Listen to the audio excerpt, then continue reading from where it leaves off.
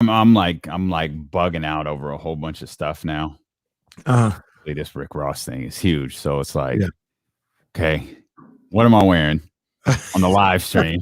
And I know you thought about that too. I was thinking the same thing. So I'm sure you got one too. I thought about wearing the McQueen shirt. They gave me the nice little black and white McQueen shirt. I was like, man, I don't know. I was thinking about it. I'm not decided either. I don't know. I was thinking about the robe. I was thinking about putting on the robe. I was thinking, oh, I see you. This is the biggest boss right here. He got the robe on. Yep. And then I'm thinking, if I I don't know if I'm gonna rearrange the entire studio or not, but like over my shoulder where Tommy and John, I think I'm gonna put like a wine rack right there. Ooh. And have the bottles so they're always behind me. Yeah, boy, it's that's gonna be cold. I think we're gonna do that. I think it's gonna happen. I think that's the way to go. It's funny you say that because this will just add to the allure of Casa de Caraway. But the wine fridge is filled to the brim. We have no room in the wine fridge. Yeah, of course it is. No room. Of course it is. 2 cases, no room. Yeah. The Queen, no room. I gotta start drinking some stuff. Yeah, I know. I sent someone. I put the IG video up. I'm like, man, you need to start drinking more.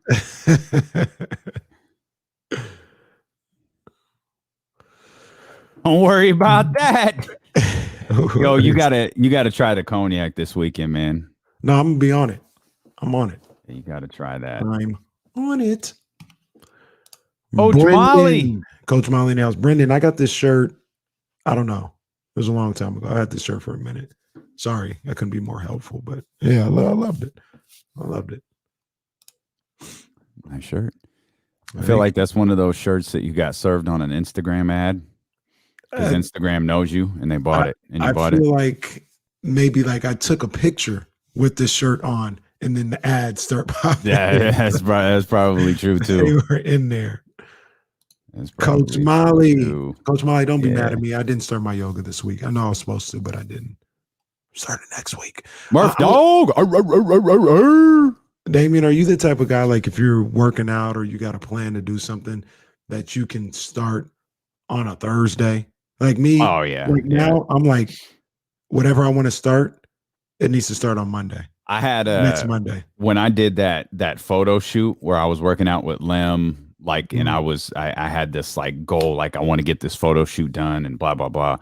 I started like right before Thanksgiving, like I started before the holidays. You know how people wait till after the holidays. I was like, I gotta go, like I gotta do it right now, and I started and ran with it. See, I definitely would have. I need the clean slate. I'm the clean slate guy. If it's Friday, I'll start on a Monday. But if it's like Wednesday, it's like, no, I'm gonna start tomorrow. Frank Mason, you coming in a little hot, bro. Like, hey, calm down, man. Yo. What you doing over there on Twitch? What? Hey, Twitch is a little. Hey, Frankie baby.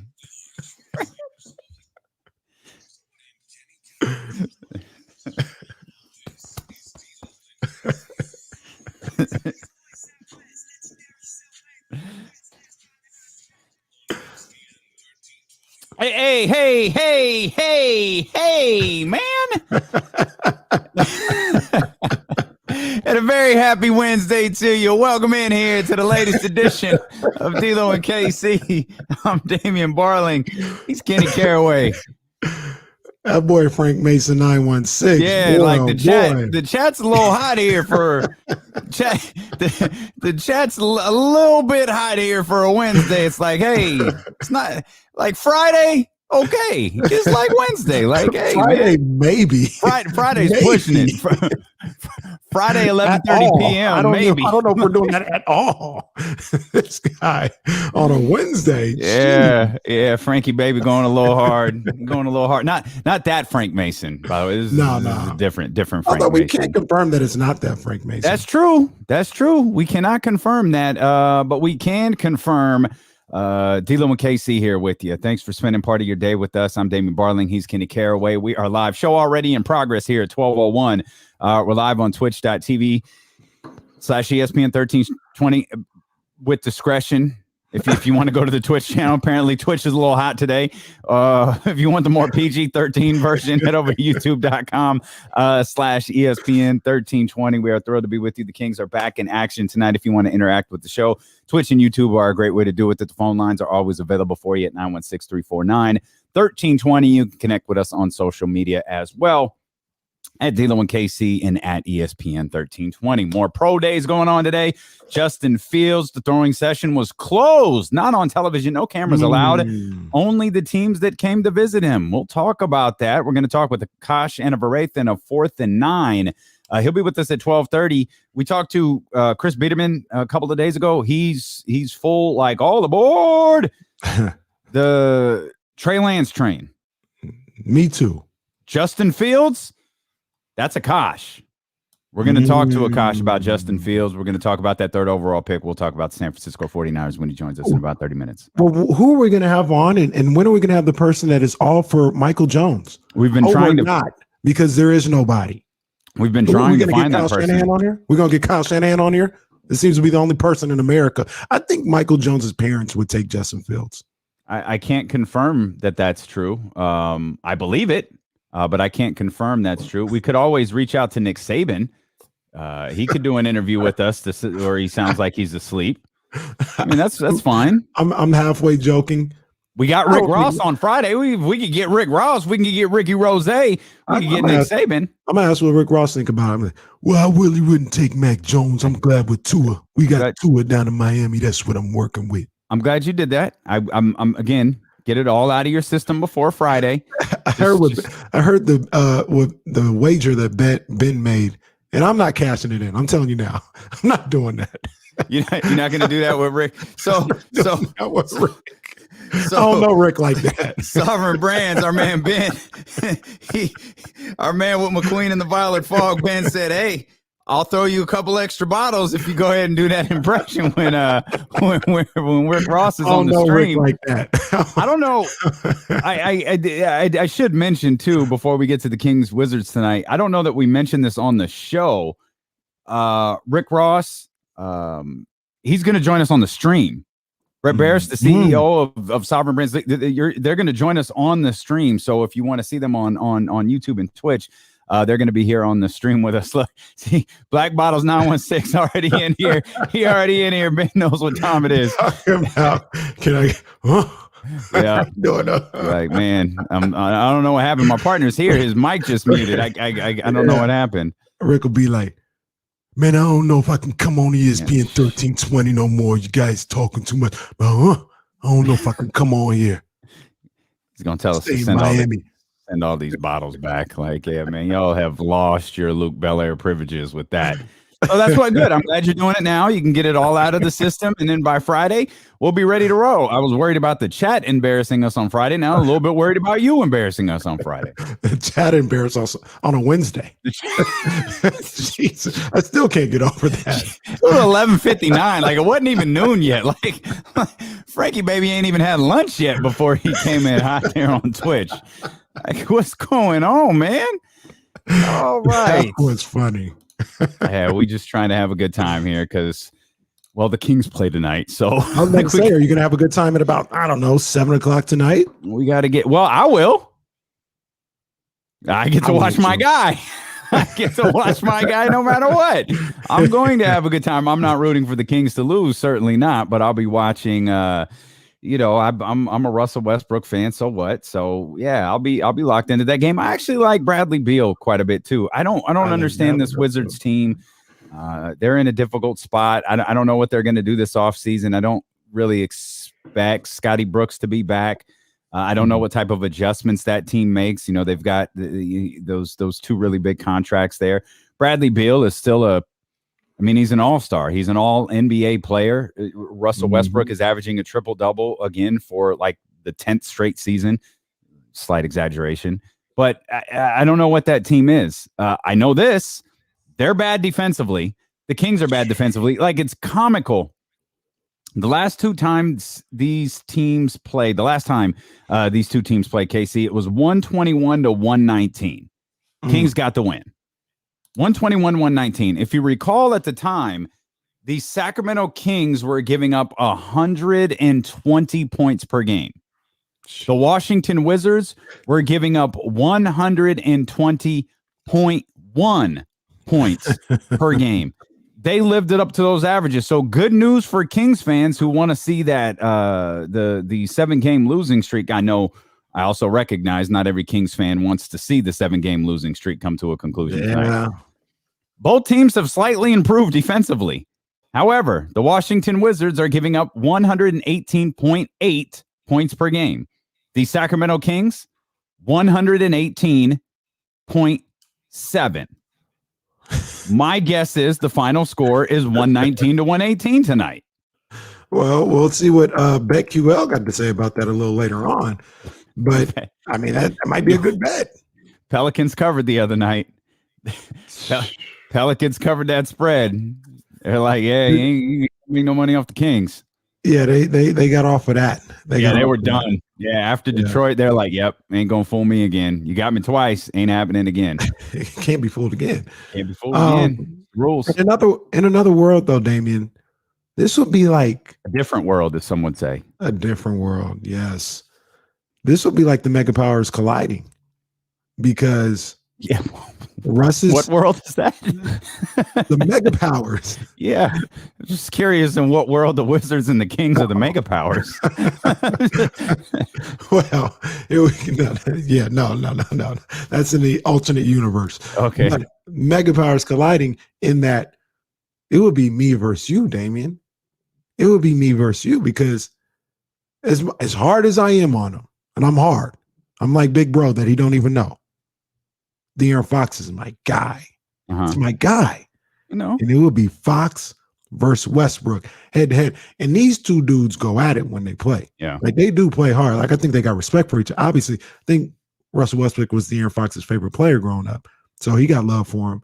And Russ, I think he goes Damn, how old is Russell Westbrook? Like, goodness gracious. How long have you been in the league? I have to guess, he's been in the league probably about 11 years now. Yeah, De'Aaron's what, 4th? Yeah, geez, that's wild to think about. But okay, continue. Sorry.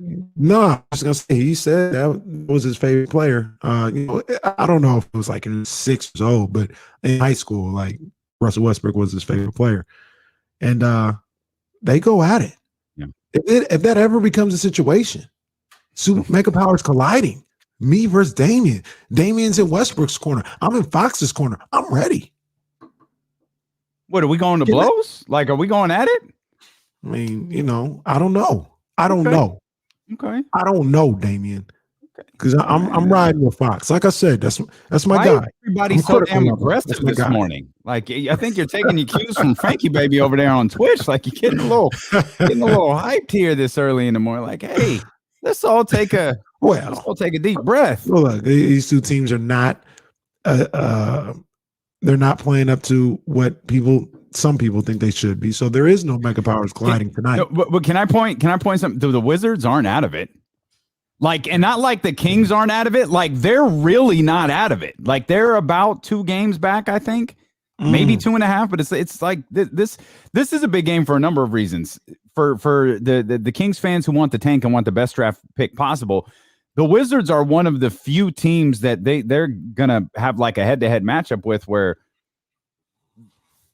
the Wizards are above, like the Wizards and the Kings, they're right there in terms of, I said above them, but I'm talking about in like drafting. Like the Wizards have a worse record than they do right now. Right, so if you're in the pro tank category or pro best draft pick available category, you're probably rooting for the Wizards tonight. Yeah, everybody a Russell Westbrook fan all of a sudden, huh? All right. Hey, look, you mentioned that. I didn't even really realize that they are 2 games behind the 10 spot. Yeah. I'd love to see the Wizards in the play-in scenario. I love seeing Russ. I love Bradley Beal. Russ is usage rate through the roof if they get into that play-in tournament. Russ is a wild card. And I would love to see him go up against, I hope Chicago gets in. I'd love to see Chicago versus Washington. Well, I don't think you can have both, though, because Indiana, Yeah, they're ahead. Yeah, you've got to choose here. You got to choose between Chicago and Washington. I think Toronto's in the mix, but Washington.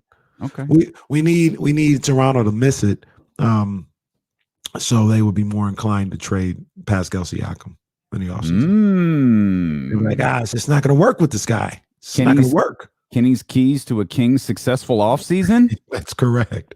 Or who's the most hustle guy that you can think of outside of the guy we talked about earlier? Okay. We'll that's a tease.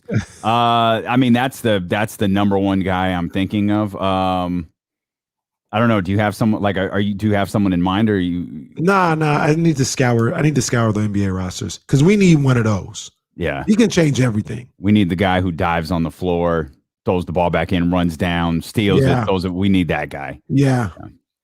Bad. Which is why that team is never getting rid of that guy, as we tried to tell everybody during the NBA trade deadline. We'll come back. We're going to talk a lot about the Sacramento Kings. Richaun Holmes, doubtful for tonight with the hamstring issue. Buddy Hield is questionable with the illness, though some say Buddy Hield is questionable every night. We'll talk more about that and their status as well. Richaun Holmes with an interesting line on his talk. Yeah. I had Will Z do some research. I love Richaun Holmes. Ooh, we'll piece it all together for you here. We'll let you know. Also, you're going to let us know what. I see what you did there. Very funny, Kenny. Very funny, Kenny Caraway. That's good stuff right there.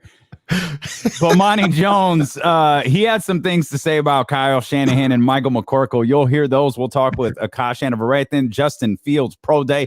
All of that coming up. We're just getting started here as D'Lo and Casey continue on your Odyssey app, on Twitch, on YouTube, and as always, on Sacramento's number one sports station, ESPN 1320. Huh.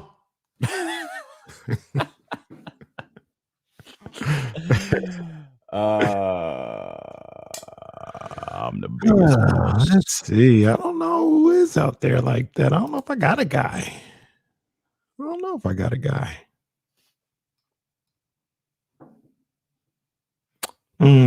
I do have a guy. I don't think this is gonna happen though. I'm gonna tell you on the other side. I'm going to shoot you guys something here. See if you can give me your thumbs up before I post it.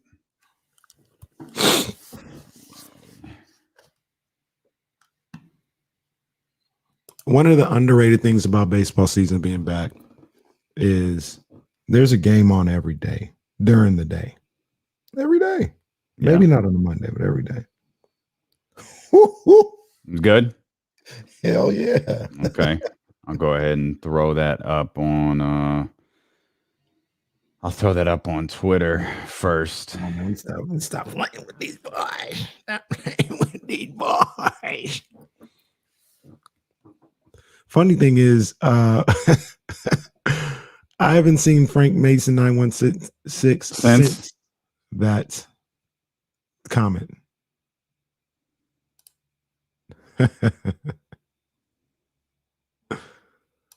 What's wrong with Tobias Harris? That boy's balling.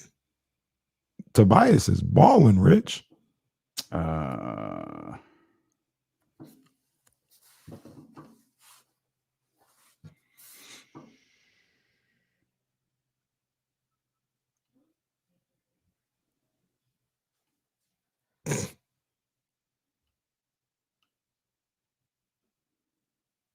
I'm the biggest boss that you've seen thus far. Jamie Foxx got a new show out, huh? He do? Yeah, I think it's on Netflix.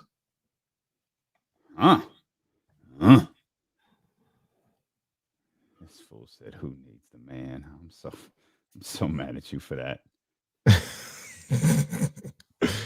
Dad, stop embarrassing me. It's now streaming only Reese? on Netflix. Oh.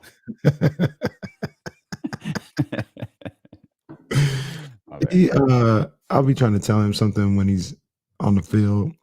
He be acting so embarrassed. I'm like, you don't know what you're doing. You need to listen. Stop acting like that. I wish I could throw. I'm so embarrassed. Wish I could throw graphics here into the chat. Yeah, well.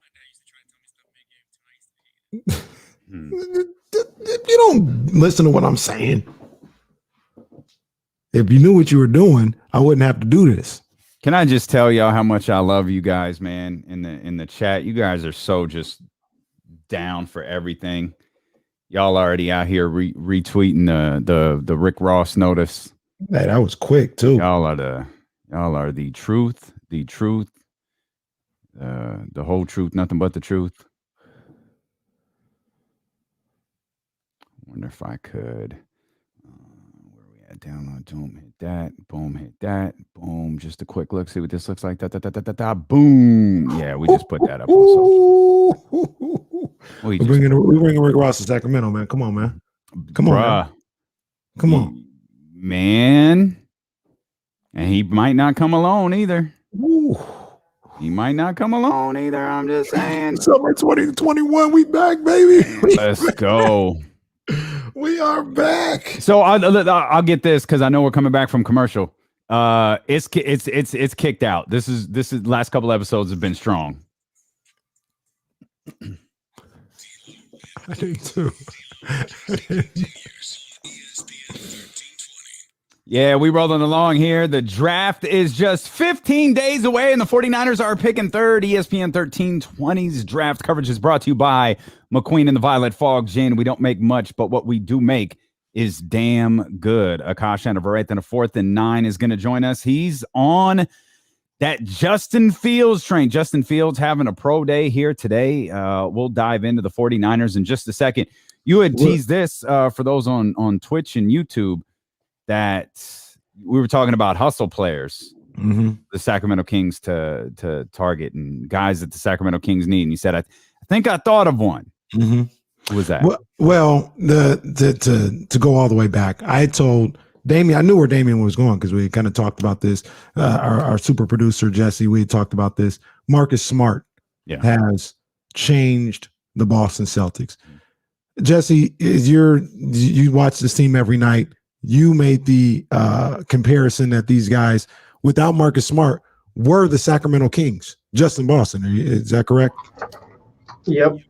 And since man of many words, that Jesse can't get him to stop talking. He's not the best producer in the business for nothing, folks. I'll probably get my headphones ready. See,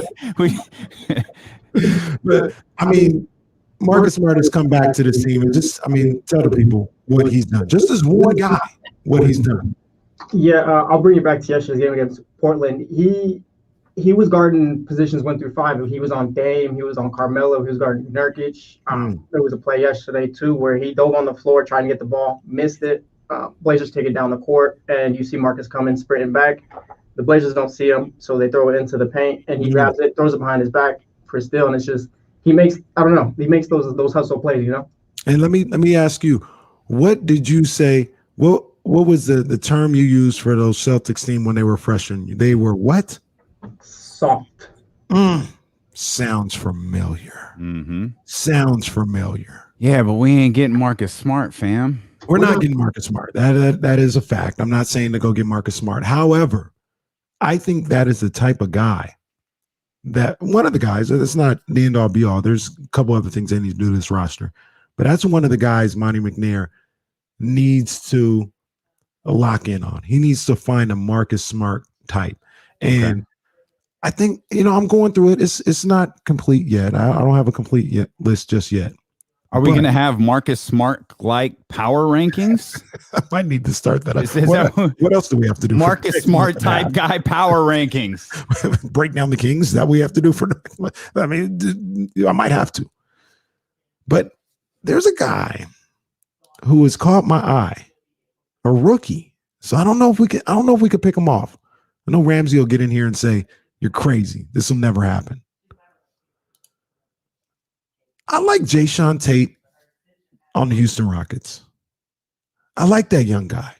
And I've watched him play a number of different times. He has Marcus Smart type elements to his game. Physical. I hear you. Aggressive. Okay. I think that. I got you.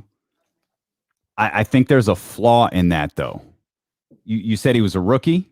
Yes. I don't think you can have a rookie come in here with that type of mentality. I think a rookie with that type of mentality will be defeated by the Sacramento Kings. I hear no, I understand. You need someone with I'm sorry. I know this is stupid. You literally need Marcus Smart. You need the player. Marcus Smart isn't scared of anybody. He could walk into the Portland Trailblazers and be the leader in that locker room. Dame, absolutely. CJ, it don't matter. I don't know that a rookie could walk in here and command. Trevor Ariza has done it or attempted to do it, but he's a veteran in the league. Kemp Bazemore's a veteran in the league who has come in yo, man, what are we doing? The last guy we heard talk about, the approach of the Sacramento Kings was a couple of days ago from Mo Harkless. These are veterans in the league. I don't know that a rookie will be able to come in here and, even with that dog mentality, have that type of impact. Now, let me help you out a little bit here. Maybe this might change your mind. Jay Sean is rookie by years of experience only. He's 25 years old.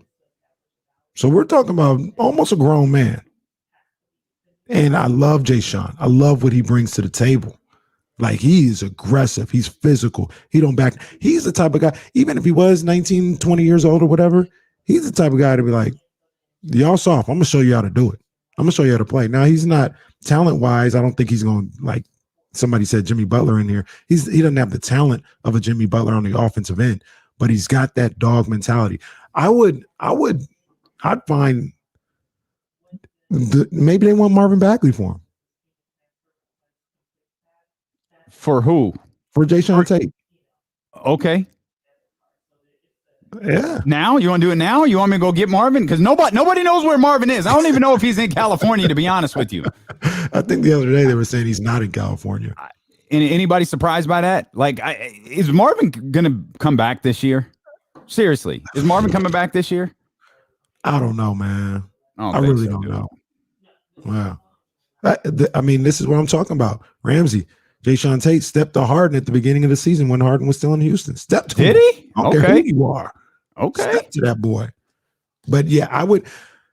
I've heard this a lot about Davion Mitchell. I see, Ramsey back in here with. Yeah. I've heard that about Davion Mitchell as well, and a couple of people were talking about that after the national title game. Yeah, Davion's that type of dude. Now, I would spend maybe the number 10 pick on Davion. I was going to say, correct me if I'm wrong. Davion is in that general vicinity of where the Sacramento Kings are going to likely wind up in the upcoming draft, right? Yeah. Well, to be honest with you, if the Kings are at 9, 10, something like that, I think Davion is probably slated to go more the late teens, early 20s. So it'd be a little bit of a reach, just by the draft boards to go get him then.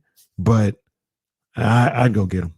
I'd go get that man's. The stream is lit today. Tim Maxwell making a very rare appearance here on D-Lo and KC. You're tripping on this one. Well, in fairness, Tim Maxwell may be answering my question about are we going to see Marvin Bagley for the rest of the season? No, you're not tripping. Or again this season. You're not tripping. Yeah. He's the only one who was just flat out ruled out tonight. I'm beginning to think again, not even knowing if he's in California or not. I think we're just kind of and you know what? It's okay. It's okay. Go about your business. It's fine. This has felt doomed from the start of the season. Something has been off since really, I wouldn't say the beginning of the season. And I don't know if things kind of fell off the rails with the tweets and the dads and all of that stuff. I remember he came in, everything felt good, solid spirit. Everybody was talking about the state of mind he was in and all of that. And yeah, it's gone ill since then. It's been ill since then. Tim Maxwell says, "Let me out of the zoo." Nope. Got to stay here, fam. You're stuck here with the rest of us. By the way, keep the zoo in Land Park. Just my 2 cents. Yeah, don't put that nonsense in the Thomas. Don't put that at the arena. The Arco, absolutely not. Yeah, keep it right where it's at. Yeah, if you like zoos at all. I do not. That's a whole nother discussion. And I do not. Do we have time? Akash Anavarathan is going to join us in 5 minutes. You got that Bomani Jones sound pulled up? Yeah. So I was listening to Bomani Jones the right time. The right time. Got to have him on the show. Yeah. That is a great job. That's a great job by you. All you got to do is act like you're hosting a late night, slow jam show. He is he's one of the coolest media guys on the planet. He could be cussing you out, and his inflection wouldn't change. He would just continue to tell you, like, you don't make any sense. I wish you weren't so stupid. Like, if you weren't so stupid, everybody listening to this would be significantly smarter. But the fact that you're stupid is wearing off on everybody. I don't understand it. That's some good stuff. He never rate like he's just smooth. It's just easy. He definitely is. That's some good Bomani Jones. I thought I was listening to the right time. See, there you go. The button? I didn't even know. Did I press the button? But yeah, no, I was listening to him, and he just kind of went on a 15-minute diatribe. But just basically saying what I've been saying is like, his line was, I don't think the 49ers are taking Mac Jones simply because I don't think Kyle Shanahan is a moron. That's kind of what he said. Like, everybody's talking, everything's pointing to that way, but somewhere in his heart, he believes, what I said the other day, above the rim, Birdie talking to Tommy Shepard, my brother can't be this weak. Kyle can't be this stupid. Like that's how we all feel right now. So he said something interesting, and he basically broke something down where, people talk about, oh, Mac Jones fits his system, and and all this other stuff. And here's just a snippet of what Bomani had to say. Now, my question about that is smart. I mean, I guess everybody's scheme would fit smart. Like, if that's what it is, what is it about Mac Jones physically that makes him the fit for Kyle Shanahan? Because if Shanahan's system better fits people with weak arms and poor athleticism, then what the hell is your system? Bars. And are you so bound to your system that you would rather have somebody who stays completely within it than to have somebody who is capable of expanding it, right? Bars from Bomani right there. And it's a perfect question, because what you're so beholden to this system, this guy fits my system, that you would take the lesser player just because of your system. Now you're looking funny in the light, Kyle Shanahan. And that is why a heel turn may be coming. Is he off? What you think, Damien? Is he off? No, Bomani Jones is on point. Your heel turn came weeks ago, by the way. Let's not play just because I'm not allowed to hit the music anymore doesn't mean that heel turn didn't come. Like, we've been hashtag free our music is where we're at right now. Hashtag free D'Lo and Casey's music. But no, that heel turn came a while ago. And no, Bomani Jones is on point. Like, we do this. This is where, and it's not, and I don't think it's exclusive to Kyle Shanahan to not trying to, be Captain Save a Kyle, which I don't know if we're allowed to play that anymore either. But like, not to be Captain Save a Kyle here, but I feel like coaches in the NFL do that all the time. Hell, coaches. There was a general manager here in Sacramento who tried to outthink the room a little bit, worrying about the development of his young point guard. And didn't draft the best player available. I feel like coaches do this all the time, and general managers do this all the time, where they convince themselves that, well, this guy is better for our system. This guy is better for us and what we do. Doesn't matter that we're drafting the same exact position. Ultimately, what you need is a guy who can throw the ball. Okay? Mac Jones checks that box. He could throw the ball. Okay, but what about when that line collapses a little bit? What about, knock on wood, what about if Trent Williams gets hurt? And now all of a sudden, Mac Jones, the non-mobile quarterback, has to become mobile. He's got to move around. He's got to get outside the pocket a little bit. Yeah. Now we've got a problem. So you're lining, if Michael McCorkle winds up being the guy that you're selecting, you put yourself in a situation where, okay, basically what we're saying here is what happened last year can't happen this year. We can't lose any members of our offensive line. We can't lose any of our weapons. We can't lose our run game because we've got to move forward with this kid from Alabama. It makes no sense. It makes no sense. And also, like Bomani said, like I've been saying, like you have said, what kind of system do you have where it's okay to take the lesser player? Like, what kind of system is that? And then, like you said, once again, are you so beholden to that system that you would rather have somebody that doesn't color outside the lines, basically, stays within the lines and stays in this box, as opposed to somebody who can improvise and come out of that system and make plays out of that? I mean, this is Kyle Shanahan. I don't want to go so far to say his career is on the line. Obviously, he would get like offensive coordinator job. I think his head coaching career. So that's what I was going to say. I don't know if he blows this one, and he blows. See, once again, this is what I've been saying. If he blows it with Fields or Trey Lance, I think that's salvageable. If you blow it with Mac Jones, I don't know how anybody could ever trust you again. Because it was sitting right there in front of you, and it's like a guy that was clearly the lesser talent of the three available quarterbacks. Maybe even, like I said yesterday, there might be 4 quarterbacks better than Mac Jones. And you were so stubborn, and you were so beholden, to use Bomani's a term, to your system, that you couldn't see the forest through the trees and pick the right guy. Give yourself the best chance. Some people think the right guy is Trey Lance. Some people think it's Justin Fields. I know Akasha ran an of a eighth and a 4th and 9. He thinks it's Justin Fields. Akash, welcome to the show. We're discussing the never-ending drama surrounding that number 3 pick for the San Francisco 49ers. Justin Fields' pro day was today. We know you're high on him. Ultimately, who do you think the San Francisco 49ers wind up selecting 2 weeks from tomorrow? Hey, guys. First of all, I appreciate you for having me on. And another, 15 days, I think the San Francisco 49ers will end up taking the Ohio State quarterback, Justin Fields. Ultimately, just in my personal evaluation, I think he's the second best quarterback in this class. Every year it feels like there's one quarterback that's overanalyzed, overcriticized. Last year that was Justin Herbert. In 2017 that was Deshaun Watson. This year it happens to be Justin Fields, and I'm not sure what people are missing with Fields. He's the most accurate quarterback in this class.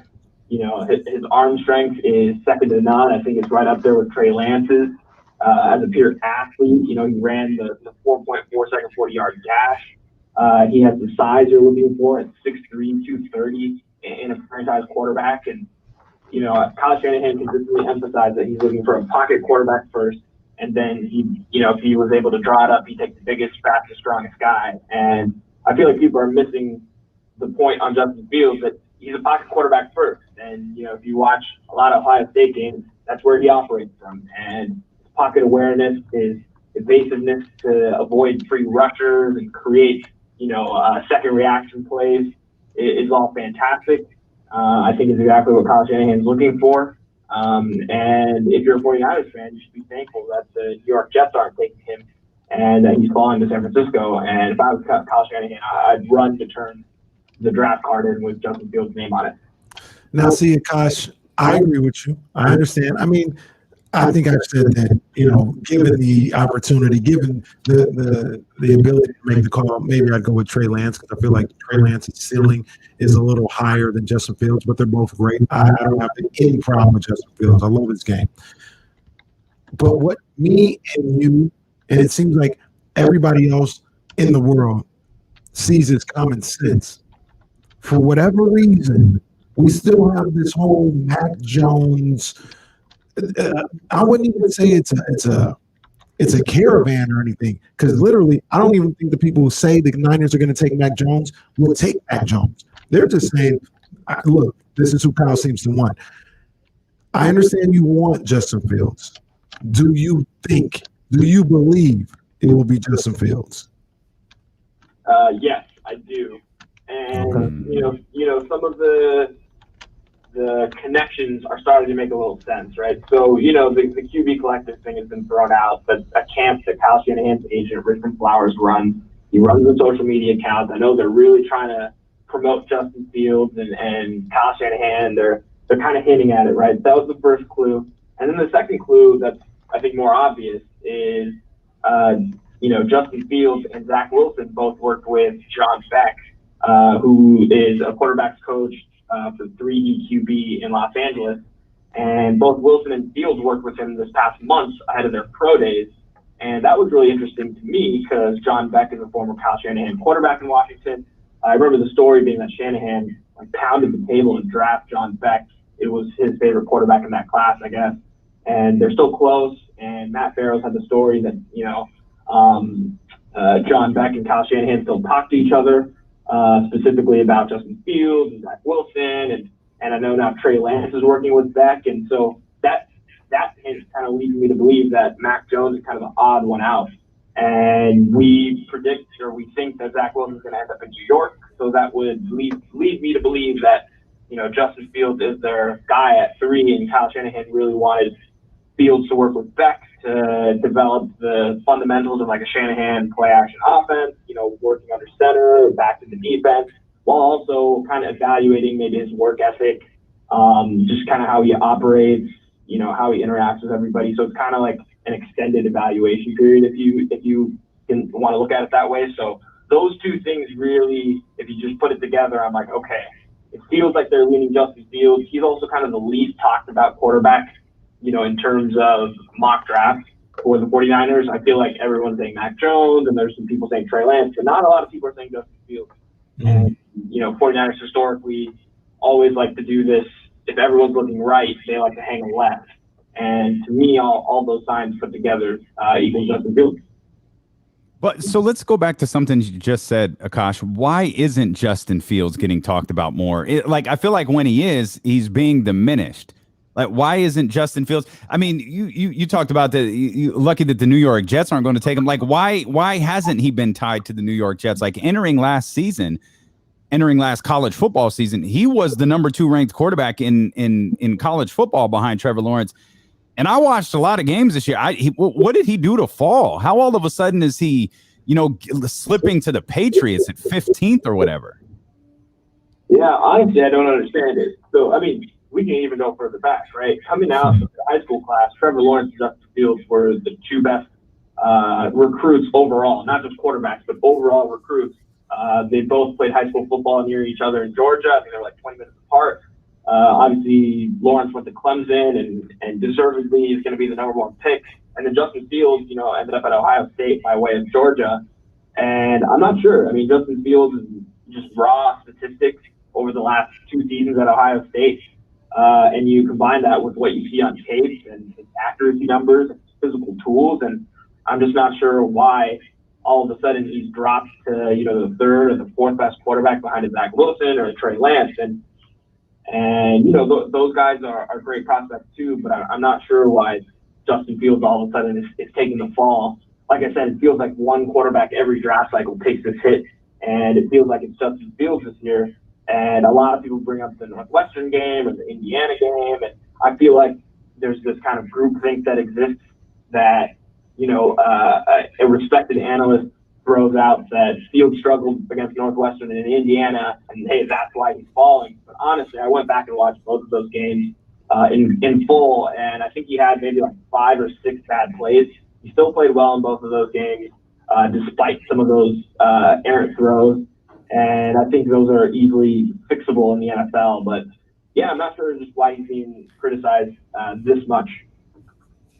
Akash, let me ask you a professional question here. I have to be a professional here. As much as I don't want Michael Jones, let me lay out all scenarios for everybody. I'm sure you've taken a look at what, just in case you don't know, we call him Michael. We're not calling him Mac here on here until he's drafted by somebody other than the 49ers. Michael McCorkle Jones. That's what we're calling him, all right?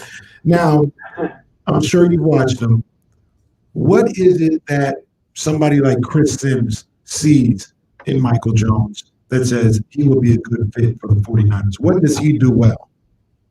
Yeah, so honestly, I think Michael, as you guys call him, Michael Jones, is honestly also getting a little bit of disrespect during this draft process, excuse me. And he was honestly the most surprising evaluation. You know, going into watching 4 or 5 games of Mac Jones, I just assumed, you know, he's going to be this distributor. He's at Alabama. He has this all-star team. He's got this great offensive line. Steve Sarkisian's calling the plays. Like, Mac Jones is probably just getting overcredited. But honestly, when you watch him, he is super accurate at all levels of the field. He is a great pocket quarterback in terms of just going through his progressions post-snap, knowing where to go with the ball before the snap. My problem with just Mac Jones, especially at 3, is just his limited physical tools, right? His arm strength isn't as great as some of these other quarterbacks. His mobility is nowhere near some of these other guys, and it's just raw athleticism. Eventually, that player has a ceiling, right? You can think of like a Kirk Cousins, a Jake Delhomme, you know, even Jimmy Garoppolo, a player like that, right? An NFL starting quarterback, but is just limited because of their physical tools. And when you pair that guy with Kyle Shanahan, who he's historically had, you know, a Matt Ryan and Matt Schaub, a Kirk Cousins, you know, you can certainly, you know, Kyle Shanahan will maximize those type players. But when you're drafting at 3, when you traded 3 first-round picks, when you kind of mortgage the future of this franchise, you want to go all in on the player, and you want to get someone that has the most natural talent possible and hold that player. And I just don't think that's Mac Jones. Akash, great stuff as always, man. You're all over the story. We've got 15 days until the draft. We've got an 8-hour draft day special. We expect to talk to you again real soon, man. Thanks for joining us. Appreciate it, guys. Thanks. All right, that's our man Akash Anavarathan, a 4th and 9, and he is all aboard the Justin Fields train. I do admire and appreciate the amount of people here in the chat on Twitch and on YouTube when Akash was trying to give a very professional, analytical, broken down answer as to why Justin Fields is in the position that he's in. All the amount of people in the chat who, dude, we know what's up. Yeah, we know what time it is. But I have is it as simple? And you know, I have no problem saying it is or it isn't. I'm going to ask you this: is it as simple as black and white with Justin Fields, or is there a little, is it scarlet in there as well? I'll explain what I mean as D'Lo and Casey continue here on twitch.tv/ESPN1320, the ESPN 1320 YouTube channel. You can listen to us anywhere on the planet through the Odyssey app. Just put us in your earbuds, walk along, go about your business, walk around the office at work, walk around your home office, whatever it may be, and never miss a second of D'Lo and Casey as we continue here on Sacramento's #1 sports station, ESPN 1320.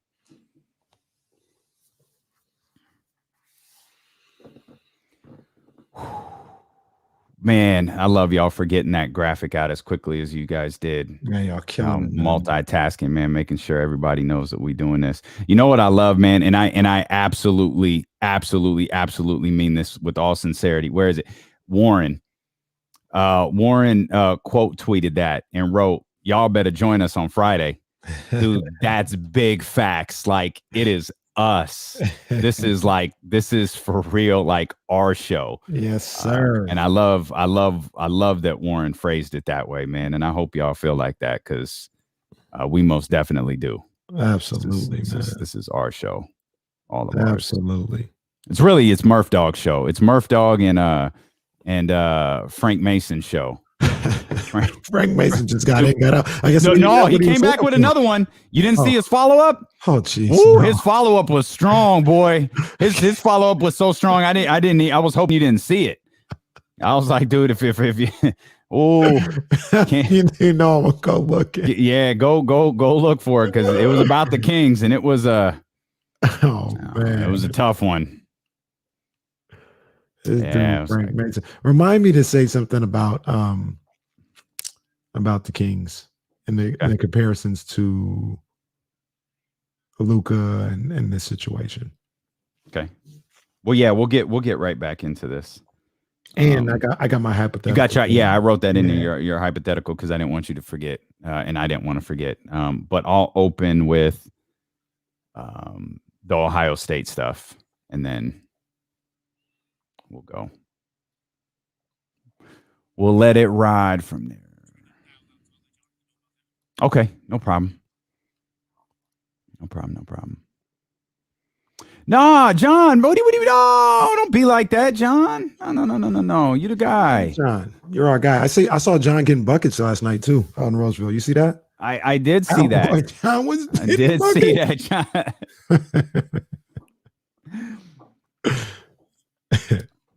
John. You know what, Eric? This is true. I wear the same shoes every day. I just slide on the comfortable ones. Like, it's like I have a great pair of Kobe's that go with this. It was like, I'm not gonna put those on. I will Friday. Yeah. I will he will. You know, they won't be able to see him, but best believe I'll be ready to go Friday. And ironically, so I used to have it all on. Well, my schedule has changed. My life has kind of changed. Right now, I got slides on. I got tired. Oh Part of that is man. because as soon as the show's over, I got to go meet up with my guy. Shout out Sam Luong. We got to go do some training, man. I'm back working with these kids. Okay, again, okay. man. Yeah, so Any we back lot of out kids. here, man. Yeah, man. We trying to get these kids right. So I'm heading right out to the gym after this one. I'm still looking for my man. Frank. Yeah. It was, let's see. It was a ways.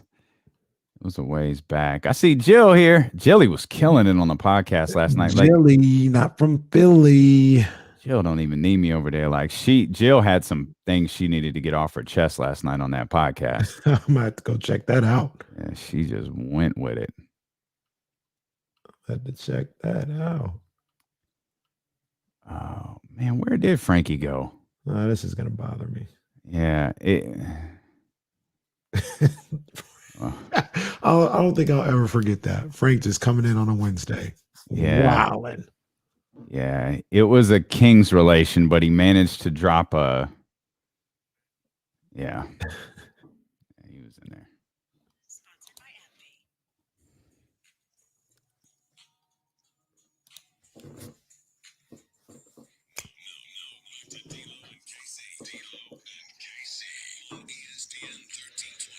Appreciate Akash joining us. All draft guests are brought to you by McQueen and the Violet Fog Gym. We don't make much, but what we do make is damn good. We appreciate Akash for being with us here today, and we are again just 15 days away. Good stuff, man. Yeah, Akash was on. It was on point, and he didn't go down the route all of us were thinking with Justin Fields. And let's be real, we know what it is. It is as simple as black and white with Justin Fields, but I think there's more to it because, Trey Lance is black. Mm-hmm. I know and this is a real thing in the black community. He's like Patrick Mahomes black versus Lamar Jackson black. Mm-hmm. You know what I mean? But he's a black quarterback. Right. But with Justin Fields, I started thinking okay, is Justin Fields being punished for the sins of Dwayne Haskins and Troy Smith?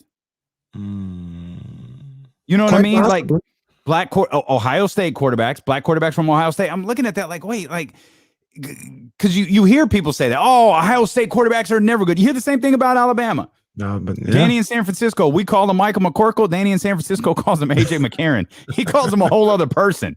But the belief is all Alabama quarterbacks are the same. They're all the same. Mm-hmm. Well, with Justin Fields, what's it? Ryan Day, the Ohio State coach's name. Dwayne Haskins was Urban Meyer. Yeah. Troy Smith was Jim Tressel. Mm-hmm.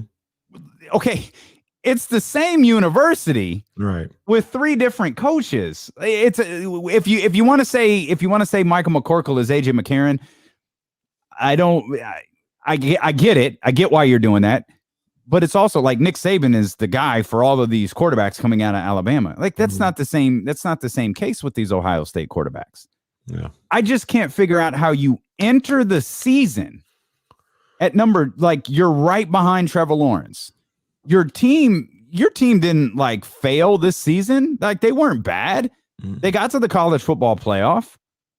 And all of a sudden he's going 15th to the Patriots.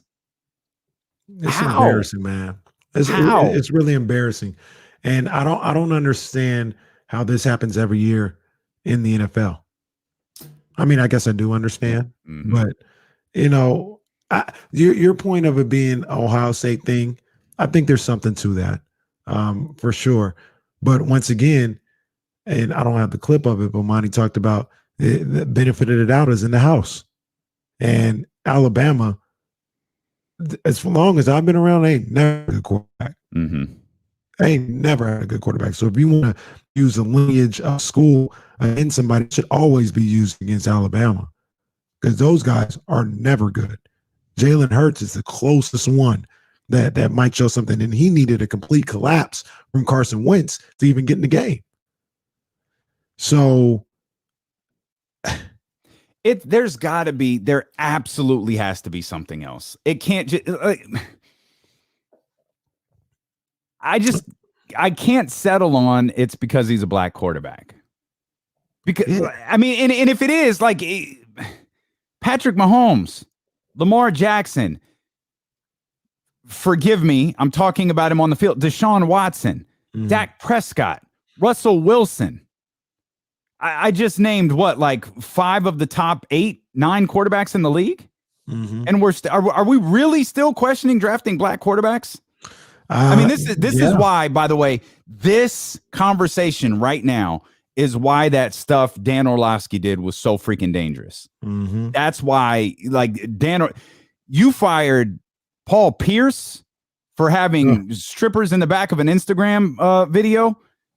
Dan Orlovsky, that was a fireable offense to me because that was just talking out the side of your mouth. Right. That was talking out the side of your neck. Right. And it's like, hey, you just threw some stuff out there with no basis to it. Like, this is why that stuff matters. Absolutely. Look, until the NFL has been running the same play for a long time, and until further notice, that's what we got to go on. You know what I'm saying? Like they don't get the benefit of the doubt because they've been doing it almost every year. I understand.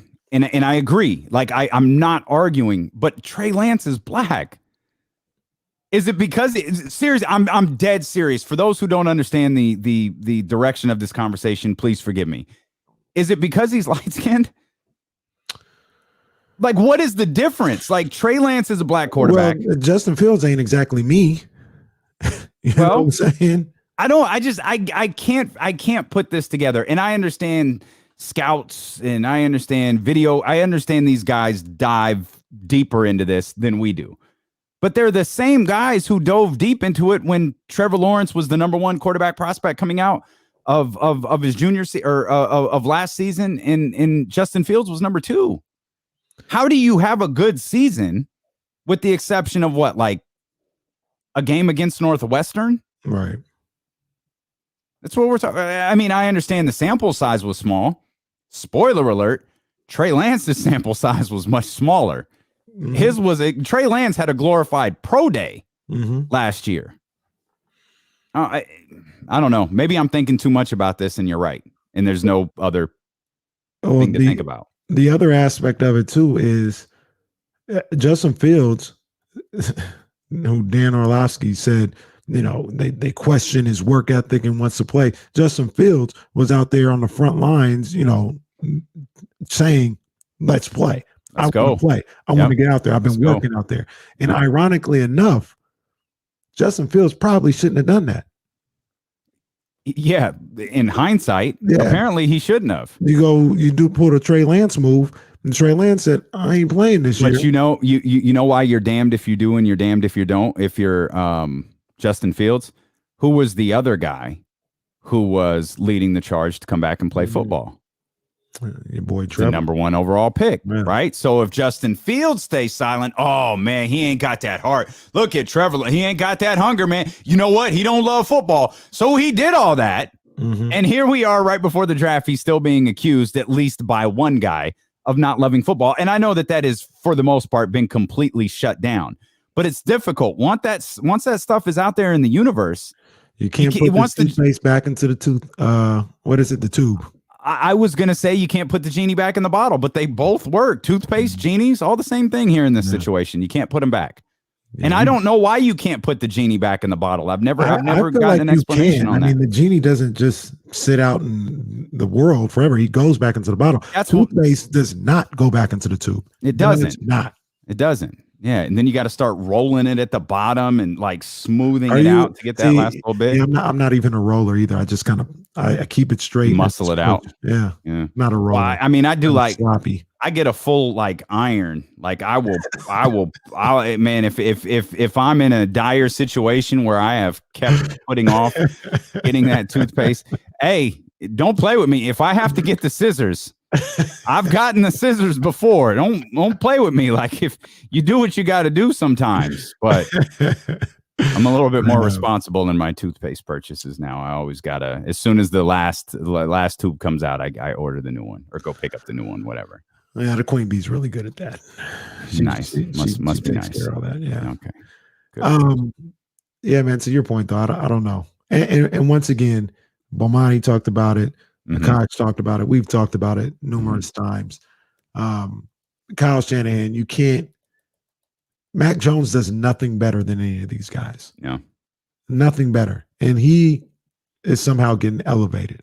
And I know Akash said, he was a little surprised that he was better than he thought when he looked at the tape. And I've said numerous times, I'm not saying Mac Jones is a scrub. Not at all. He might be in the league for 10 years. That's great. I hope he is. But when you're talking about drafting, there's no way that you can project that Mac Jones is going to be better than Trey Lance or Justin Fields. It's just not. You might be wrong. I'm not saying that you can't be wrong and 10 years from now. But when you talk about projections, there's no way. There's no way. I don't see it. So it's crazy. You're listening to D'Lo and KC on ESPN 1320 KIFM, West Sacramento, KRXQ, HD2 Sacramento, and Odyssey Station, and driven by Lashers, Elk Grove, Dodge. We're live on Twitch, YouTube. We're live on the Odyssey app. You can listen to us anywhere that you are, anytime that you want. He's Kenny Caraway. I'm Damian Barling. We are thrilled that you are here with us. I just wanted to take a little time because we're going to dive some more into this 49er thing. We're going to get into the Kings. We're going to get into the NBA. But before I forget, I wanted to make sure I got to give air horns. Hey. Matter of fact, I'm going to give 2 air horns. Because this morning, my nephew, shout out Julian Edmonds, he graduated from Grambling State University. And I'm going to give him a 3rd air horn. Yes, indeed, man. Getting that degree, man. So big ups to him, man, for sure. That's awesome. Manny's got a idea for a new Usher song. These are my projections. These are my counterfeits. Cease and desist order just arrived. We should explain that. We've never gotten a cease and desist order, by the way. We've just given like, hey, maybe we should pull back on there's different things that come into play when you're on the radio, which we are. Like we are primarily a radio show. That's right. But I don't know, man. The stream is pretty hot. Like I can't run like YouTube and Twitch. Like it's pretty hot. Yeah. The stream is hot. So the rules for YouTube and music and record labels, it's a little bit different. I know there's a line that you kind of walk it. You got to be really, really careful with it. It's kind of the way we did some things, and we just kind of got a heads up. Maybe we pull back. Like pull back even more. Yeah, pull back even more. It's like just silence. So silence. Voices only. We've been censored. Hashtag free our music. So we're gonna free the soundboard. Get that trending, please. Right after free med 2. We'll have our sound. We'll have our music updated here. In the coming weeks with some custom sounds from the Caraway family. Yeah, we're working on some stuff. I don't know if y'all heard, we've got a pretty big musician joining us on Friday. Rick Ross, Ricky Rose. He get me hyped, that boy Rose. We talking about a legend now. Yeah. We're talking about a legend. Like he's not just. We sit here and think about it. It's not like, oh yeah, Rick Ross. He's cool. He's had a nice career. You look back. There you go. Y'all see it on the stream. You look back into that catalog, into that library. We're talking about a legend. Yeah. A hip hop legend in Rick Ross. Yeah, Rick Ross and Brett Barish, the CEO of Sovereign Brands, are going to be with us Friday at 3:00. And they're going to be with us live on the stream on YouTube and on Twitch. They're going to be with us. For those who haven't made the connection, Rick Ross is he's the main brand ambassador for Luke Belaire, the champagne that we're always talking about, who is in the same family, the Sovereign Brands family of McQueen and the Violet Fog, who is D'Lo and KC's, biggest supporter out there. And we're kind of hand in hand in our relationship together and growing together. So we're excited for Rick Ross to be with us and Brett Barish to be with us. It's going to be awesome. It's going to be a little bit different. There's going to be a lot of hip hop talk. There's going to be sports talk. There's probably going to be talk about Miami. There's probably going to be talk about the Dolphins or the Heat or Tua. There's going to be talk about alcohols and champagnes.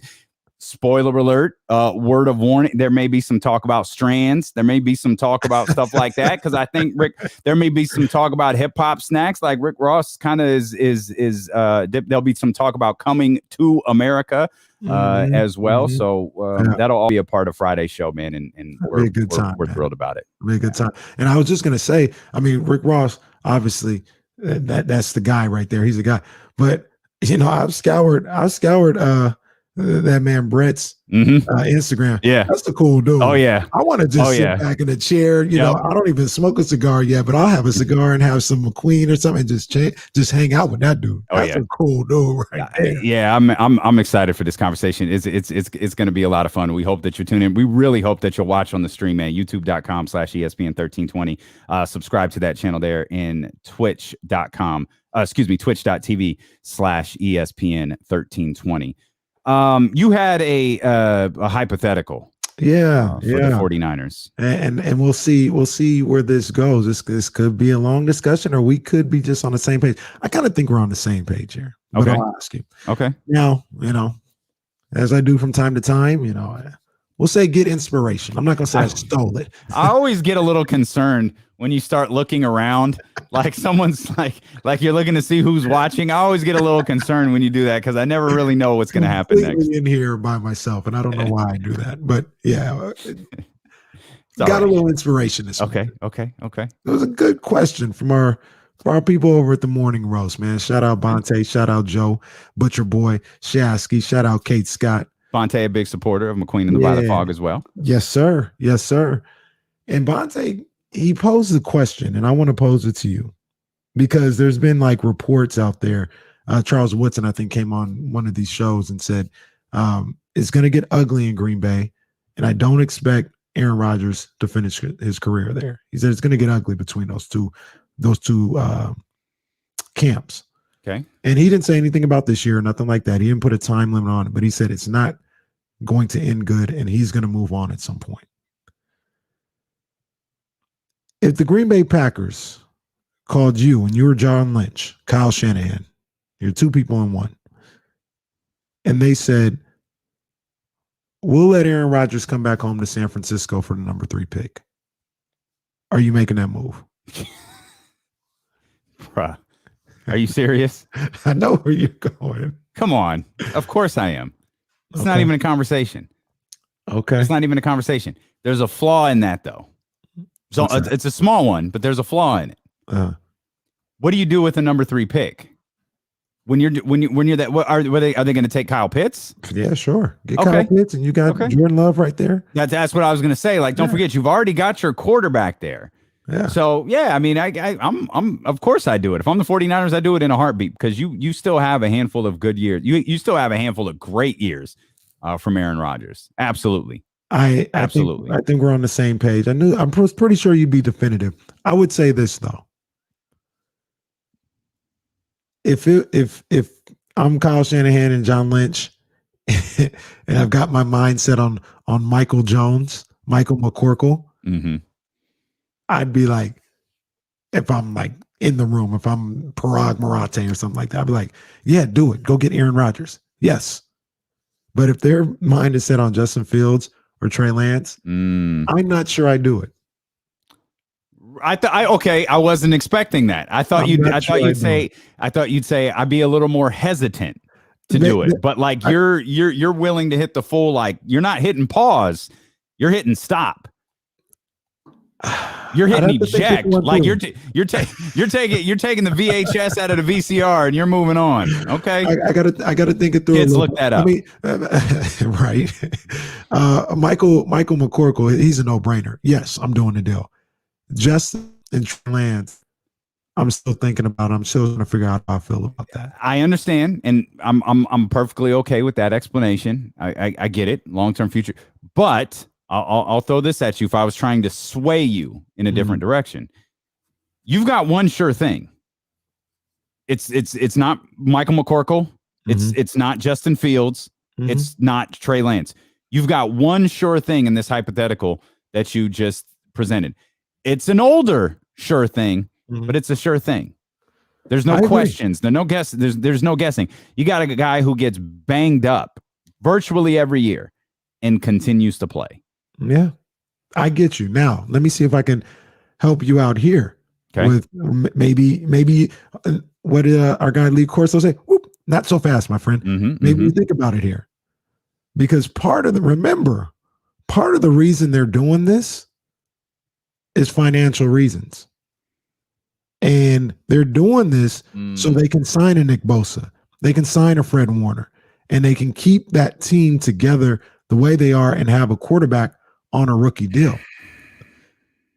If you sign Aaron Rodgers, you bring Aaron Rodgers in, that eliminates all that. You don't have your first round pick for the next 3 years or 2 years.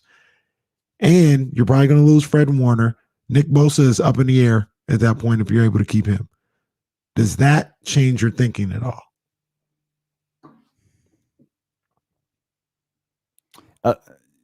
No, a little. Well, change your thinking. It does change. Maybe it doesn't change your outcome, but it does change your thinking. It makes you think about it. I'm thinking about it, but here's also like, what's the goal? Win a Super Bowl.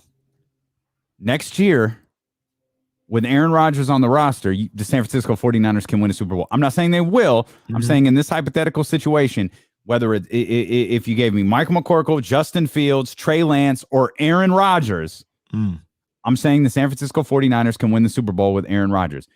They could probably be really good, perhaps and I guess you probably throw Jimmy Garoppolo into this equation, given we've been told he's going to be the starting quarterback week one of the season. So I guess you got that as well. But Aaron Rodgers is the only one who definitively wins you a Super Bowl.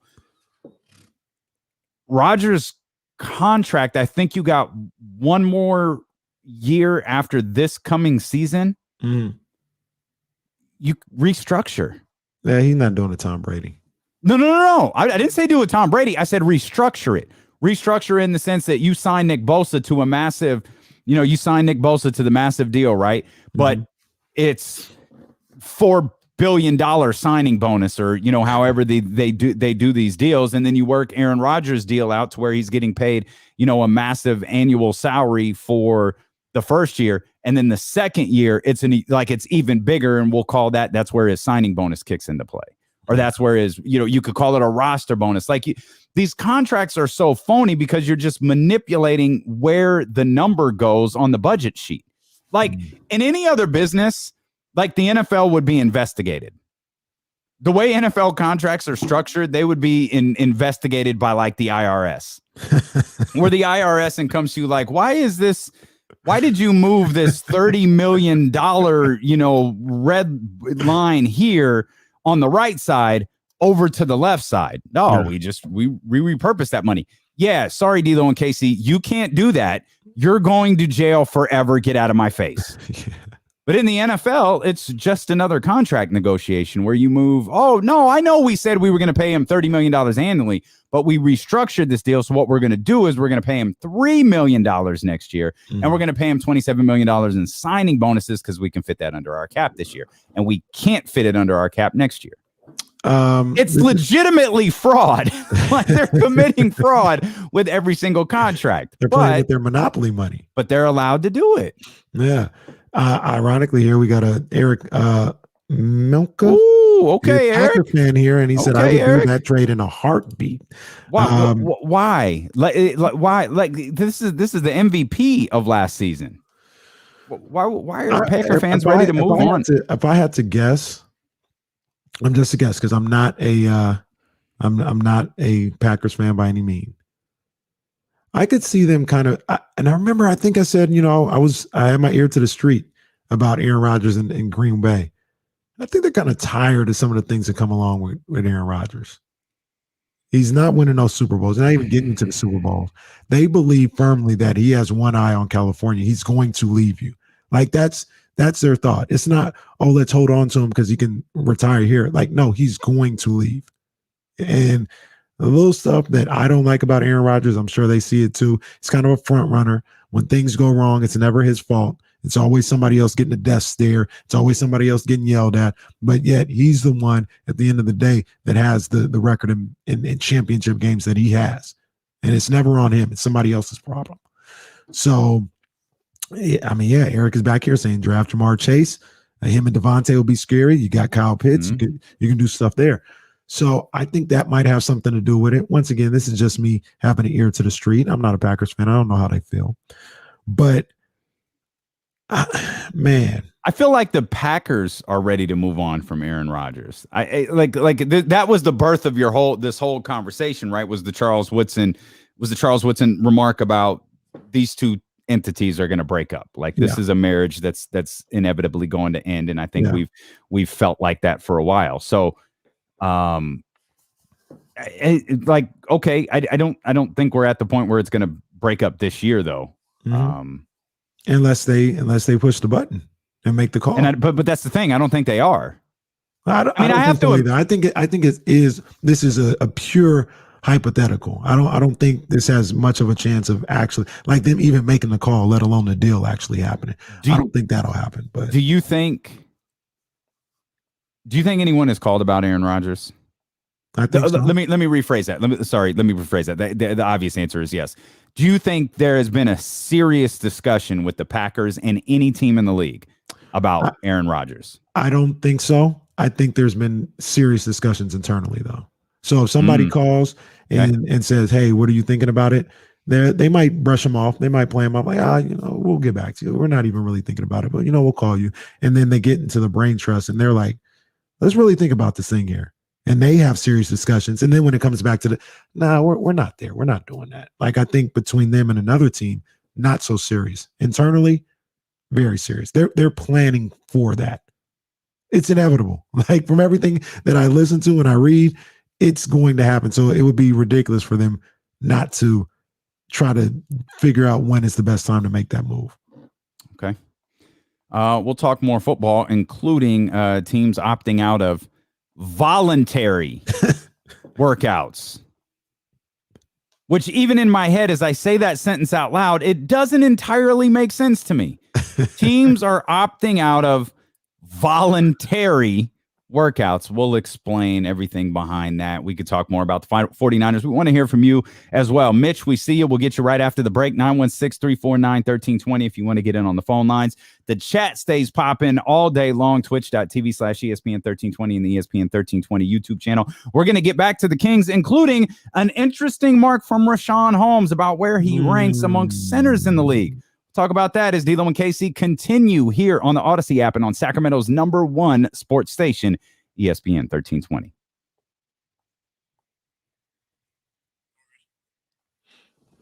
Oh, Danny is all in on he is just had it. Danny in San Francisco has had it. Yeah, did you listen to it? Like we can't listen to it. So like if you think it's okay. Yeah, like if you think it's good, yeah, for sure. Yeah, it's cool that y'all got Baldy and Sean Salisbury to do a Zoom for you, but y'all got Ricky Rose there at 95.7. No, y'all didn't. No, y'all didn't. The biggest boss. Mm-hmm. Uh-huh. I'll do my macho man for Rick Ross. Oh, man. Oh, I gotta get that. I gotta get that sound that Jesse got for us. Oh, where is he? Uh-oh.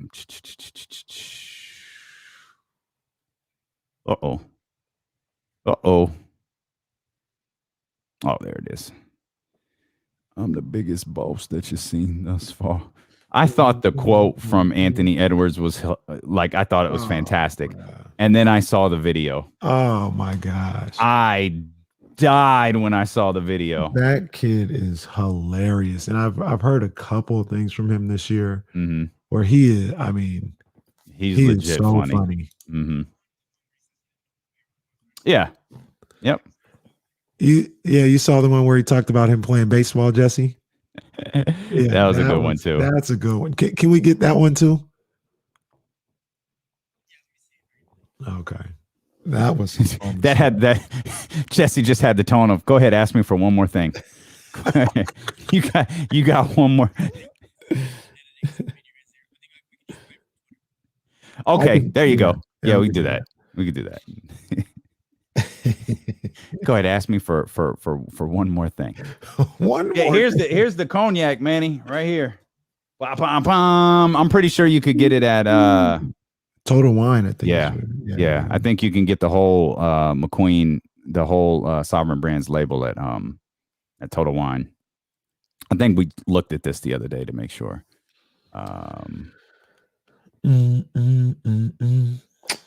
I'm the biggest boss that you've seen thus far. Wait, John, is this real? Is this real, John? So I can guess who you're referring to, but did that really happen? Fill us in. Help a brother out. That's a trip. That's wild. That is wild. I need further information. That's a trip.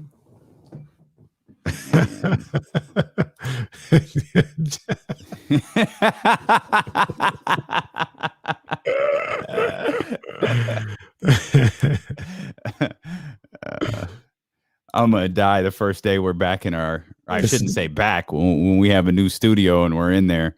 Ramsey, this is what makes it so funny. That's the comedy of it all. Can we get the? Who is the he? Oh, okay, got it. Mm-hmm. Gotcha. Okay. I kind of remember that. Yeah, I got it. Okay. He's a watcher of the stream. He doesn't. He won't jump in the chat because he's afraid he'll get in trouble. But he watches the stream. Understandable. I get it. No problem. No problem. Guess who's back?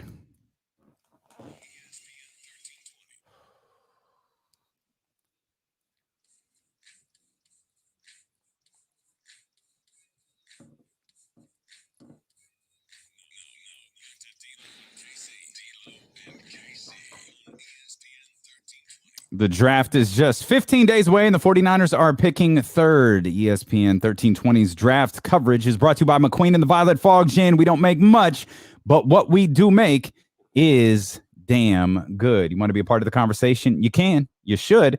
Here in the chat on Twitch and YouTube. Make sure you follow those two channels. Make sure you subscribe to those channels. Make sure you hit the thumbs up or the heart button when you're watching as well. I know we're begging for likes, but it really is important. I promise. We wouldn't steer you astray. That stuff is important. 916-349-1320. That those that like to go old school and actually have conversations with other human beings. I know, kind of a foreign concept these days, but we love it. And Mitch, we love hearing from you. Mitch from New Jersey. What's on your mind, buddy? Jersey in the house. Good evening, Casey. I don't see you guys completely good. It's my phone. It's me and I do. I'm glad you guys don't see because I got the face for radio. This Green Bay's last game, it's both their faults. Rodgers not run those 8 yards first down and then big call. I don't know which took the cake, but they both had to share the cake. And I'm glad Cal was it, but they can burn it off. I don't see how the 49ers could pull the trade. They gave up their number 1 picks, 2 of them, right? So 3 actually. So I think it's gonna be Justin. And I still say Dan Marino is better than Aaron Rodgers. Oh, come on. You gotta do something because he's gonna go down like he's only been to 1 Super Bowl. He's got one. He's got one though. He's got one. Dan doesn't have any. I'll still take Dan Marino, and he never gripes. He didn't get. I don't think he gave me. Well, agree.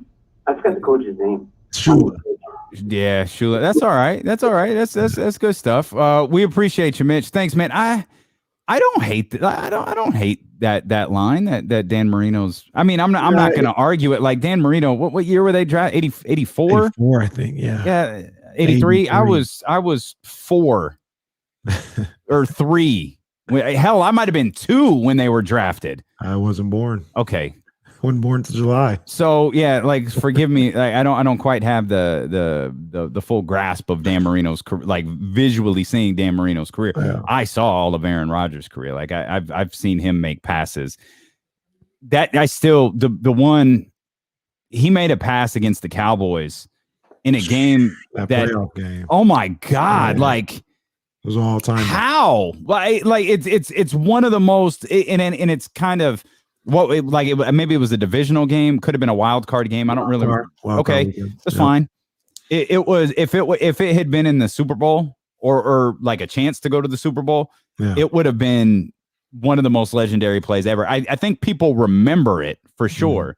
I think people remember the Dez caught it play more than they remember that one. But that was one of the most incredible throws I've ever seen, and it was a great catch. It was a great catch, but it was on a dime. It's like you go back and you watch it today, and it's like how.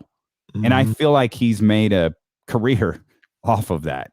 Absolutely. He made Which is why, like, if you're the Packers, how do you even entertain the thought of not having him as your quarterback for the foreseeable future? Because I'm telling you, because the belief out there is he's gonna leave. He's going to leave on his own. Yeah. Okay. Yeah, he's gonna leave on his own. Like he as soon as he can, as soon as they tell him no, he's gonna leave. So what I mean by that is if they give him money, if they give him all the money he wants and the years he wants, he'll stay. But as soon as they say, nah, we can't do that. Like, we can't give you that much money. How about this or something like that? He's out. Yeah. So I feel like it's a lot of kind of trying to get something for him while you can. But maybe it just be an outright release or something like that. I don't know. Maybe it wouldn't be a trade, but okay. Yeah, he's going to leave. Okay. A release. God bless it. The Green Bay Packers release Aaron Rodgers. I can't wait for that tweet to come out from Adam Schefter. A couple of other notes in the NFL. The Broncos and the Seahawks are the latest teams to skip voluntary workouts. I know that sounds weird. That's an actual thing. With the NFL, like, they tag voluntarily off on it. It's a lot like those spreadsheets we were talking about with the budgets on them. Like, it says voluntary, but you are expected to be there. As a matter of fact, you have money tied to you being at voluntary workouts, but those are coming up in weeks.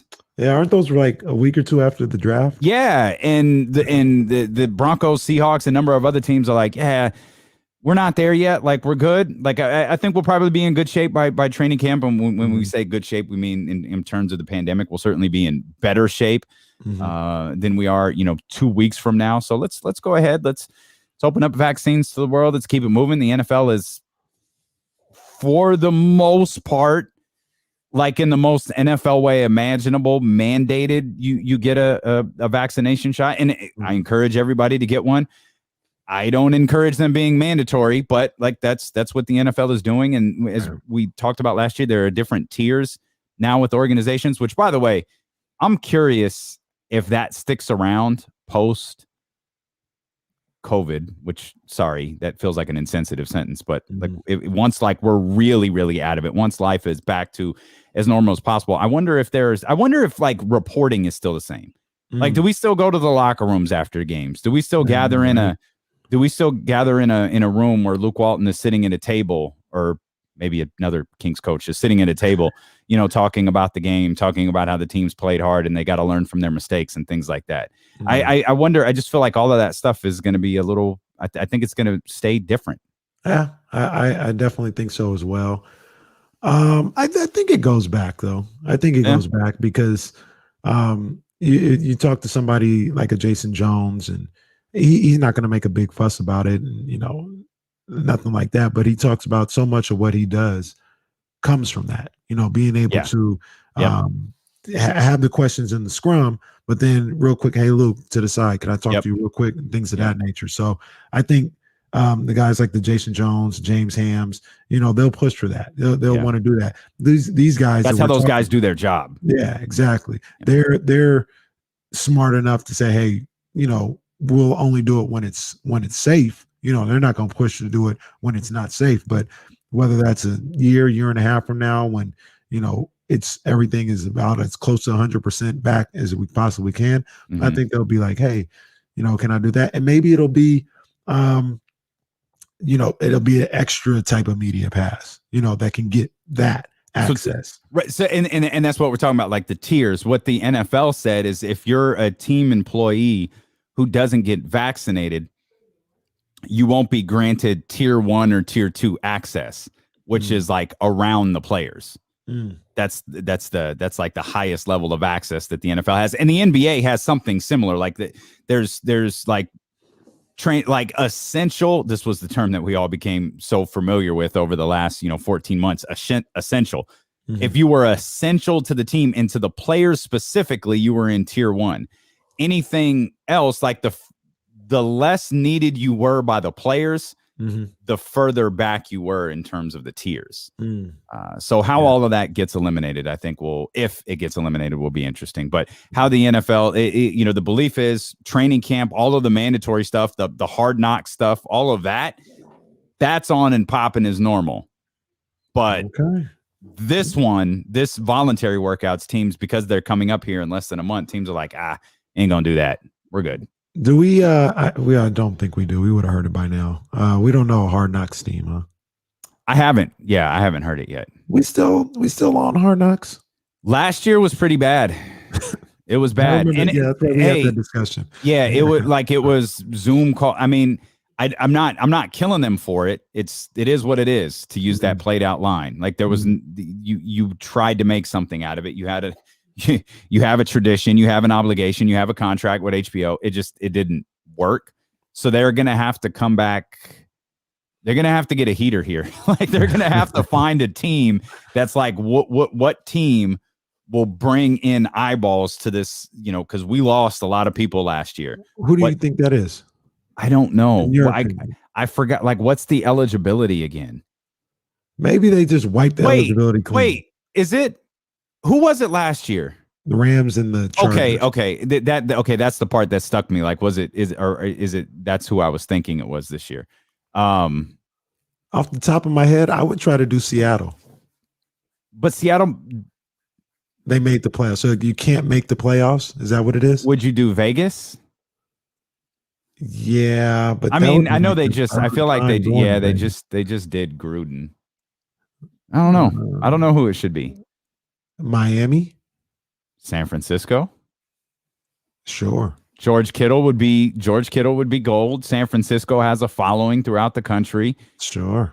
If you select the wrong quarterback here, number 3, that should be part of their punishment. All right, because I've heard for the longest time that Lynch and Shanahan don't want any parts to do with it, and they like whatever they could do to not be a part of Hard Knocks, they do. So like, we got to start on the road, 2 games on the road, cool, or whatever. Like they do whatever they can to avoid it. If they take Michael Jones, that's their punishment. You're doing Hard Knocks. You're doing the Amazon series. You're doing all of that. You're doing it all. John Bull hit us with here. Can't make the playoffs in the last 2 years. No first-year head coaches, and no team from the last 10 years. 10 years? Jesus. Yikes. Who's left? I have no idea.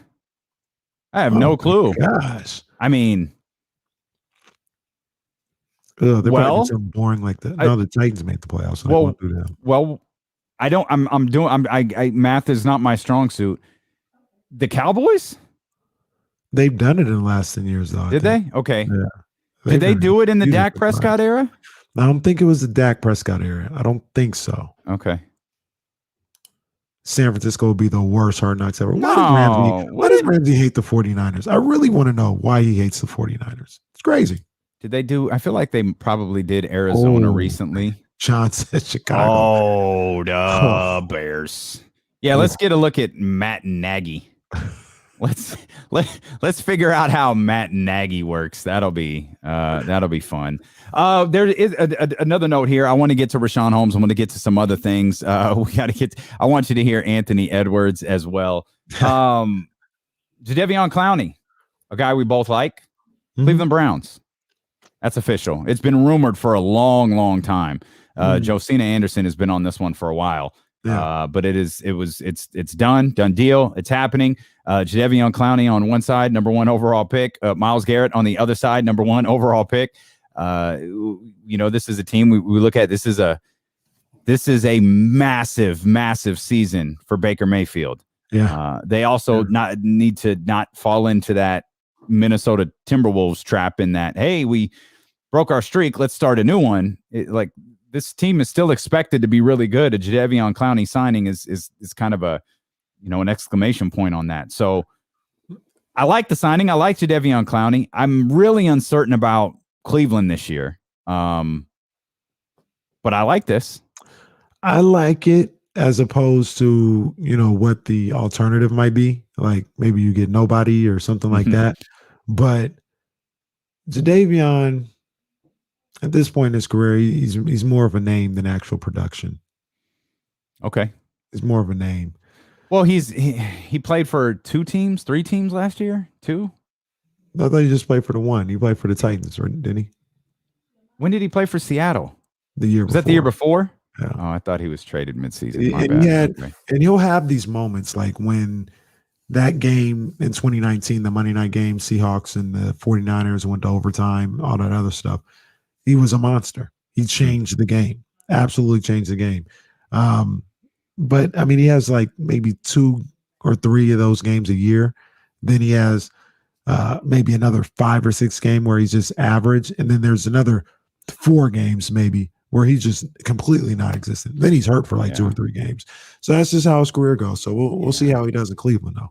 He struggled last year with Tennessee, and then he got hurt. That's been a thing that's kind of hurt every year. Yeah, that's a thing that's kind of been hanging over him for a while. I want to get to the Kings. I want to get to Rashawn Holmes, but can we knock out that? We've just got a couple of smaller stories that we just want to hit real quick, and we can really dive back into the Kings and into the NBA and Rashawn Holmes and some of the things that he said recently that got our attention. Damian Barling, Kenny Caraway. 4 topics, 2 arguments, no winners. One-on-one. One-on-one with D-Lo and KC. All right, as we roll along here, this music, by the way, has been approved by the music police. Let's start here. We're talking basketball, Big Three. Big Three set to return. I am a huge fan of the Big Three. Mm-hmm. I love Amy Trask. Mm-hmm. I'm willing to forgive Ice Cube and love him again. But I love the league. I went to what is essentially a taping in Oakland, and the way that they incorporated kids and the fans and the way they make it feel really special. Like, I thought it was awesome. I'm a big fan of the Big Three. It's coming back. Like, you down for that? And before, by the way, before the world got shut down, Big Three was going to be at the Golden One Center. Yeah, they were coming to SAC. They heard our voices. We had been complaining a lot about them not coming to Sacramento. Yeah. They heard they were coming to SAC. I mean, come on. You know who you're talking to. Of course I love the Big Three. Of course I'm looking forward to it. Now, Big Three, depending on when they do it, it's gonna be a little situation, because typically they do it when they kind of have the summer to themselves. Summer's gonna be jam-packed with basketball this year. So you got the NBA going into July, late July. You got Summer League possibly going into August. You got the Olympics going on. You've got my favorite. This might be my favorite. No shade to the Big Three. The basketball tournament is back as well. I love the basketball tournament. That's going to be going on. So Big Three won't have, typically they just have like maybe some late summer league and some in the basketball tournament to compete with. They got everything going on this summer, but I'm glad to see them back. I love the Big Three. I hope they can come back to Sacramento this year. That would be phenomenal. Yeah. And if they do, I'm definitely going to be out there. Okay. I'm with it. Yeah, I'm a fan. I think everybody should experience it. It's super entertaining. I got an idea. Maybe we'll talk about it in the chat, but I got an idea for us that involves kind of the Big Three. We can make it happen. We got connections. I got Amy Trask on speed dial. We could do this. I know. We might. We'll talk about. I'll talk about it in the chat. I'll talk about it in the chat. No problem. Twitch.tv. That is to entice you to go to twitch.tv/ESPN1320 or youtube.com/ESPN1320. Yeah. My turn. So look, because I want to save the gusto for the gusto. All right, I'm gonna switch it up just a little bit. Okay, and I'm gonna go with Creed 3 is out. Well, the making of Creed. It's been announced. That's kind of what I'm trying to say. And ironically enough, it's not gonna have Sylvester Stallone in it. Michael B. Jordan talked about it earlier this week, I think it was. And he just said, he was excited for it. He was excited that it was coming out. It's in the making. It's going to happen. But Sly Stallone will not be a part of Creed 3. How do you feel about that, Damian? Perfectly okay. Really? Yeah, because like at some point, did I don't know if he said why. I'm sure that'll be a part of the like. I don't want him to die. You know what I mean? Like that's how. Like I just don't. We don't need. You know, he's got cancer already, right? Like we don't need to kill off Rocky for God's sakes. Like let Rocky live. And you know, maybe they'll figure out some way to, you know, they'll keep his name in there, I'm sure, and go from there. But I'm perfectly fine with it. To me, Creed, like Rocky is obviously Sylvester Stallone's, that's his franchise. Creed is Michael B. Jordan's. Yeah, that's fair. Like this is his, and it's great that Stallone is in it. He's added. I thought the storytelling in 2 was really, really good. Disagree. I thought the storytelling was really, really good. I thought Creed 1 was easily superior. No question. Creed 2. No question. And Creed 2 was good, but coming off of Creed 1, it was almost an impossible task. Right. Creed was flawless. Mm-hmm. Like to me, that movie was legitimately flawless. It was, Damien, maybe I'm over speaking, and I'm not a big movie buff. It was one of the best movies I've seen in a long time. Like in the last decade. Creed 1 was amazing. Hands down. No argument. Like I 100% agree with that. But I did think Creed 2 was good on itself. I'm not going to compare it to Creed because Creed was just too good. Yeah. But Creed 2 as a standalone movie, or potentially comparing it to like other movies at the time, I thought it was really, really good. I just won't compare it to Creed 1 because I think so highly of that movie. And Creed 1 had the Chris Paul of movie making right now. Ryan Coogler. Oh my gosh. Ryan Coogler touches. Sack State, stand up. Flawless. Yes, indeed.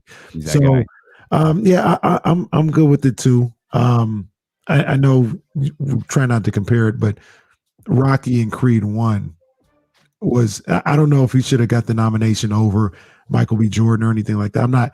I don't know about all that, but I also don't want to act like Rocky wasn't great in Creed 1. Like he did a great job. So yeah, it's kind of weird. Are you a big Rocky, the franchise itself? Are you big on that? Yeah. No, I don't know. I mean, like, I don't like if it's on, like, it's not like, oh, I've got to watch this. Yeah. Obviously I'm partial to Rocky 3 with Hulk Hogan and Mr. T. I don't know why I'm so willing to forgive Hulk Hogan. That really bugs me. Like, it really, really bothers me that I'm so quick to go, it's okay, bro. Like I love you. You don't love me, but I love you. Like, I don't know why. He's the only one. I am quick to drop you. Yeah. But with Hogan, I can't do it. And it drives me. It legitimately angers me. I was thrilled to hear people in Tampa boo him. When his name was mentioned at the last event in Sacramento that the WWE did. Like they were doing like impressions during commercial breaks. And a guy was like, I'm going to do Hulk Hogan. And the whole crowd booed. I was like, yep, y'all boo him. Yeah. Damn right. Meanwhile, I ain't booing. Meanwhile, like I think I hate, not, I don't care for, I dislike Hogan 2021. But like, let me think about Hogan like 88, 87. And I can't let it go. Can't let it go. Like that dude was such a massive part of my childhood. It's hard for me to cut ties with that one. It bothers me. It legitimately bothers me. And I feel you because it kind of bothers me. Did you hear the interview he did with Booker T? Oh God! Like after that, kind of asking for forgiveness. Was that the one where he said something like the guys in the locker room forgive me, or no? If fill me in. So I listened to it and I'm like you. I kind of like, don't go back on this. I was actually like, okay, all right. I don't necessarily forgive you. I'm not giving you a pass, but all right, let's move on. That's kind of where I was at. So it's weird that I feel that way because I'm like you. Like it's a no-fly zone at any time, but yeah, something about Hogan. It's her childhood. He's got that. And that's what it is. Like I see like Warren in here. Warren's a huge wrestling fan. He joined us on the chat last week. He joined us on the show last week, the WrestleMania show after the radio show ended. He said no pass from me for Hulk. And I get it. Like I completely get it, and I don't know why he's the only one that I'm willing to I'm willing to let that slide with. I'm pulling action to get. Yes, I'm a grown ass man. I have like action figures. I was putting some together for Reese, and I came across this Hulk Hogan one. I was like, should I? I don't think I should give this to him. Like I'm not gonna do that. I'm not gonna give him this one. Like we'll give like Rock and Austin and a couple of others. I'm not gonna give him that one because that one requires an explanation, and a 9-year-old doesn't need to have that. Yeah, man. Yeah, he was. I don't even know if I'm gonna say this on the chat, but we were watching Young Rock last night. We had to give him an explanation for something, and I wasn't. Yeah, he's 8 years old. I don't know why I gotta explain this to him. I'm watching Young Rock. Why do I have to explain this while watching Young Rock? But yeah, well, that was interesting. Yeah, I'll talk about that on the chat too. But okay. Do we want to save our favorite young NBA player? Yeah. Let's save our favorite young NBA player for after the break. I want to get to Rashawn Holmes and what he said about his place among centers in the league. You know, Rashawn Holmes, one of our favorites as well. I want to touch on this real quick before we step out, take a quick breather, and come back.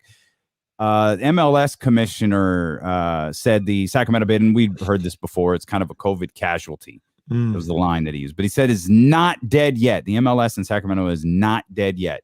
Do you believe that, or is it over? I believe it, but I do think it has a time limit. Like they're not just going to get the pass forever. Like, and I'm impatient with these type of things, so maybe I don't understand how. I know I don't necessarily. I've never done $1 million billion deal. Maybe they move slower than they need to, but like this needs to happen. Like you got this news a couple months ago that this guy came out, and then you were like, oh, people are calling us right now trying to get, all right, well, this needs to happen. Like you need to make this move happen, Mayor Steinberg and all the other people at the Republic, because if you don't act fast enough, if you drag your feet, they will leave. There's cities ready. Yes. Like there are cities ready to launch this. So I don't have a great feeling about it, but we'll, of course, see what winds up happening. All right, we're going to step out. We're going to come back. You're going to hear from one of our favorite young NBA players why he has us laughing so hard. And Rashawn Holmes, unfortunately, when you hear what he said, you might be laughing too. And I'm not happy that I had to say that. Twitch, YouTube, the Odyssey app, and here on Sacramento's number one. The man, jeez. Hey, sorry. I'll explain, and I've got numbers to back it up thanks to our statistician, Will Z. That's coming up next on D'Lo and KC. Lazy. Yeah, so the first thing I was going to say, so we're watching Young Rock, and something happens in there, and he goes, the girl that The Rock is dating, she has a twin, and he goes, Rock is like, am I talking to you or am I talking to your twin? And they're like, no, you're talking to me. She's in there talking with my parents right now. She just confessed to them that she's a lesbian, so they'll be distracted forever. And then Reese comes to me and goes, what's a lesbian? So the Queen Bee is great at these things. She broke it down a lot better and comprehensively than I probably could have. I mean, it's easy to explain. And, you know, I say that because Reese isn't my son and I don't have to explain it to him. It's like, hey. Yeah. So she did a great job with that. So there's that. And then the other idea I have, I don't know when we can do this. This is one of a few things that I think we need to do. For a while now, I said I wanted to put together, because high schools are so big, basketball's, a big thing here in Sacramento. It goes for a while. A Sacramento Big Three tournament. And the rules are you got a North and a South, and it's got to be the schools. So for instance, I went to McClatchy. I got to find maybe 5 other guys from McClatchy that played in it. D'Lo and KC need to put their names behind it. A Sacramento Big Three. It'll be a weekend extravaganza. Let's make it happen. Okay. Sacramento Big Three. I'm with it. I don't know. When do you want me to use it? They can use it on the other side. Anthony Edwards isn't good. Oh, we got Edwards and then Holmes. Yeah, I don't know when we're going back to football. Okay. Don't. Yeah. Yeah, just table it. It's fine. I think we're gonna start riding NBA pretty strong here. We went pretty hard with football here for a minute. I think we'll start riding NBA. Hoop it up. Man, we can get Coach Molly on the squad. I don't know where she went to school. We can Coach Molly. Come on, Coach Molly. Let's go. Team D-Lo and KC. Big three at the Caraway Castle. Yes, sir. Let's go. Let's go. Let's go. We got some. I was out there. We got something popping. Oh, your vision is crazy. But are we going to get that cartoon face of yours on the court? Because that's what I vote for. I vote we get the cartoon face that the dope ones made. I should have been thinking ahead. I think the court is already being made, so I can't get that. I should have been thinking that. It's going to be somewhere in my backyard, though. That's for sure. Okay. I want to get it. We got you, John. I just read it. Jesus, I just read it. Thank you for that. I'm going to have to go there. Good Lord. It is it's all right. Softball tournament as well. Oh, Donald. I missed Donald. All right, we'll get that. Let's see. Donald's online. We'll talk about an athlete. Rich. Okay. Don't think I haven't had my wheels turning about that. I can't give them all the secrets, though. It might be spies on the line. I can't give them all the secrets. Spies, huh?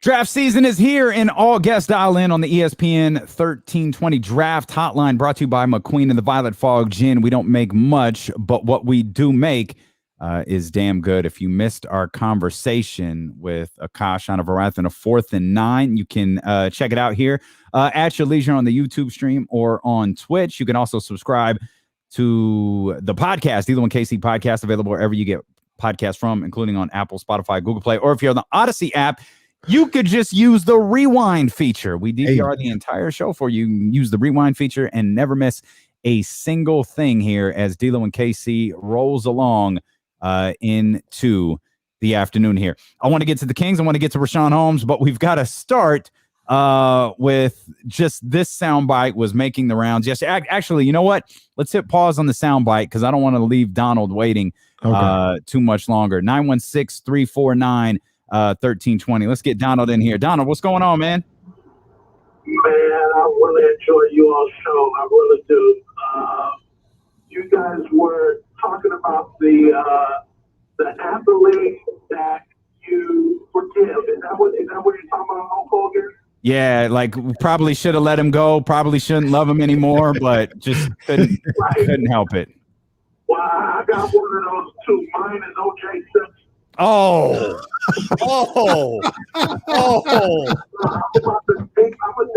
Okay, listen, I'm about to date myself a little bit. Okay.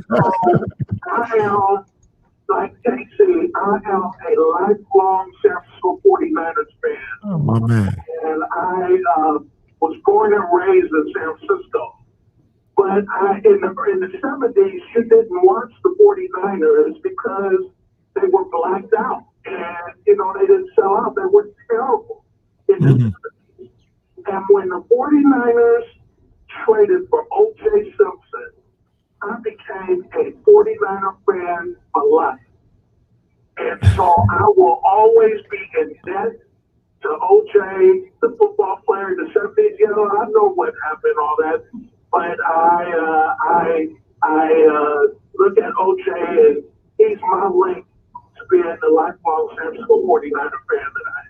Okay. Hey, man, you know what? We ain't judging you. I ain't gonna judge, man. Yeah, I ain't gonna judge. I feel you. Thanks, Donald. We appreciate you, and thanks for the kind words to start that call. Like I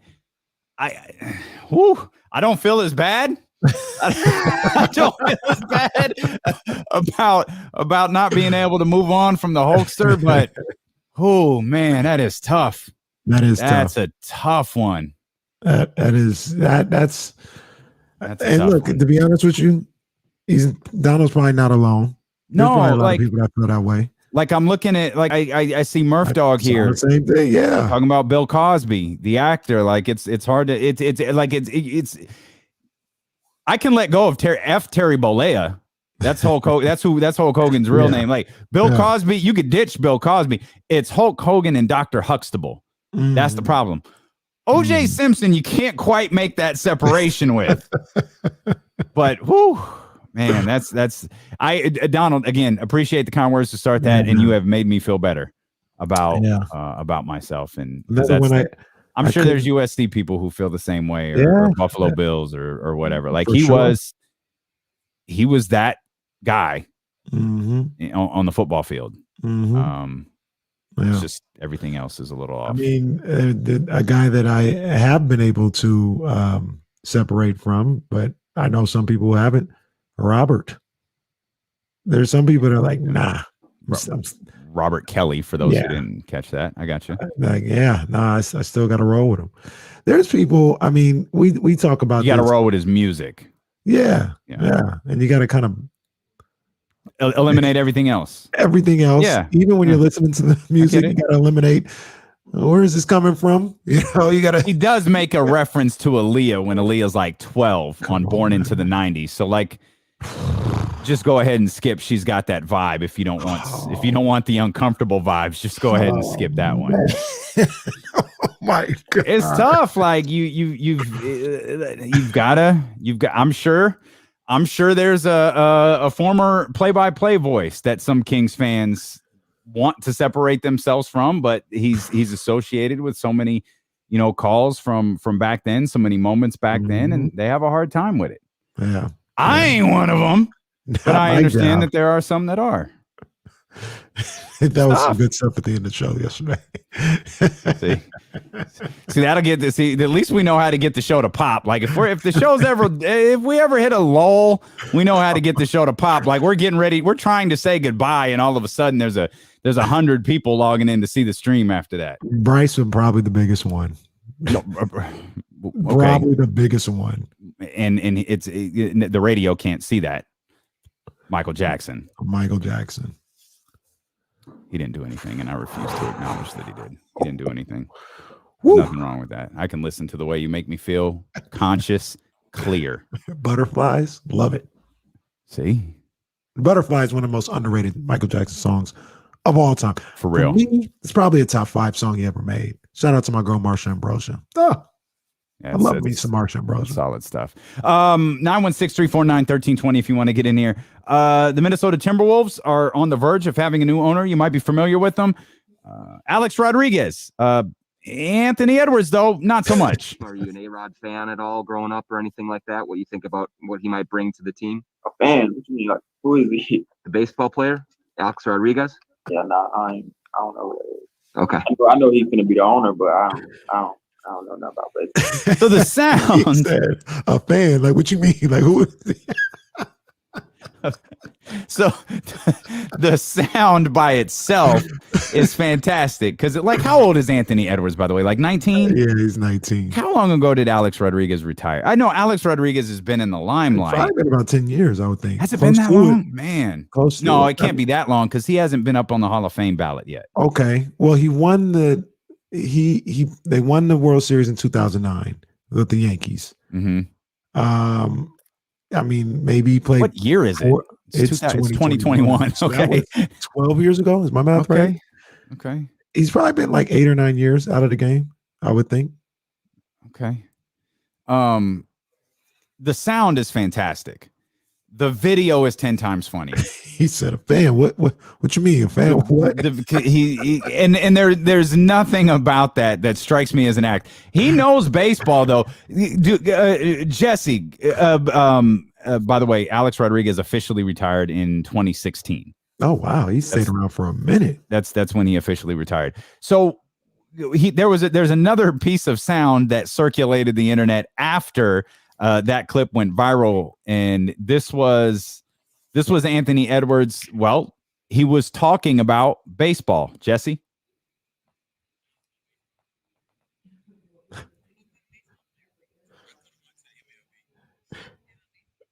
am not surprised. I'm serious though. No, I love your confidence. I What played positions pitcher. did you play? I played pitcher, shortstop, third base, and center field. Those are the prime positions. That's what I'm trying to tell you. Yeah, you were the best player on your team. Now we talking. You can hit the ball. But I was 4th, 5th hitter. You know what that means. Yeah. Great cleanup on aisle 3. Great cleanup on aisle 3. That kid is hilarious. First of all, who's he talking to? Who is that interview with? Some lady for the Timberwolves or Minnesota or something. It was so good. It looked like a parody. Like I thought it was a comedy skit. It was so good. That's what I'm trying to tell you. Oh, straight cleanup. Oh my gosh. That was so great. So check this out. Ramsey, who we love, and we know he loves basketball or baseball, says Anthony Edwards made a fool of himself. False. Ramsey. Let me just be perfectly clear. These kids don't care about Major League Baseball. They don't care. Nope. I care because I grew up with it. Ramsey, you care because you grew up with it. We love the game. It's not technically the sweet science, but the sweet science of baseball, right? We love it. You think we play when we said these kids don't care about baseball or baseball players. So him not knowing who A-Rod is, especially a young black kid in this country, man, please. You be lucky. I promise you, there is a 13-year-old top basketball player in the country right now who has no idea who Mike Trout is. No idea. You can run the list down of baseball players that they don't know. I think more people might know Alex Rodriguez from Sunday Night Baseball or Jennifer Lopez or something that's happened post-retirement that they might know him. Like I didn't think when I first heard it, I didn't think it's so funny he didn't know who Alex Rodriguez was. I thought it was just so funny how deadpan he was. like he was completely perplexed as to, you would have thought they said Damian Barling or Kenny Caraway or something. Like, who are those guys? Like why would I be a fan? I don't get it. Like, I'm not sure. It's confusing to me. But that clip that we just played from the Minnesota, that is just flawless. Nah, man. I've heard a couple I love this kid now. Yeah, I've heard a couple of different clips from him this year. He is super funny. And there you go. Yeah, that dude, he's hilarious too. Like he is a character. Wait a second. I'm sorry, Jesse. Jump back in here. I know you're a Celtics guy. Are you a Red Sox guy too? Yeah, I don't like how it seemed like. No, I just wanted to be clear as to why you were enthusiastic about Anthony Edwards not knowing who Alex Rodriguez was, and the fact that you're a Red Sox fan. That explains that. Oh yeah, I hate A-Rod. Okay, wow. Jeter's okay. I don't mind Jeter, but every other Yankee and A-Rod, like worst of all time. Wow. I feel like Alex Rodriguez had a fantastic babyface turn after he retired. He did. I thought he was super likable and funny. He's posting TikTok videos with his like blended family with J-Lo, and I know that I think they've since broken up. But I thought they said they were working on some things. Okay, well, I mean, hey, that's more relatable. Like everybody's got to work on stuff. Like that's fine. I thought he became significantly more likable after he retired. I thought I didn't have a problem with A-Rod. I understood why people did, but I didn't have a problem with him while he was playing. I was focused on how much of a beast he was. I had zero issue with him kissing himself in the mirror too. That was bizarre. I just want to point that out. I have no problem with it. Very bizarre. I'm not buying media A-Rod, by the way, either. It's all for show. Well, look. Wow. If it's all for show, it's a damn good show. He is amazing on the mic. Amazing. Like when he would do the studio shows after the playoff games on Fox, I mean, he was dropping bars. A-Rod is great. He is a media guy. I'm not buying it. What are you buying? He thinks it's fake. That's what he said. He's not buying media A-Rod. He thinks it's fake. He thinks this is fake as Buddy's, but as Buddy did Tyrese's answer about coming off the bench. That's what it is. You're listening to D-Lo and KC on ESPN 1320 KIFM West Sacramento, KRXQ HD2 Sacramento, and Odyssey Station, and driven by Lashers, Elk Grove Dodge. I'm Damian Barling. He is Kenny Caraway. Thank you for spending part of your day with us, whether you're listening on the Odyssey app anywhere in the world, got your earbuds on. If you're listening on 1320 AM, we appreciate it. If you're on Twitch, if you're on YouTube, if you're watching along, jump in the chat. Let us know what you're thinking. Let us know what's on your mind. And you can always call. Go old school like they used to do. 916-349-1320. The Sacramento Kings are back on the floor tonight at the Golden One Center. Last game at the G1C without fans. John here in the chat said he's already got his tickets for the upcoming games in April. But yeah, last one without fans. When they get back, they got Phoenix. And why am I already blanking on Sunday's game? Dallas is on the road. Oh, is it Dallas? Okay. They've got, and then they're back with the back-to-back with Minnesota, both at the Golden One Center next week. That's right. That's right. Yeah. So last one without fans. Edwards in town. And indeed, Anthony Edwards is in town. So we'll dive into the game, by the way, as we do every single game day. We'll talk about the matchup. We'll talk about the lack of defense between the Sacramento Kings and the Washington Wizards. We'll talk about the last game that they played.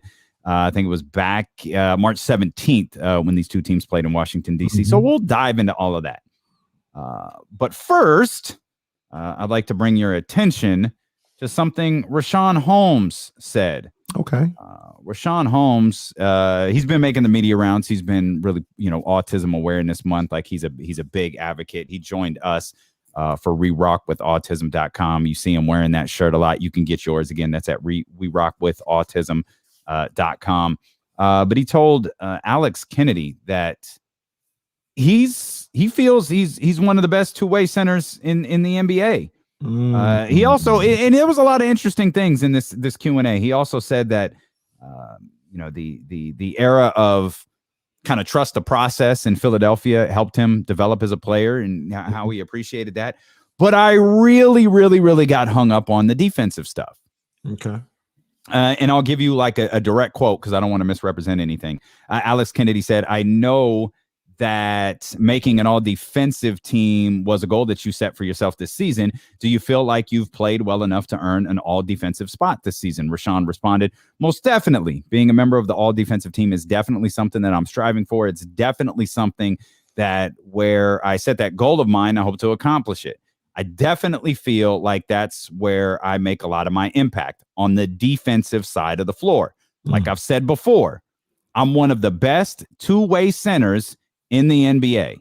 Ooh. I definitely feel like I'm deserving of the all-defensive team."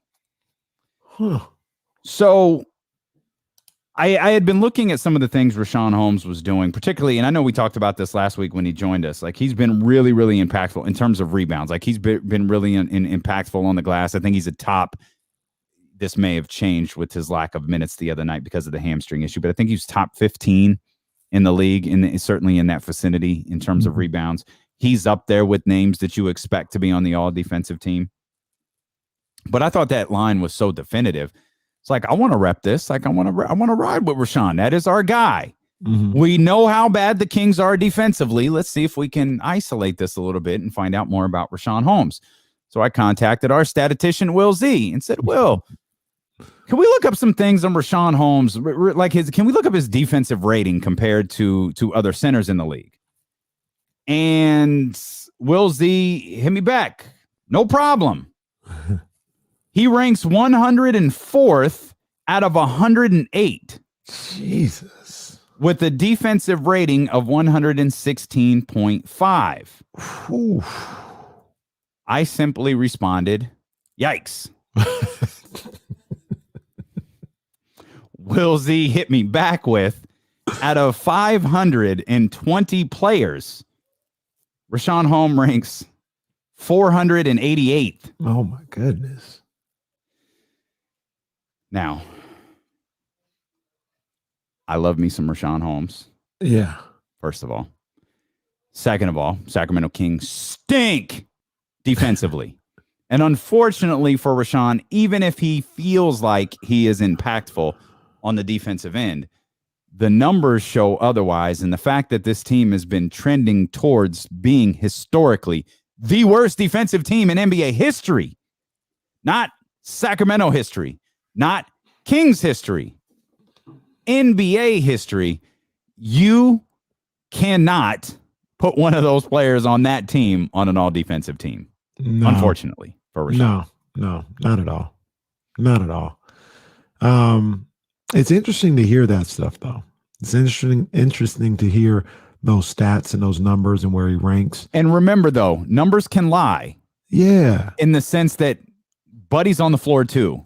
Yeah. Through a lot of these games, Marvin Bagley's on the floor. That, what did I say, 104th out of 108? That's not indicative, in my estimation, of Rashawn Holmes. It's indicative of the Sacramento Kings. Right. And that's kind of what I was going to get at. I mean, I'd like to know how these numbers are calculated because, like, for instance, I don't think Rashawn Holmes' defensive rating is the same as Buddy Hield. Is that how that works? Like, this is super analytical for me. I'm not sure how they arrive to these numbers, but let's just say that they're not. Like you said, there's other components that go into it. It's one of the reasons why I hate plus minus, because you could be a minus 25, and if you're watching, like, you really did nothing wrong. You did your job, but everybody else around you or whatever was going on with the score at the time dictates. Or there's the odd phenomenon when everyone on the team is like minus 20, but you're plus 18 and you don't get to play in the final 5 minutes. Interestingly enough, we're talking about the same player here. Yeah. So with him being a potential all defensive guy, I don't think he's there yet. And the numbers of this team defensively should kind of keep him off of that. But I don't know. I got stuck up on him saying that he's one of the best two-way players in the game. That caught my two-way centers. In the game. And I don't know. That's the one where I was like, I don't know about that one, Rashawn. I don't know.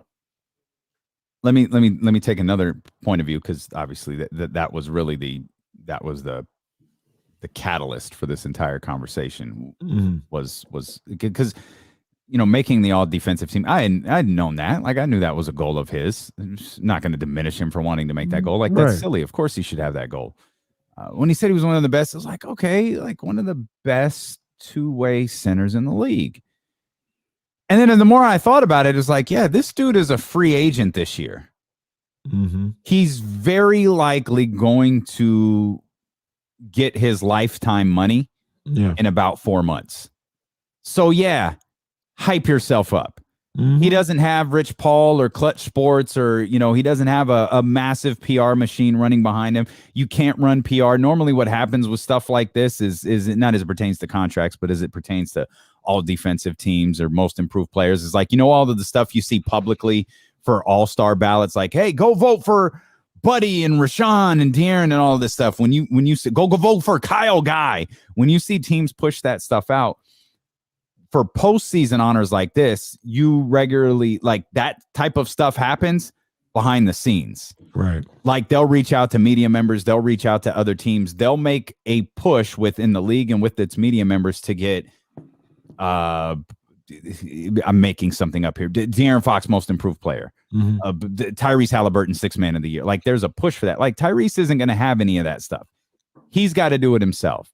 So if he's got to hype himself up, if he's got to hype himself to the rest of the league, calling himself, one of the best two-way centers in the league, I'm fine with that, because you know what it might do? If nothing else, it's going to make teams look. Wait a minute. Like, hold on. Let's look into what Rashawn's saying. Now, they'll have to isolate it and move past, well, the Sacramento Kings are a terrible defensive team. We can't put all of these defensive rankings on him, but let's look into him a little bit further. What did he do this year? Oh, he had 25 and 12 a lot. He averaged some pretty damn good numbers. Like, he was a really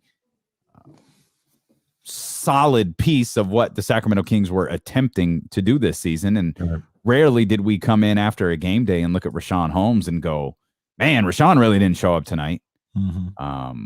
So I don't have a problem with it. I don't know that it's necessarily true, but I sure as hell don't have a problem with it. Yeah, I absolutely don't have a problem with it. And I was trying to think as he was saying that, and I was hearing the quotes and everything. And even if it's not true, it's about best two-way center in the league, or one of the best.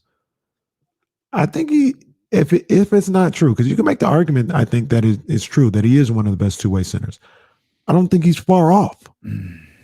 Like Rashawn Holmes, when you talk about center and you talk about what these centers do out here, is he on the Embiid, Jokic level? No. Is he on the Capella level? I'd say he's on that level. I think Capella's better. I do. But I think Rashawn Holmes is there. Trying to think around. He's about as good. It's a different type of game. He's about as good as DeAndre Ayton. I'll say in relation to Clint Capella, and you can kill this opinion if you want to. If Clint Capella and Rashawn Holmes switch places in the Chris Paul year, I think Rashawn Holmes could have had the highest field goal efficiency in the league, just like Clint Capella did.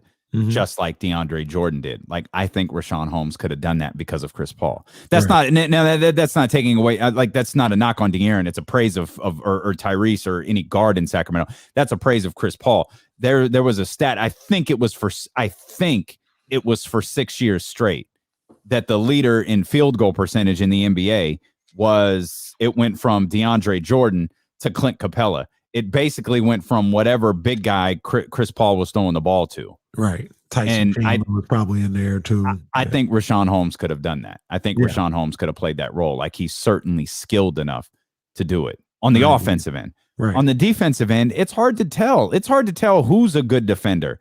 We judge it by, again, we grade on this curve here in Sac. We judge it by movement. Who's moving? Who's active? And that's how we try to figure out who is a good or a bad defender. And I think Rashawn Holmes is a prototypical case of, if he was on a better defensive team, he would shine a little bit more on the defensive end, because you put better, not even a whole lot, but one or two more sound defenders around him, and I think he shines. I think there's a lot. When I talk about there's a lot on De'Aaron's plate, just in general. There's a lot on Rashawn's plate with the way that this team on the perimeter doesn't defend. You know, he's looked to clean up a lot of messes around there. And sometimes he's up to the task and sometimes he's not. People talk about, who was the other guy the other day that they said gave him work. Man, I'm drawing a blank. But, I mean, it's going to happen from time to time, because I wouldn't say like I said, he's not Jokic or Embiid. But you think about moving on from Rashawn Holmes. There's not a lot of centers that you can have that will be available to you that would be better. Yeah. I'm with you. Let's continue this conversation. We'll talk more about the Kings. We'll talk NBA. There are some other big games tonight. The Celtics have won 4 in a row, and they've got a player that the Sacramento Kings desperately need. They got a player like the Sacramento Kings desperately need, that has spearheaded their turnaround. We'll talk about that as D'Lo and Casey continue here on Twitch, YouTube, Odyssey, and on Sacramento's #1 sports station, ESPN 1320. John, I haven't opened YouTube today. I'm trusting everybody on them thumbs up today, John. You got everybody? You got it? Oh, okay.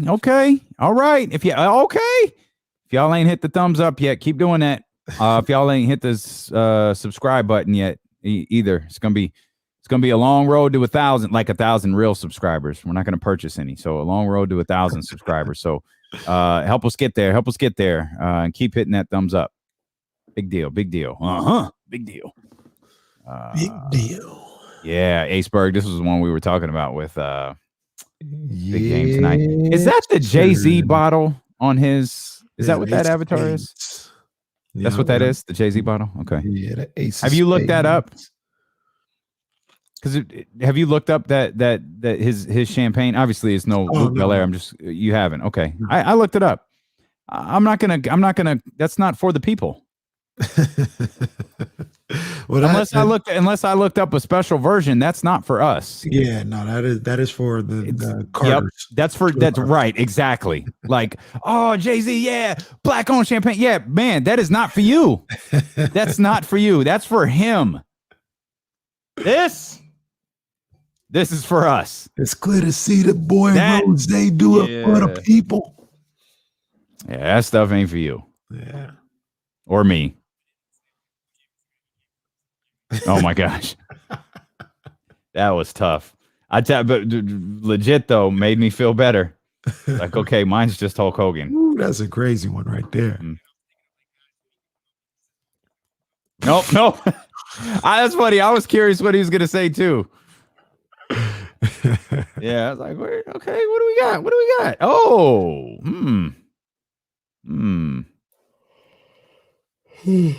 that's good stuff. Between Donald and Big Al. I don't know how old people are that are listening to this show. Oh, this is cold. Bryce, that's foul. Champagne is for NFL owners. That is foul. Accurate, but foul.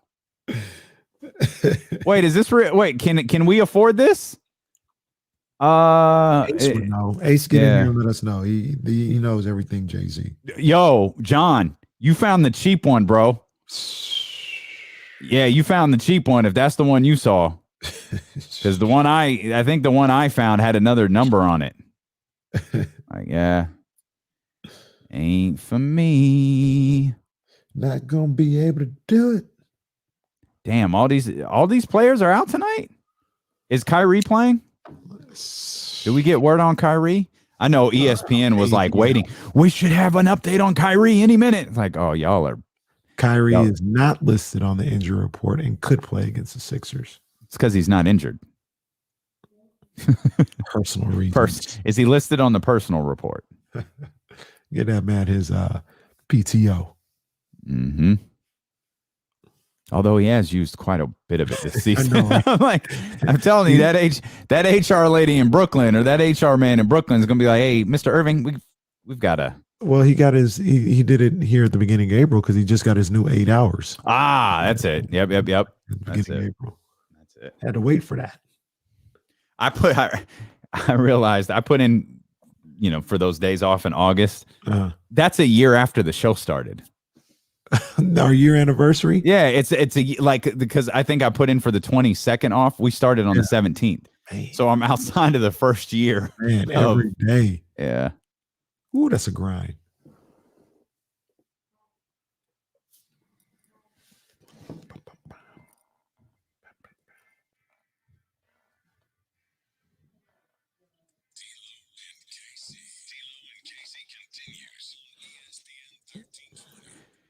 The draft is just 15 days away, and the 49ers are picking third. ESPN 1320's draft coverage is brought to you by McQueen and the Violet Fog. Jan, we don't make much, but what we do make is damn good. McQueen and the Violet Fog also bringing us Rick Ross, the boss, yes, indeed, and Sovereign Brand CEO Brett Barish. They're going to join us on the live stream on youtube.com/ESPN1320 and twitch.tv/ESPN1320. Coming up Friday at 3 o'clock, bringing an entirely new meaning to happy hour. That's coming up on Friday, 3 o'clock. Make your plans to be with us. There's no structure to this. I don't know how long it's going to be. Quick note to Jesse and Danny in San Francisco. I don't know when we're taking commercial. As long as this thing is rocking, dude, we're going. Rick Ross, Brett Barish, they're going to join us coming up Friday at 3 o'clock. So make your plans to be with us. Kings are back on the floor tonight against the Washington Wizards. Big night kind of a big night in the NBA. Kind of, sort of. I mean, the Nets and 76ers do play tonight. It is a battle for the top of the Eastern Conference. Yeah. But there's going to be some faces missing from the Brooklyn. This isn't exactly the game that ESPN was hoping for when they threw it on their network schedule tonight. Poor ESPN. Bro, ESPN was begging, like, we're going to have an update here on Kyrie Irving any minute. Like, as soon as we have it, we'll pass it along. It's like, oh, y'all are thirsty. I get it. It's a marquee matchup, but it's still a marquee matchup with the Nets versus the 76ers. It's not the same. No, it's not the same with all these guys out. It's not. It's absolutely not. And that's tough. They're in a tough spot. This is KD is out. Harden is out. Aldridge is out. Irving might be out. I don't know. But that's tough. Joel Embiid will play though. Doc Rivers will be there. Ben Simmons will be there. I know Harden's been hurt. I know KD is probably trying to come back slow. So maybe this game isn't exactly, the statement, for that moment. But, the guys nowadays, they don't like to play in the big games. I think Pop started this actually, so it's not even like a younger thing. But when you have the this game, the two top teams in the conference. Mm-hmm. Somebody always got to be out. There's a load management here, or we're just gonna have everybody off. This game, so they don't get a good look at us or whatever. It's like, man, come on, man, we want to see this. So once again, I don't think that's the case necessarily this game because guys have been hurt, but KD played the other day. So this is what I always say: if he's not gonna play both games, why not have him sit against Minnesota and play against the Sixers? It's a good question.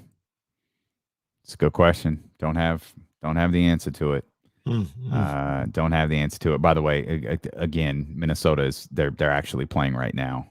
That's probably going to be the trend here for the next couple of days. Minnesota playing games in the afternoon. I said it was a big night in the NBA. I kind of lied. That's the only game I was really referring to. Oklahoma City and Golden State play.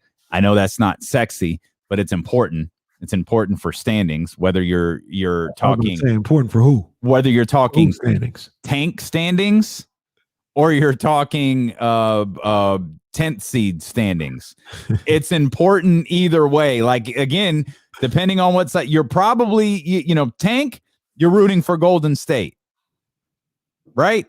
Tank. Yeah. No, you're probably rooting for Oklahoma City. Yeah, you're rooting for Oklahoma City in that one. I can't keep track. Dallas and Memphis, that's an interesting one. Memphis is begrudgingly in the 7th spot, and they've got Memphis right there. So there are a couple of games. Obviously, the one that we're locked into the most, Miami. I should applaud Miami for the turnaround that they've had this year.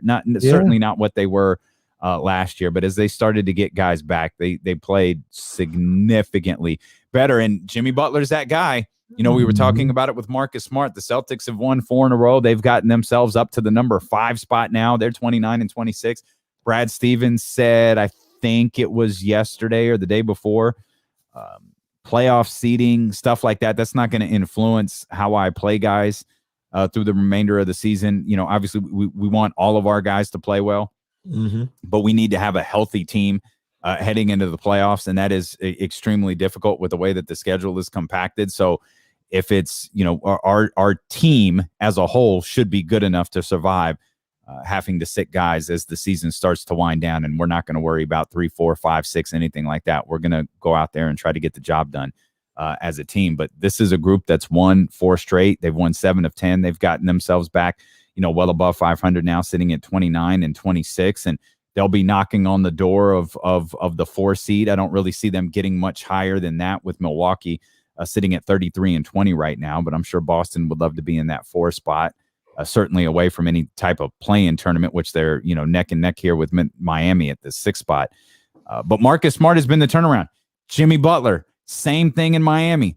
Those guys, as the term that has been thrown around Sacramento for the last few weeks, those are the dogs. Mm-hmm. Those are the big boys. Those are the guys who hold their teammates accountable. And I think the frustrating thing is it doesn't feel like Sacramento has that. They don't have that player to hold the team accountable. They need to find one. I'm telling you that right now. They definitely need to find one of those guys. I talked about it a little bit earlier. I mean, a guy, like I said, I really don't think that the Rockets would get off of him. But Jae'Sean Tate, I love Jae'Sean Tate of the Houston Rockets. That guy is physical. He's aggressive. He goes all out on both offense and the defensive end. That's a they need to bring in Marcus Smart. Marcus Smart is a game changer. Before he came back, there was all kind of questions going on with Boston. And are they soft? Do they need to make a move for a player? Whatever the case may be. Marcus Smart comes back. Everything is okay. Everything's okay. And it does go to show that we wonder, like, hey, is it just that one guy that can change everything? It might be. It might be. It might be as simple as one guy coming in here, fulfilling that role of being the physical guy, being the lunch bell guy. That could be what changes the fortunes of the Sacramento Kings franchise. That has to be one of the high priorities for Monty McNair this offseason. Do you think, and I'm not campaigning for him to Sacramento, but it is the Kings' opponent tonight, and I'm just kind of looking across the roster, thinking, not the roster, excuse me. I'm looking across the league, trying to figure out who these guys are. We always reference Marcus Smart. He's that guy. That's easy. Jimmy Butler. There's a great social media video out there somewhere of it like Jimmy Butler's face when a teammate misses a free throw. Bam Adebayo. It was fantastic. And Bam looked back at him and knew. It was he could feel Butler's eyes burning through the back of his head. Mm-hmm. Is Russell Westbrook that? Oh, that's a good question. Like on the surface, the answer is almost immediately, like, yes, of course he is. But like the more I think about it, the more I go, I think, but I'm not positive. Marcus Smart, I'm positive. Jimmy Butler, I'm positive. Like I'm looking across the league trying to figure out who these other players are, and Chris Paul. I'm positive is that guy. How many more are there? Like I thought of Russell Westbrook. Like I think he is, but I'm not sure. I think Russ is. I think he just makes it. To be honest with you, because one of the things that I would say is if you're going to be one of those guys and hold other people accountable and say all these things, you have to be doing it yourself. And there are times, like if you find enough tape of Russell Westbrook just standing in the corner, or so, you know what I'm saying, where he's not giving them maximum effort or whatever the case may be, you can find it. But that tape doesn't exist, sir. But for the most part, Russell Westbrook is out there grinding all his life, every game. You know what I mean? So I think he's one of those guys. But like you said, there's not a lot of them. There isn't a lot of them. And the Kings need to center in on one of these guys around the league, see if you can sell them. That's why I said it, Jason Tate. Jason Tate, if the Rockets are smart, they don't get rid of Jason Tate. I don't think they have any plans of doing it. If I was the Kings, I may, for a lack of a better word, overspend to get a guy like Jason Tate. Maybe it is some kind of pick and a Marvin Bagley, something like that. Because all the other guys, because like I love a guy like Malik Monk. I mean, as much as I love Malik Monk, he doesn't necessarily fit what they need. They're a top 7 team in the league in scoring. They can score. It's not really the issue. And I want another scorer. But when you talk about going out and getting somebody in a trade, I think you can get a guy like that for relatively cheap. Well, if you can get it for relatively cheap, then don't overspend for it. But if you, I don't think because if you have to, I just like don't. They're like, yo, I don't think a second-year player fits. I mean, maybe you can. Maybe if you just kick the door open, like you just kick the locker room door open, and you're immediately on fire. The thing about it, though, Damian, remember I pointed out he's 25. A second-year player that's 19 or 20 years old. That's fine. That's fine, but he doesn't have equity in the league is more what I'm talking about versus his age. I'm talking about the equity in the league. But he doesn't have guys, it. He fits the profile of these guys that we talk about. A Patrick Beverly. But he doesn't, because Patrick Beverly's been in the league longer. Marcus Smart's been in the league. He came in the league. Patrick Beverly was turning heads. People was like, yo, this guy gets after it. Well, he had been in the league, a year when he got into it with Russell Westbrook? Yeah, I mean, like that's how they come in the league. That's how Marcus Smart is actually kind of the exception.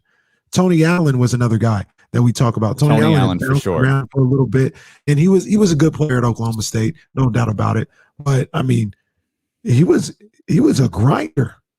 And in Boston, he was shipped out like he was a problem. He gets to Memphis, and it fits everything about him.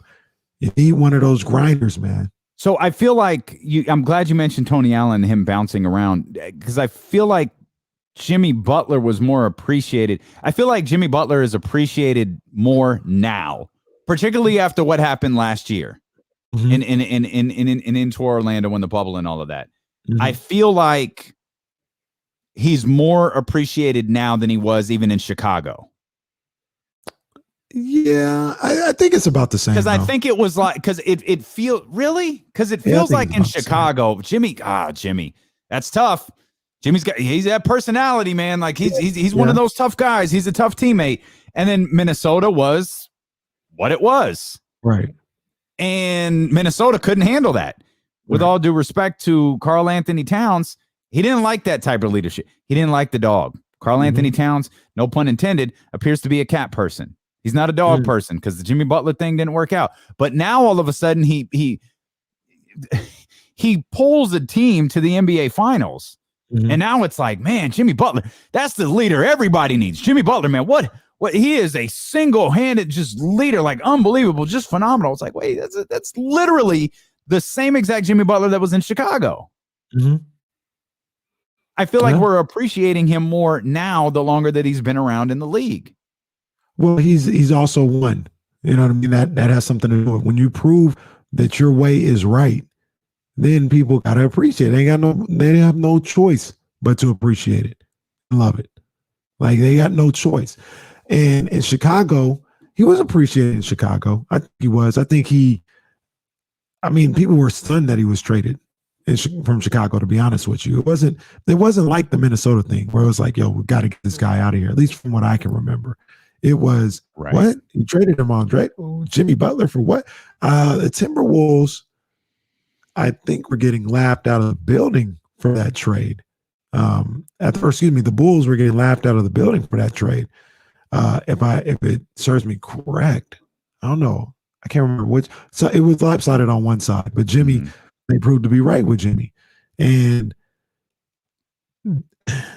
yeah, I know he's getting appreciated probably a little bit more because he's on a bigger stage. You know, he's in the NBA Finals. So people are like, hey, get you a Jimmy Butler, get you to the NBA Finals. But I also feel like Jimmy is a little bit of a unicorn, right? Sure.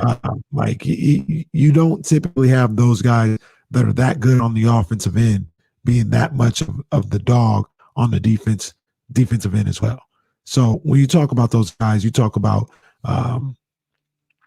your Marcus Smarts, your Tony Allens, these guys who always come up, Bruce Bowen, Patrick Beverly, and Ben Wallace.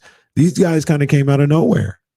You know what I mean? They came out of Marcus Smart is the exception because he was a top 5 pick while he was at Oklahoma State. I can't remember exactly where he ended up going, but he was projected to be a top 5. He was an offensive guy and kind of turned himself into this. But typically, it's these guys that kind of come out of nowhere, undrafted, maybe overseas. Back in the day, it was a CBA for a little bit, and then they find their way into the league just grinding. And they need to find out who that guy is. Either he's on the roster, which I don't think he is, and I say possibly on the roster because we don't know what Woodard and Ramsey are, but to really go target a guy like that this offseason. Let's point out one other thing that I think is worth mentioning because we're talking about Jimmy Butler. That's Miami. We're talking about Marcus Smart. That's Boston. Who's another player that Chris Paul. Chris Paul might be the answer to my question. Chris Paul is that everywhere that he goes. But in Miami and in Boston, you have an established entity in Miami and Boston. Yeah. Right. Like, especially in Miami, like it's Riley. It is the Pat Riley way. Eric Spoelstra is unquestioned here at this point, and you can have guys come in there and bark and be loud. When you're an unestablished entity like the Sacramento Kings are, can you have that? You can create it. And then I was just, maybe Chris Paul is the answer to my question in that he walks into Phoenix.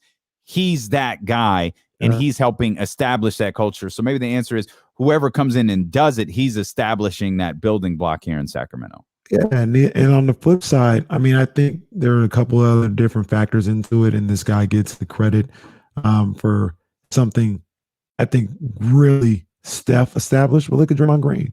The Warriors weren't this rough and tough, blue collar culture before he got there. Now, they're looked at as the prototype of, they have their own way now, the Warriors way, like the Heat way and Celtic way.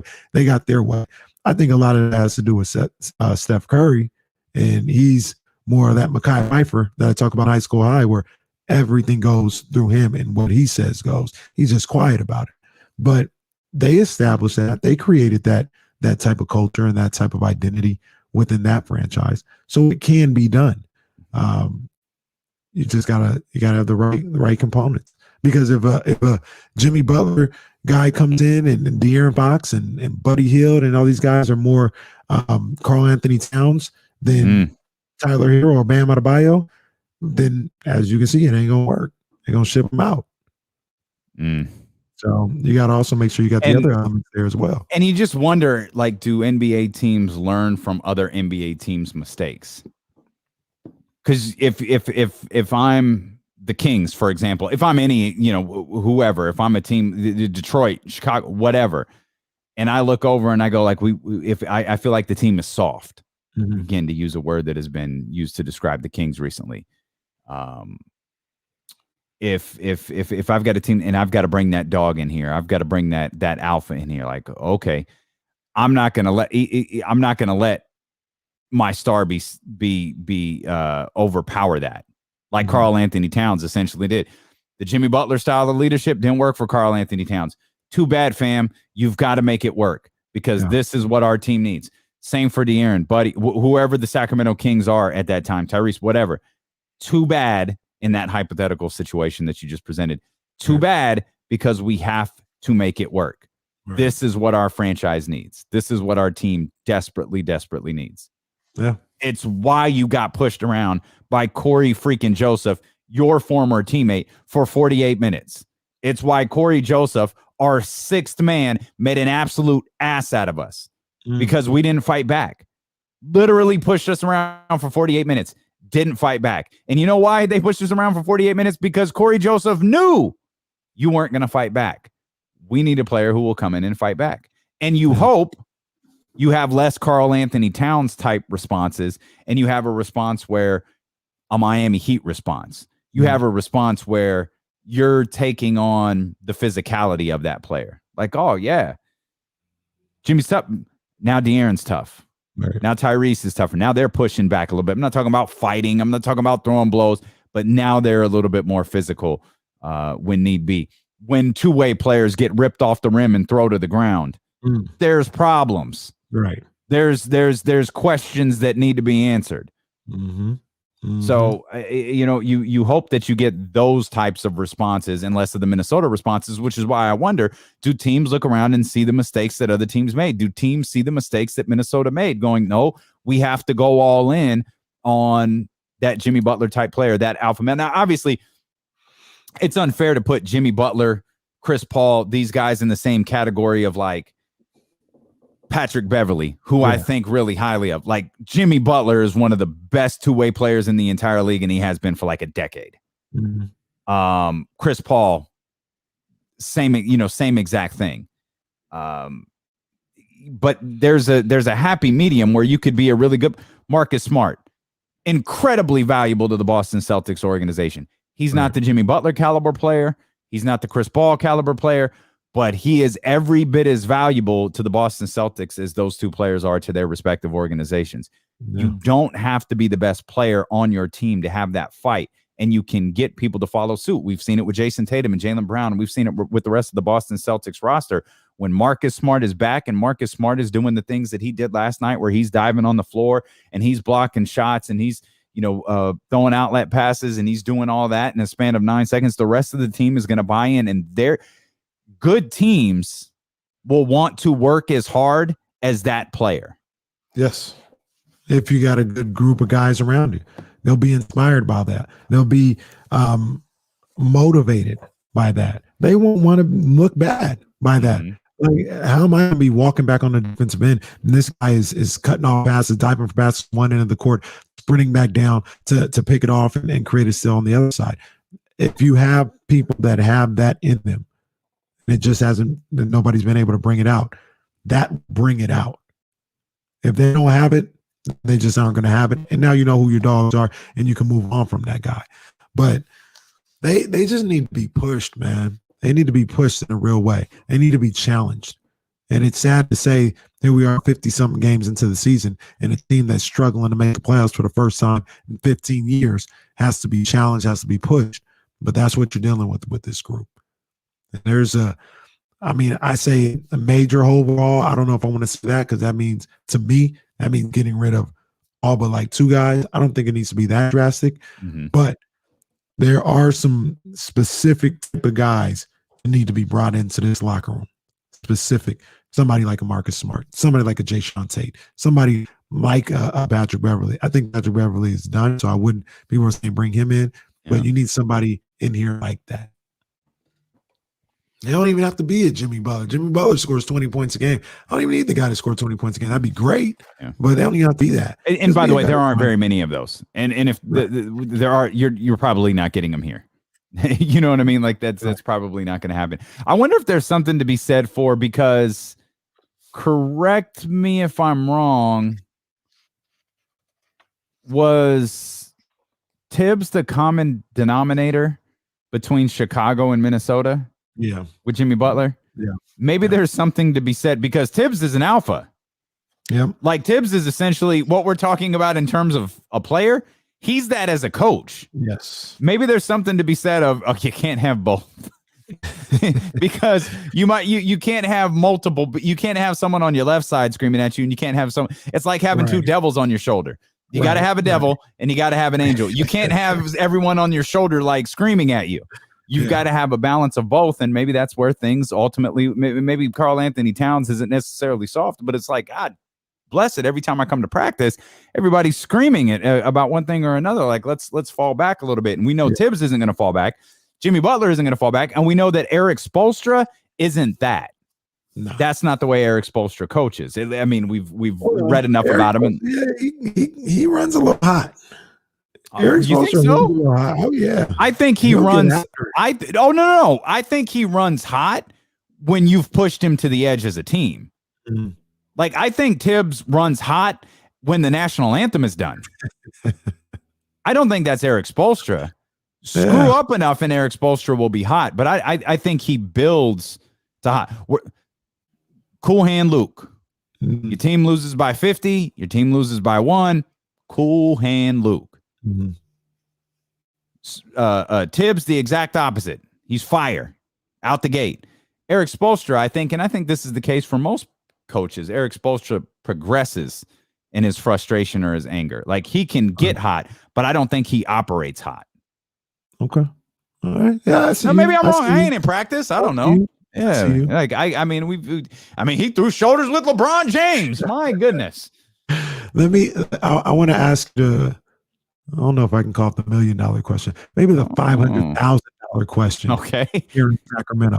Okay. Based on what we just talked about, I want to ask you that. Okay, cool. We'll get into that. We'll dive more into the actual matchup between the Sacramento Kings and the Washington Wizards tonight. Draft season is here, and all guests dial in on the ESPN 1320 Draft Hotline, brought to you by McQueen and the Violet Fog Gym. We don't make much, but what we do make is damn good, as are you, for spending part of your day with us. Tune in on Twitch, on YouTube, listen in on the Odyssey app, or right here on Sacramento's #1 sports station, ESPN 1320. Let me slide out real quick.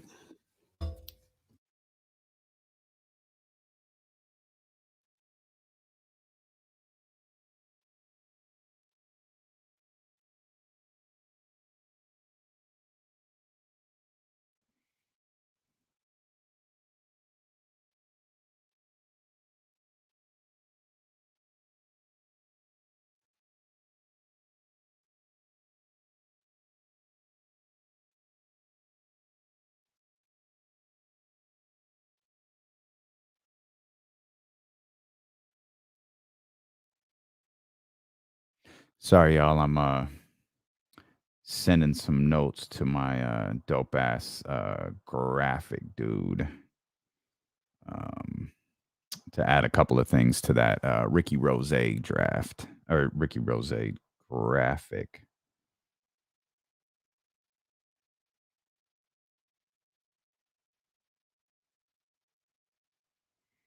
Almost done. Almost done. No, I'm not, because I keep misspelling words. I'm going to redo the studio, too, before Friday.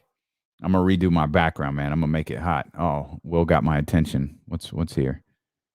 Just had a fun idea. Going to take all players, getting their offensive rating rank and defensive rating rank, and add them together. Oh, okay.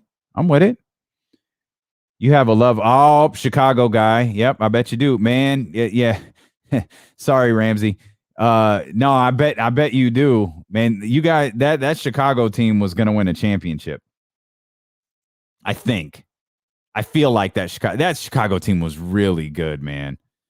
That Chicago team was really, really good. Really good.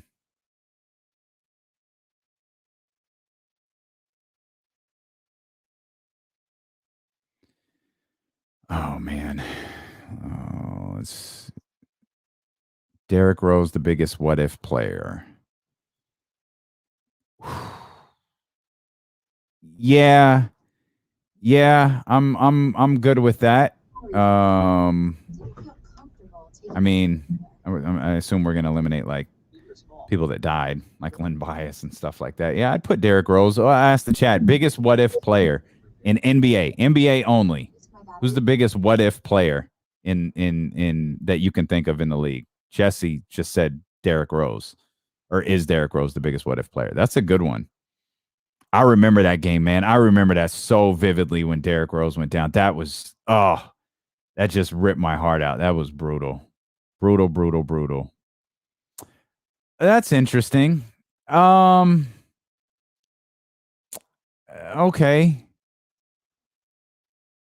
This is like this dude is hella good and stuff like that, and then after that, like it just gets cut short, you know? Yeah. Yeah, like we never really got to see Greg Oden. Like he never really got. Oh, Brandon Roy, that's a good one. That's a good one. He was really, really good. Okay, I don't think I even knew Derrick Rose had an autobiography. Maybe I did. I don't think I did. Oh, that's a good one. Anthony Hardaway. What's the question? The biggest what if NBA player. I think it's Penny or Grant Hill. Grant Hill still had like a tremendous career. Grant Hill was supposed to be the next all-timer. Yeah, I gotcha. I gotcha. Sorry, I'm sending Matt something. Our graphic guy. Any positive results damn it. Followed by a diagnostic colonoscopy. False positive and negative results may occur. Cologuard is not a replacement for colonoscopy in high-risk patients. Do not use it. We should take that question to the air. Biggest what if? History of colon cancer. Most insured patients pay $0. Ask your provider. Coming back. Shoot. Can't type fast enough. Excellent. Hey, take me off the screen real quick so I can play this music. Sorry.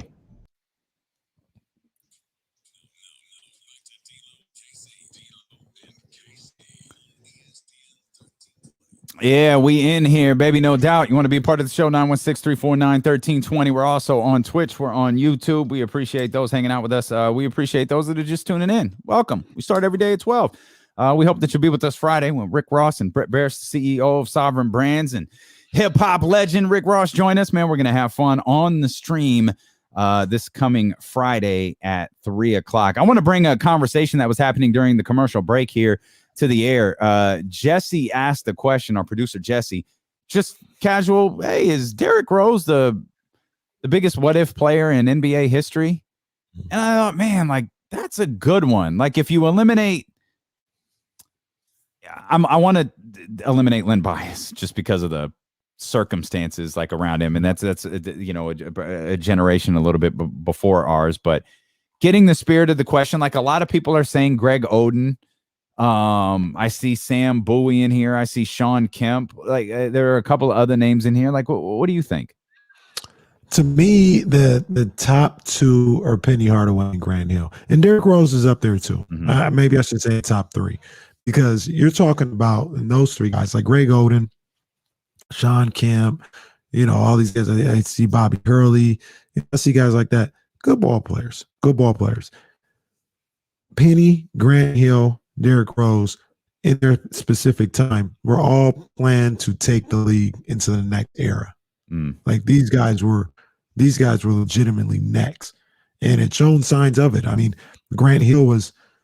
Can we make the argument he was like Russell Westbrook before Russell Westbrook? What he was able to do with the triple doubles and, you know, his complete game and stuff like that. Like he was doing it all. He was doing it all out there. He was supposed to be the next face of the league. Like he was supposed to be what ultimately Did it go from Michael to LeBron? I know Allen Iverson is in there. I know Kobe is in there. Yeah, but Kobe was Kobe the face of the league? Kobe was pretty big. I'm trying to figure out He if was the big, face.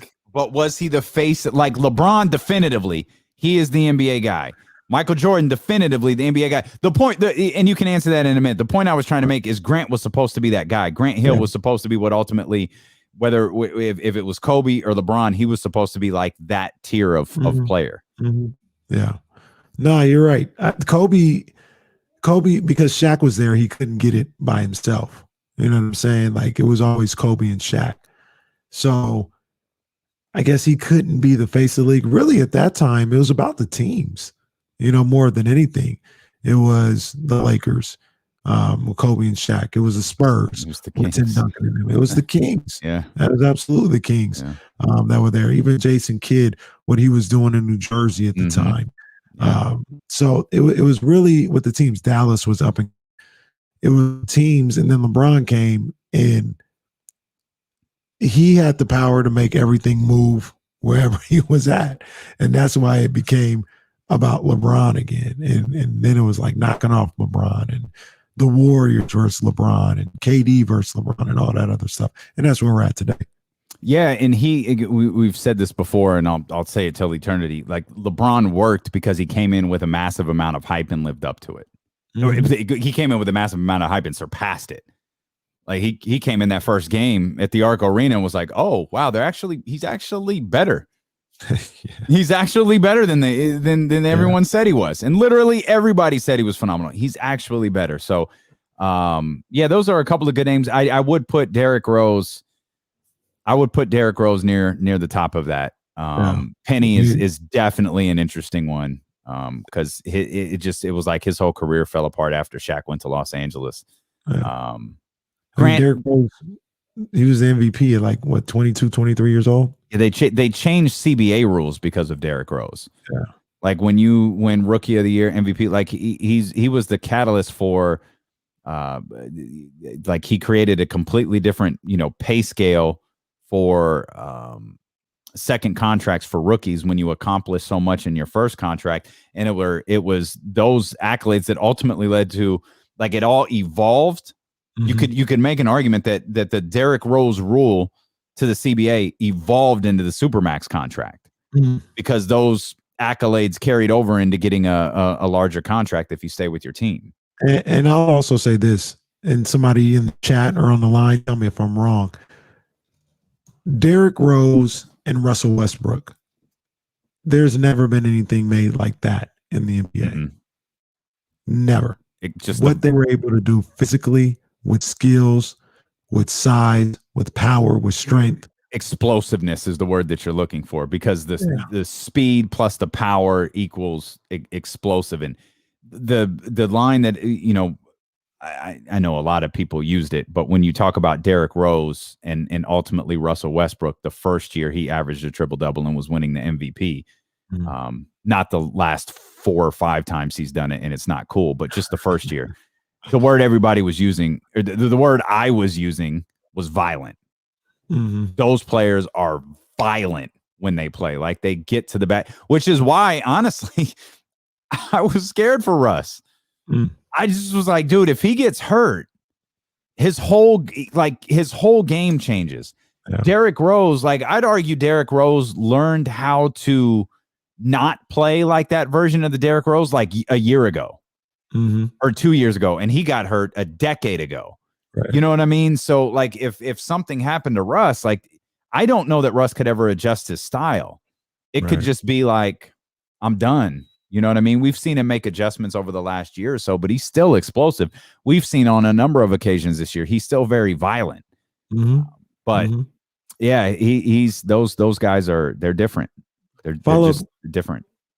Follow-up question to all this, it got me thinking. So LeBron James, talk about you talk about how we knew LeBron and he lived up to the hype and everything like that, and you're 100% correct. And I've always said for a while now, everybody always getting on LeBron and all this other stuff. I said, you guys are gonna miss LeBron when he's gone. You're gonna miss him because LeBron makes you feel one way or another. You're either rooting for him or you're rooting against him. There's not much indifference when it comes to LeBron. Who is next in that respect? Oh, I used to feel, and I still do, but he's not on his team, and where he's at in his career is not on the same level. I used to feel that way about Russ. Russ had people feeling one way or another. Yeah. And if his teams could have stayed like in a championship level, I thought he would be next. But I don't know if he's going to get to that level team-wise. Who would be next? There's only one player coming to mind now. Okay, I have two. Take a quick glimpse here. I'm not even sure. He might. I don't know that he's next though. The KD.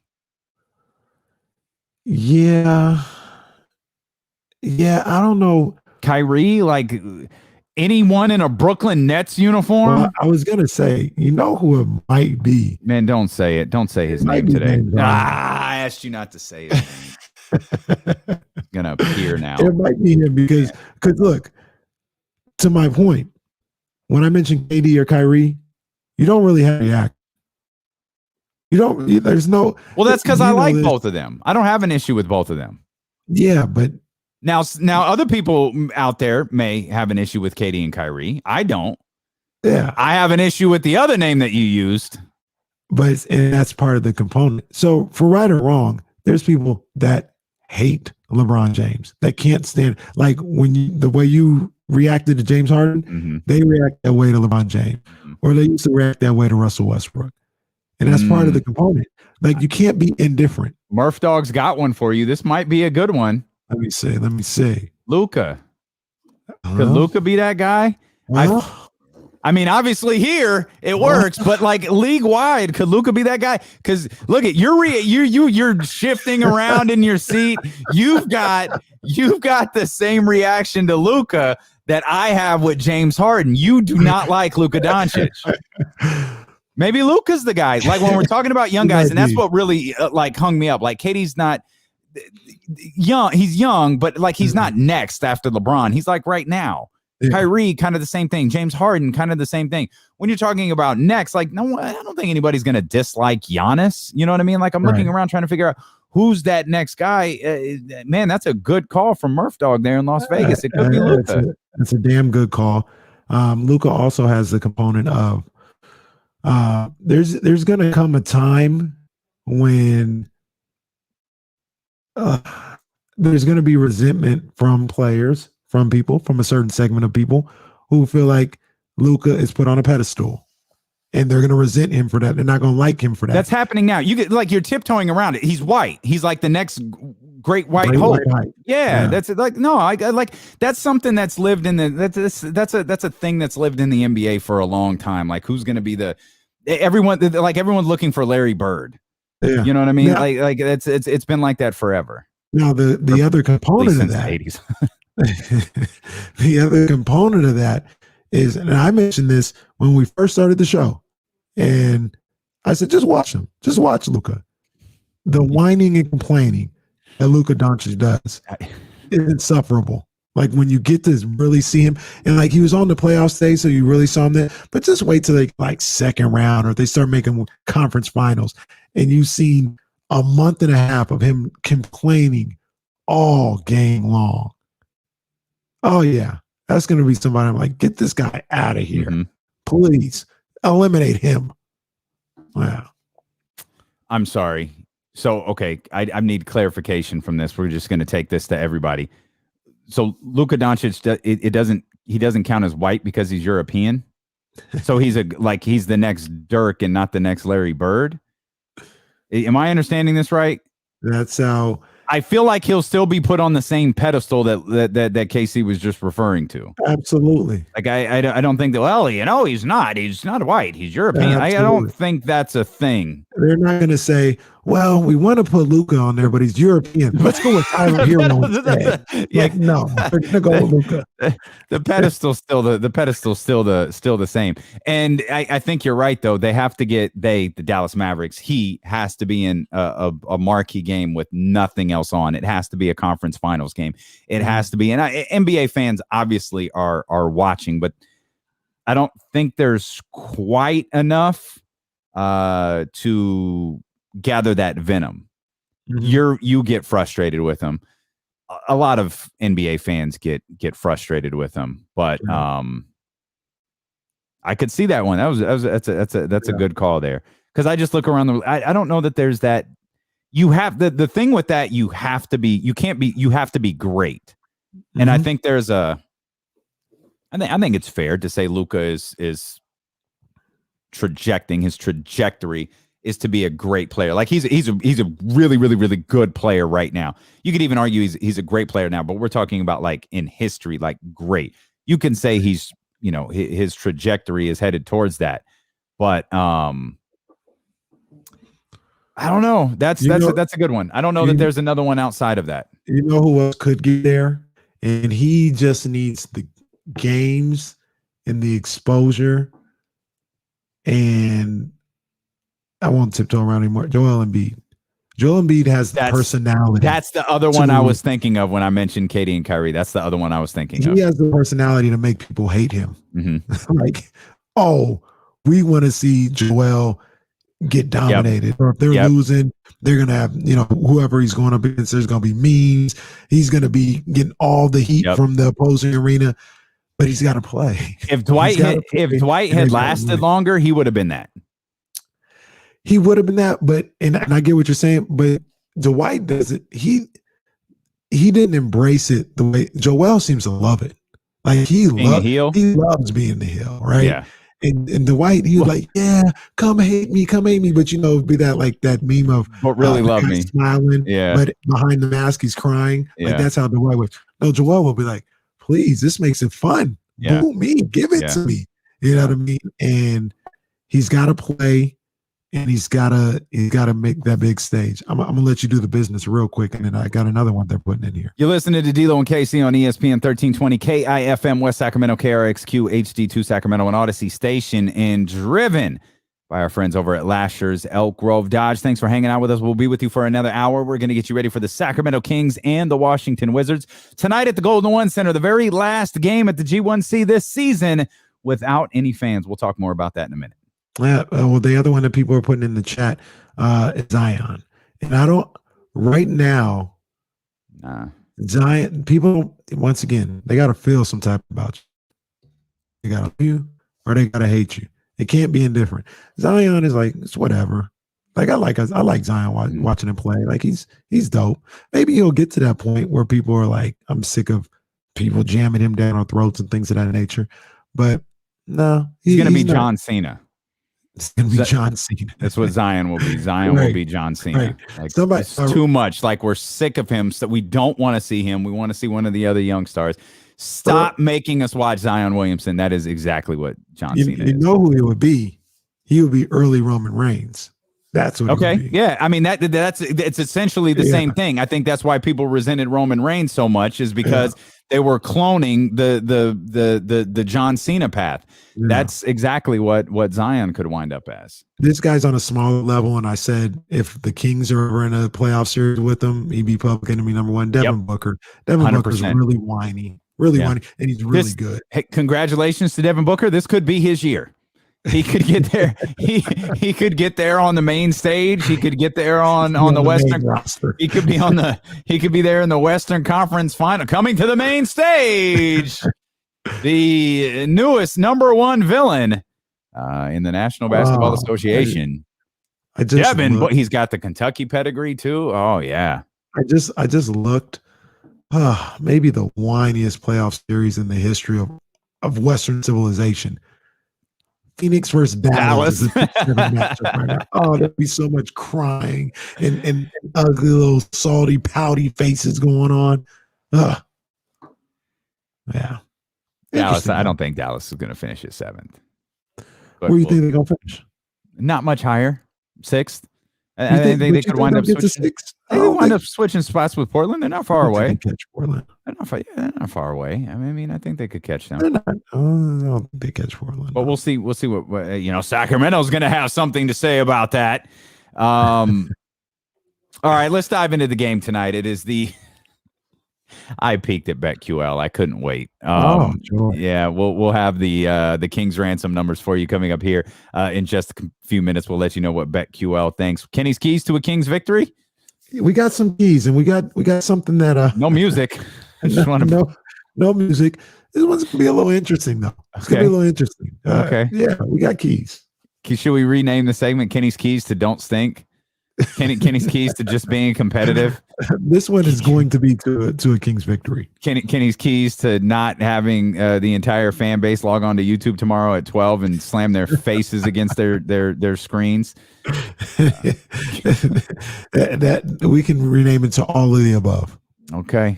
All right. This one's going to be interesting, guys.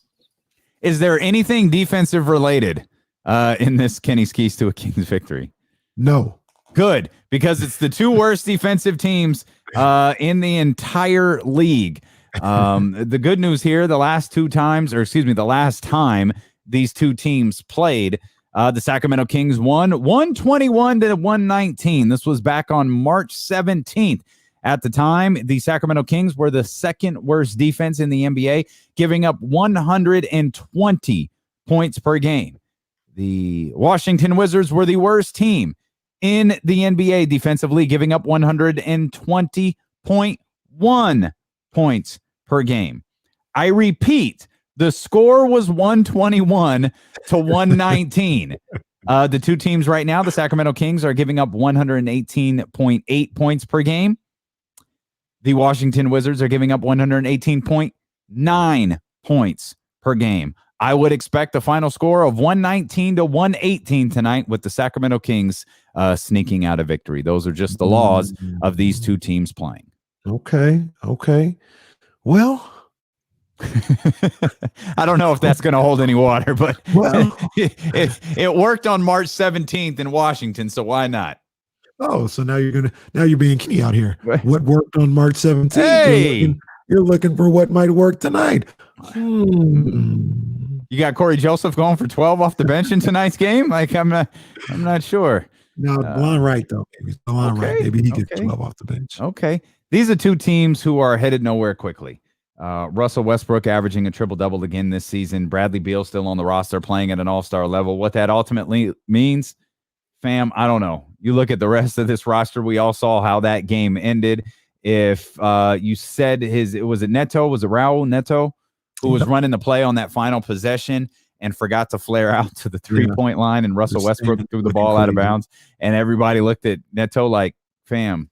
I wonder if in Washington, Bilo and JC have a hashtag free Neto movement going on.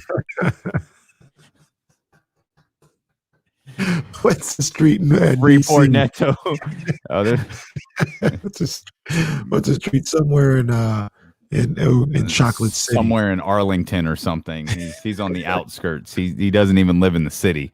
He lives in like Arlington, which, by the way, is still really expensive because it is literally just right over the freeway from Washington, D.C. Live there. Oh, okay. Yeah, is that where the cemetery is? Yeah, so I went for a run. Yeah, the cemetery is right there. So I was going for a run, and the Pentagon, I didn't like you kind of you go in one direction, you're kind of just in like a populated area. You can go in another direction, you can run all the way to the National Mall from Arlington. That's if you're going for a really long run. Mm-hmm. I was just trying to get some miles in. It was a nice day. I was just out running. And I'm running and I see Arlington Cemetery. And I thought, okay, I don't want to, that's disrespectful to run through Arlington. In my estimation, it is, though you see it in like all the TV shows. So I thought I'd run around it, get in, I'd walk through, I'd go see the Eternal Flame, something I always like to do there, the JFK Eternal Flame, go see that, leave, run back. Couldn't find a way to get in. And right as I'm like, kind of like looking, there's a cemetery. I'm looking. And I look directly in front of me and realize about 20 feet in front of me and off to my right is a security tower. I was seconds away from entering a do not enter area. Oh, Jesus. Oh, and I hit the brakes, looked up, saw the security person on the top of the tower looking directly at me, threw my hand up, my bad, turned around and ran the other way and just said, don't need to see the flame today. I know what it looks like. It's a flame. I'm just going to head back home. Ooh, I'm glad you put the brakes on there. I'm picturing you like if I had missed the brakes, it might not be D'Lo and Casey. So wait a minute. Okay, that doesn't seem fair though either. Why? And we'll talk about the game for sure. But why is it just in the open right there? Do not enter. Shouldn't there be a fence or something? There was. Like, that's not fair. No, I just missed it. There was. Oh. Well, I can't help you there. You get running, man. I had Rick Ross playing in my head, my headphones. I was in a groove. I was just looking for a way to get in. I wasn't paying attention to anything else. And Pentagon isn't far away. There's a series of really, I don't think it was about Arlington. I think once you cross that line, you start getting closer to the Pentagon. Yeah. I think that's where you just catch a hot one and like, hey, fam, did you really not see this? Couldn't help you there. Yeah, it's like, well, it's a shame what happened to D'Lo. He was listening to Rick Ross and trying to get a run. Is that Eternal Flame? Is that the one where it's guarded 24 hours a day? No, I don't think it's not guarded. Or is that the? It's a tomb soldier. Yeah, it's a tomb. Soldier it's like a tomb of the unknown soldier. The flame is. It's basically just a. It's like a. It's like a headstone basically, but it's in the ground, and in the middle of it is a flame that never goes out, and that's JFK's spot right there. So that's one of the more popular. That's a weird way of saying it, but it's one of the more popular parts of Arlington National Cemetery. That's jarring. Have you ever seen it? No, I don't think I have, because I've been to Arlington Cemetery, but I don't know if I've seen that. It's been a long time. Not the flame. Just the cemetery as a whole. The cemetery, the first time I saw it was really jarring. I didn't know it was that big. That's huge. So like I was looking at it from a hill, looking down on it, and I had no idea that it was that big. And you just see white. It's really breathtaking. It's a lot. It's a lot to like. I did not realize it was that big, and there were that many headstones there. It's incredible. We'll step out. We'll come back. Rashawn Holmes will give you an update on him, at least the update that we have, as well as Buddy Hield. We'll let you know what the Sacramento Kings are. We'll let you know what BetQL thinks about the Sacramento Kings and the Washington Wizards tonight. And we'll dive into the game. Can the Sacramento Kings end their 7-game losing streak? We've got Kenny's keys to a Kings victory, and we're going commercial free to the top of the hour when D'Lo and Casey continue here on Twitch, YouTube.com/ESPN 1320 on your Odyssey app, and here on Sacramento's #1 sports station, ESPN 1320. All right. I need a second. Yeah.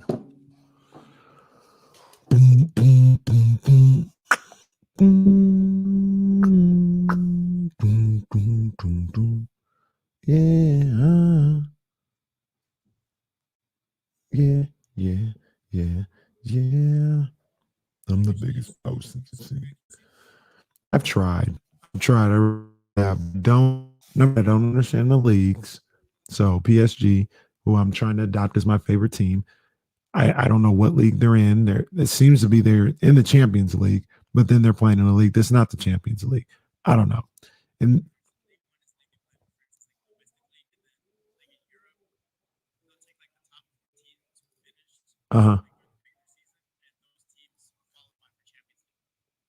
okay. So PSG, they just qualify all the time because they're always in the Champions League, right? Gotcha. Okay. Now, are they in the Champions League right now? Wait a minute. It's almost over. How many times a year does the Champions League happen?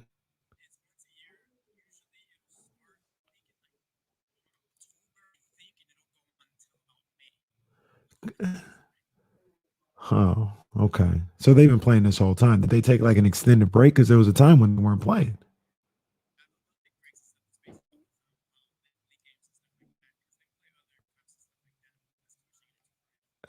See, that's the problem. That's the problem. I need a something that I can follow. I'm gonna try PSG though. I'm gonna try PSG. MLS starts in a couple of days, I think. Thoughts on Ryan Garcia's next fight? That'll put butts in the seat. Look, it's probably a good test for Ryan, but after he went on his Ryan is just a bunch of fake hustle, man. That's what bothers me the most.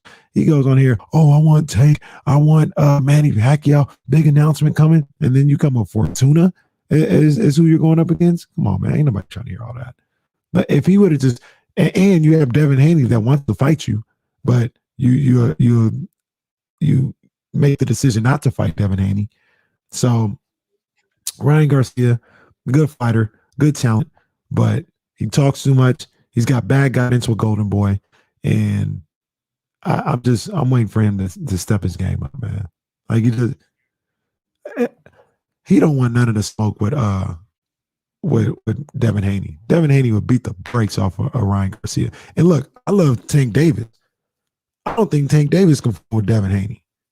I think Devin Haney, much of like how I think about Boots in this, Devin Haney one day will be a top 5 pound for pound fighter in the game. He's that good. And Ryan Garcia wants nothing to do with it. And I like Ryan. I just want them all to fight. I want all 4 of those dudes to fight, man. Especially, yeah. But see, then Ryan will say some silly stuff. He's like, man, I don't need this. I'm going to retire at 25. I don't care about my wins and losses. And come on, man. Stop. Just stop. Y'all talking about boxing? Absolutely. Every time I leave. Patrick brought it up. Ryan Patrick. Yeah, Devin Haney, he beats the brakes off of Devin Garcia. Patrick. I ain't up. Patrick Garvin. Yeah, I need the legacy, man. But see, it's the promoters, man. Nah, it's the promoters, man.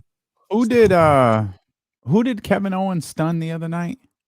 Jake Paul, I think it was. It was Jake or Logan. I don't remember which one it was either. I didn't even see it. That was one of the part of the.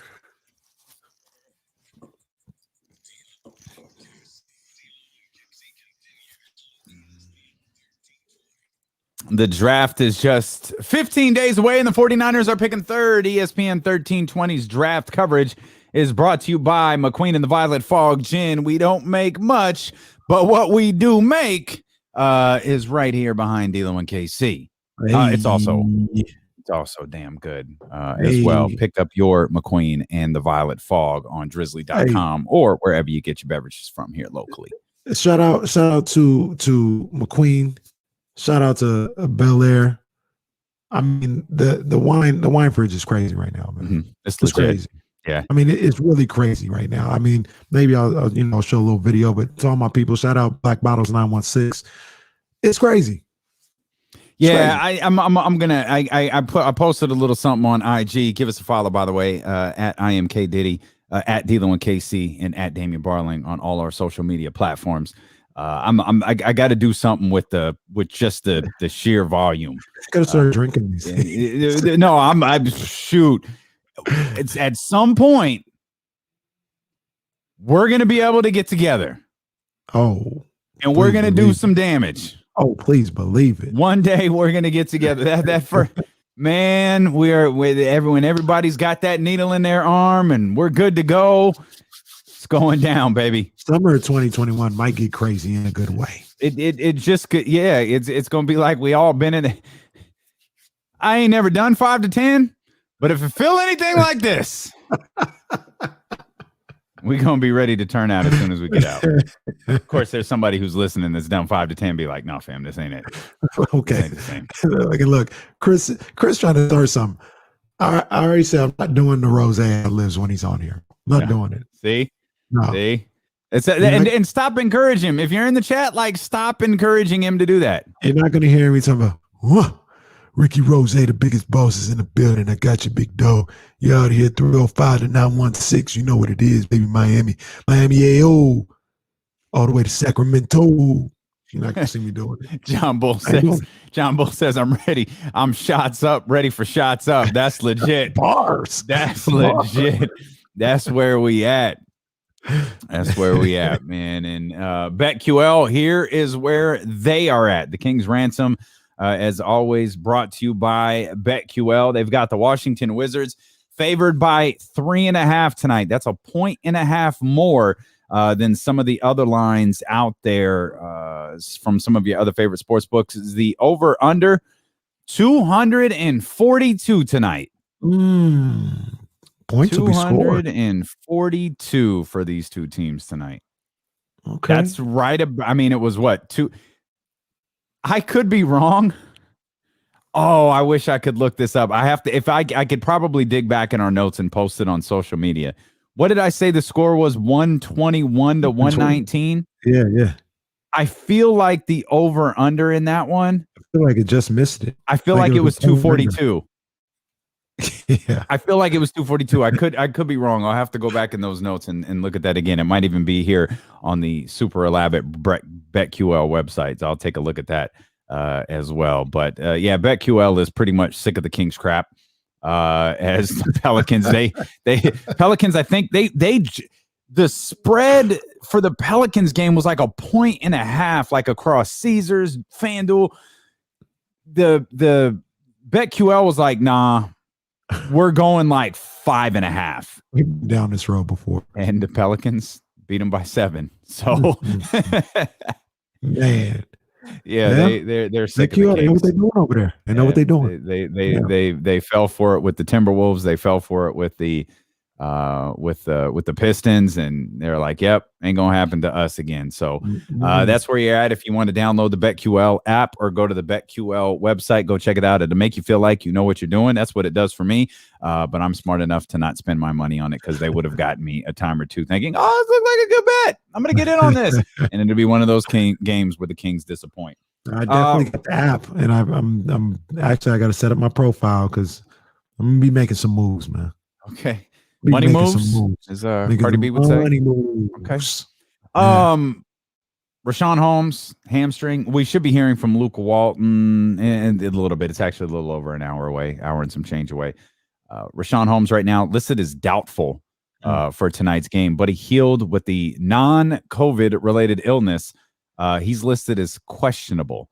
Okay. So that's where we're at with those two guys who Rashawn, for the most part, missed the last game against the Pelicans. Buddy Hield obviously missed his first game since 2017, I believe it was. That's one thing we can't say about Buddy. Absolutely. He shows up to play. Absolutely. He keeps himself. He shows up to play. He keeps himself in tremendous condition. And that's something that like all kidding aside, that is absolutely something I admire about him. Mm-hmm. He keeps himself in tremendous condition, tremendous shape. And that really does help with your durability. Mm-hmm. You know, you see those things as it relates to like Kobe Bryant, younger Kobe Bryant, LeBron James, like currently LeBron James, like those guys invest a lot into their bodies and able to keep themselves healthy. Buddy Hield has always been able to do that. This obviously is an illness. This is something entirely different.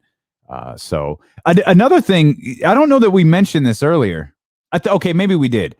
We've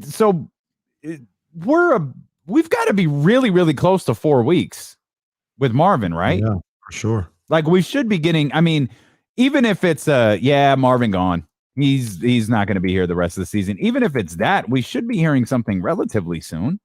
You would think, just on the timeline alone. Yeah, you would think. I don't know what they're going to do with Marvin, or if they're going to announce anything, if they're going to mention it. Maybe they say if they don't bring it up, then we won't bring it up. I don't know. I don't know what they're doing with Marvin.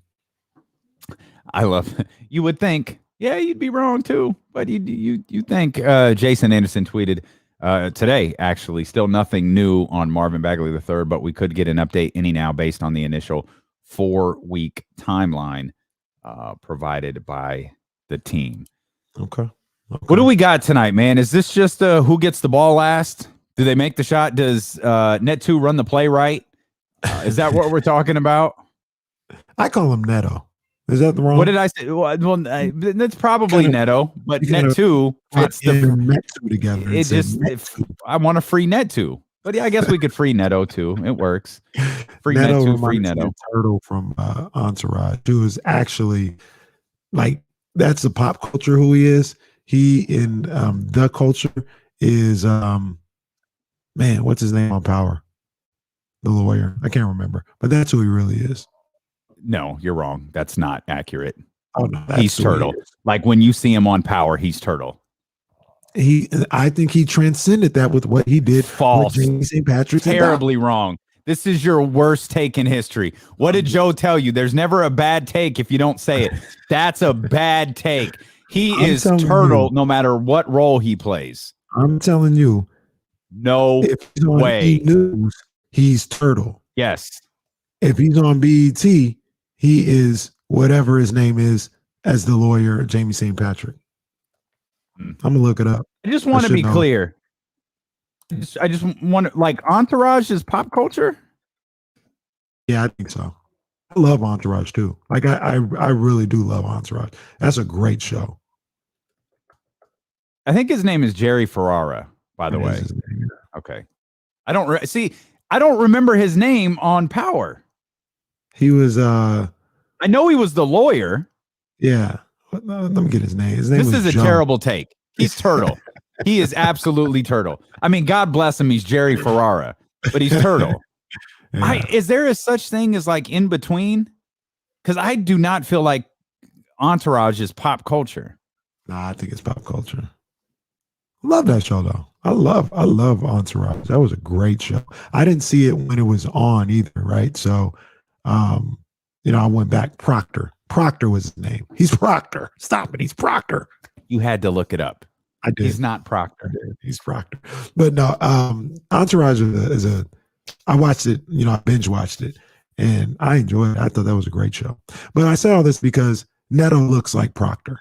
Okay. That's where all this comes from. Every time I see him, I'm like, look at Proctor out there. Okay. All right. Raul Neto.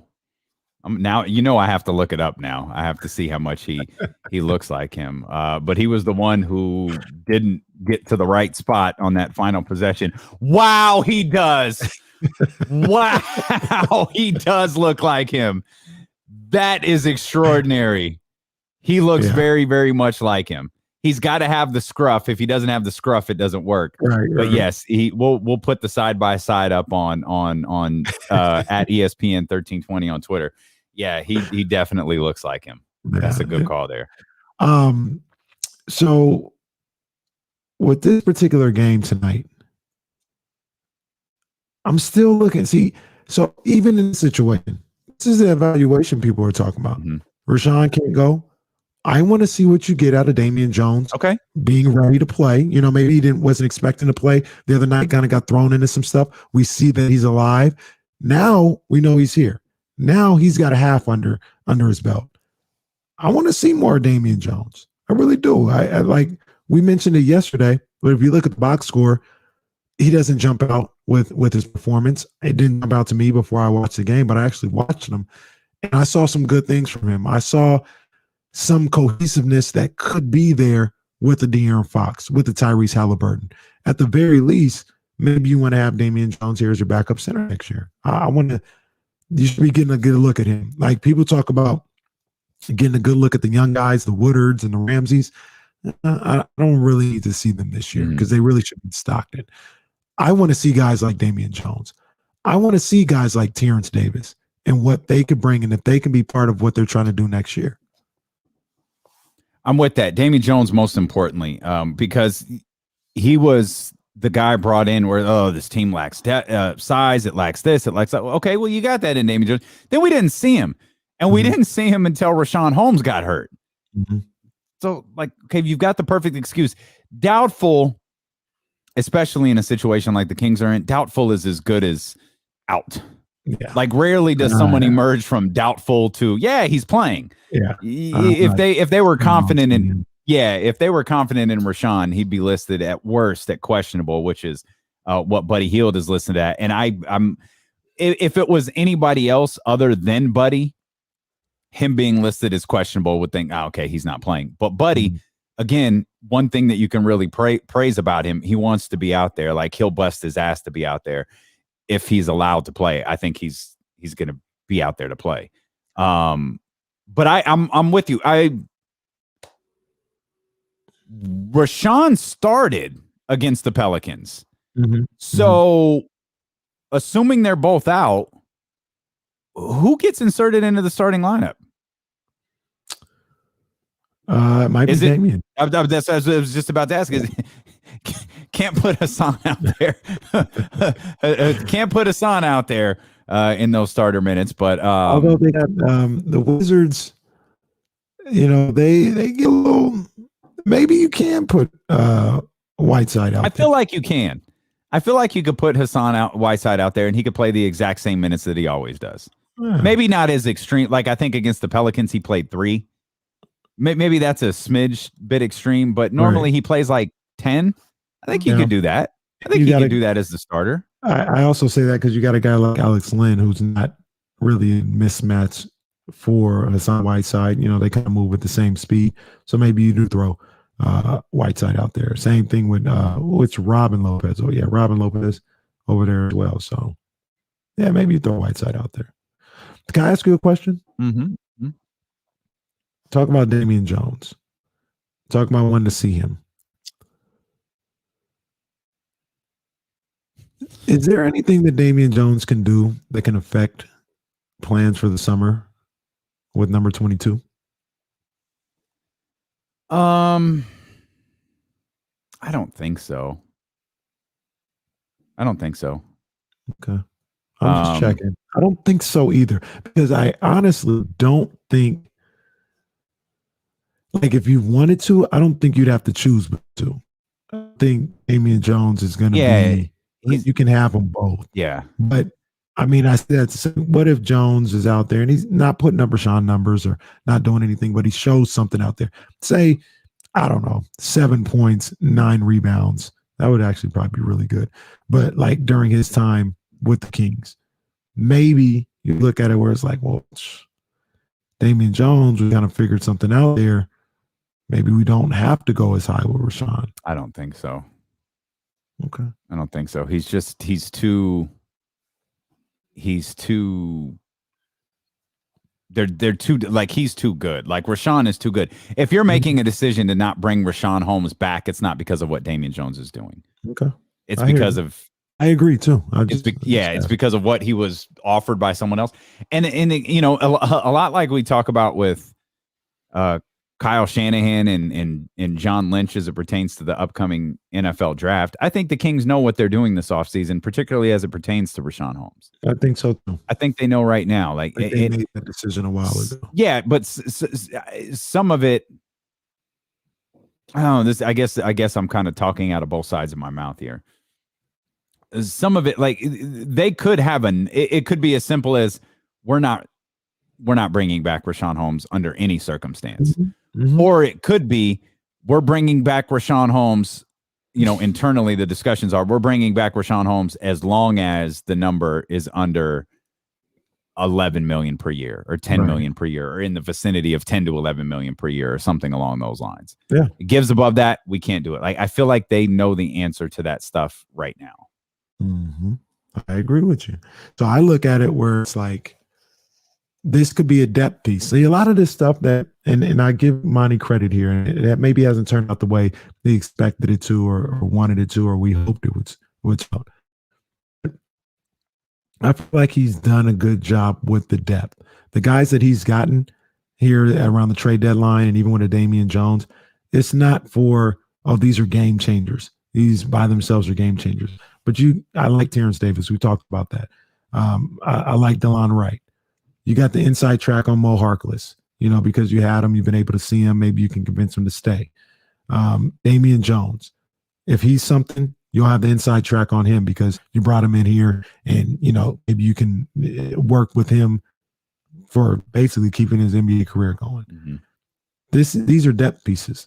You're adding depth to that roster, and then in the summer with the Buddy Hield chip, with the Marvin Bagley chip, possibly with the first round pick chip, possibly, that's when you go get your heavy hitter. That's when you go get a guy that can help change franchise. Oh, I like what he's done. Who are you referring to? I got to really look at this, but like I said, CJ McCollum is out there. Karl Anthony Towns may be out there. I agree with that one. Yeah, that'll be an interesting one. There's not, to be honest with you though, Damien, there's not a lot Like there's really not a lot out there as far as trade and definitely free agency. There's not a lot. So maybe this isn't the time. Maybe this isn't the season. But you got that number one, you got that first round pick this year. So you want to use that this year if you can. But yeah, I like what he's done with the depth, and you use that depth to say, okay, we've got that taken care of. Now let's go get a big fish. Let's go big whale hunting. How about this? This is interesting. I like this message here from Emil Trill. If they lose Rashawn, and this is courtesy of Twitch, twitch.tv/ESPN1320, go subscribe, please. If they lose Rashawn for nothing, that's 2 straight seasons of losing a rotational player for nothing. We wondered if at the trade deadline, if the Kings tipped their hand a little bit to us about what they thought about Rashawn Holmes in this upcoming offseason, simply by the fact they didn't trade him. And I think James Ham was the one who really dove into that with us on the day of the trade deadline. Like, if you want like some insight into what the Kings are thinking about Rashawn Holmes, he's still in a Kings uniform. So that's got to give you like some idea, because we know there was at least, was it Charlotte immediately comes to mind. I feel like Toronto was the other of teams that were interested in Toronto. Okay. Toronto. Teams that were interested in Rashawn Holmes. Charlotte is kind of the wild card here because they got money to spend. Yeah. And if they coveted Rashawn Holmes at the trade deadline, my guess is they're going to covet him during free agency here also. I agree with you. The dollar figure could go up. One other quick note I want to mention, and now it's coming back to me. I'm recalling our show on March 17th. Okay. Our man Charlie, producing from afar out there, he says the over under on BetQL on March 17th was 247.5. What I remember about it wasn't that the Kings missed it. It was that the only person who took the under was Jill Adge. Everybody who was in the chat that day, everybody who was calling into the show that was talking about take the over, and the teams died like in the fourth quarter. Like everything fell completely flat. She took the under, and it wound up paying off for her in that one. That fourth quarter was rough. That was rough. That was rough. 26-19 was that fourth quarter. So for 38-34, Wizards first quarter, 32-28, Kings second quarter, 36-27, Kings third quarter, 26-19, Wizards fourth quarter. Well, Jill, I want to know what Jill's got to say today. Now it's a little bit lower. Yeah, what was it today? 242. So it's 5.5 points lower than it was in March. Nice job, Joe. I'm going over though. I'm going over. Are you? I think points will be scored today. I'm going 119-118. I'm sticking with the averages of the 2 worst defenses in the league.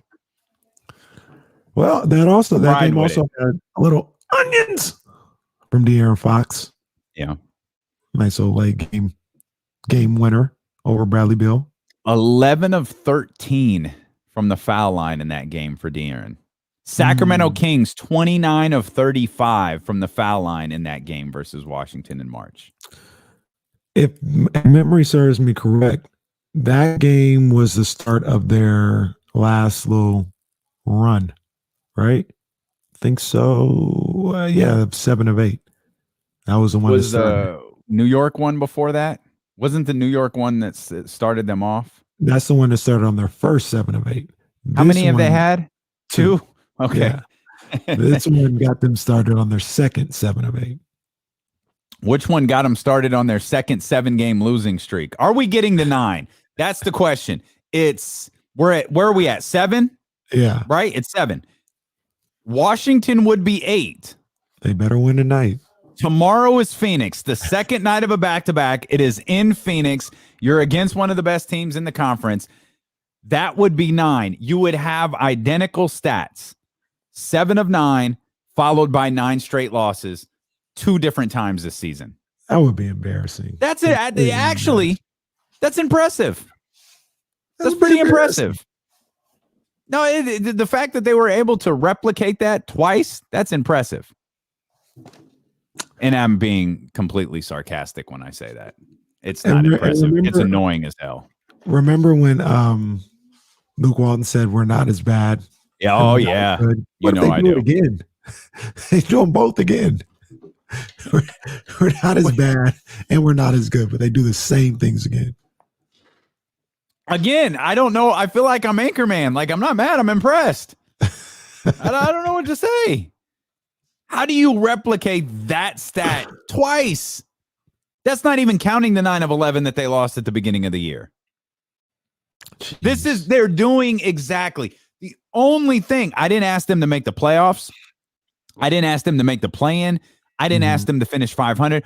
All I said is don't lose 5, 6, 7, 8 games in a row to where we're, as a fan base, we're sitting here feeling like you're never going to win another game. And they regularly do it. I know that, this is probably recency bias or whatever. I feel like this is one of the most frustrating King seasons in a long time. It's probably recency bias. Let's go back. We got a couple of minutes. Let's go back. It's last year wasn't that frustrating because coming on wrong. No, last year was frustrating. Yes, hold on. Last year was frustrating because for 2 different reasons. There were 2 different sets of expectations at different times. Entering the year, following the Dave Yeager year, everybody thought this team's going to be good. 50 wins, 4th seed. This team's going to be really, really good next year. Spoiler alert, they weren't. They stunk. So they have this stretch of bad basketball, a horrible stretch. Of bad stink, though. Bro, did they not lose? They stunk. They lost like 8 in a row that year. Yeah, they had a spot in the season where they stunk. Yeah, which led to them getting better, right? It led to the change with Buddy Hield, Bogdan Bogdanovic, and then I don't remember what the number is we were all touting at the beginning of this year heading into the bubble, but you felt like you had some momentum going into that fateful night, that Wednesday night against the New Orleans Pelicans at the Golden One Center on March 11th. Everything shuts down. Okay, no problem. Everybody, I think there's going to be, I don't know, is the season paused for a week, a day, a month? What is it? Well, no, it turns out to be, it's paused for a long, long time. And then the bubble.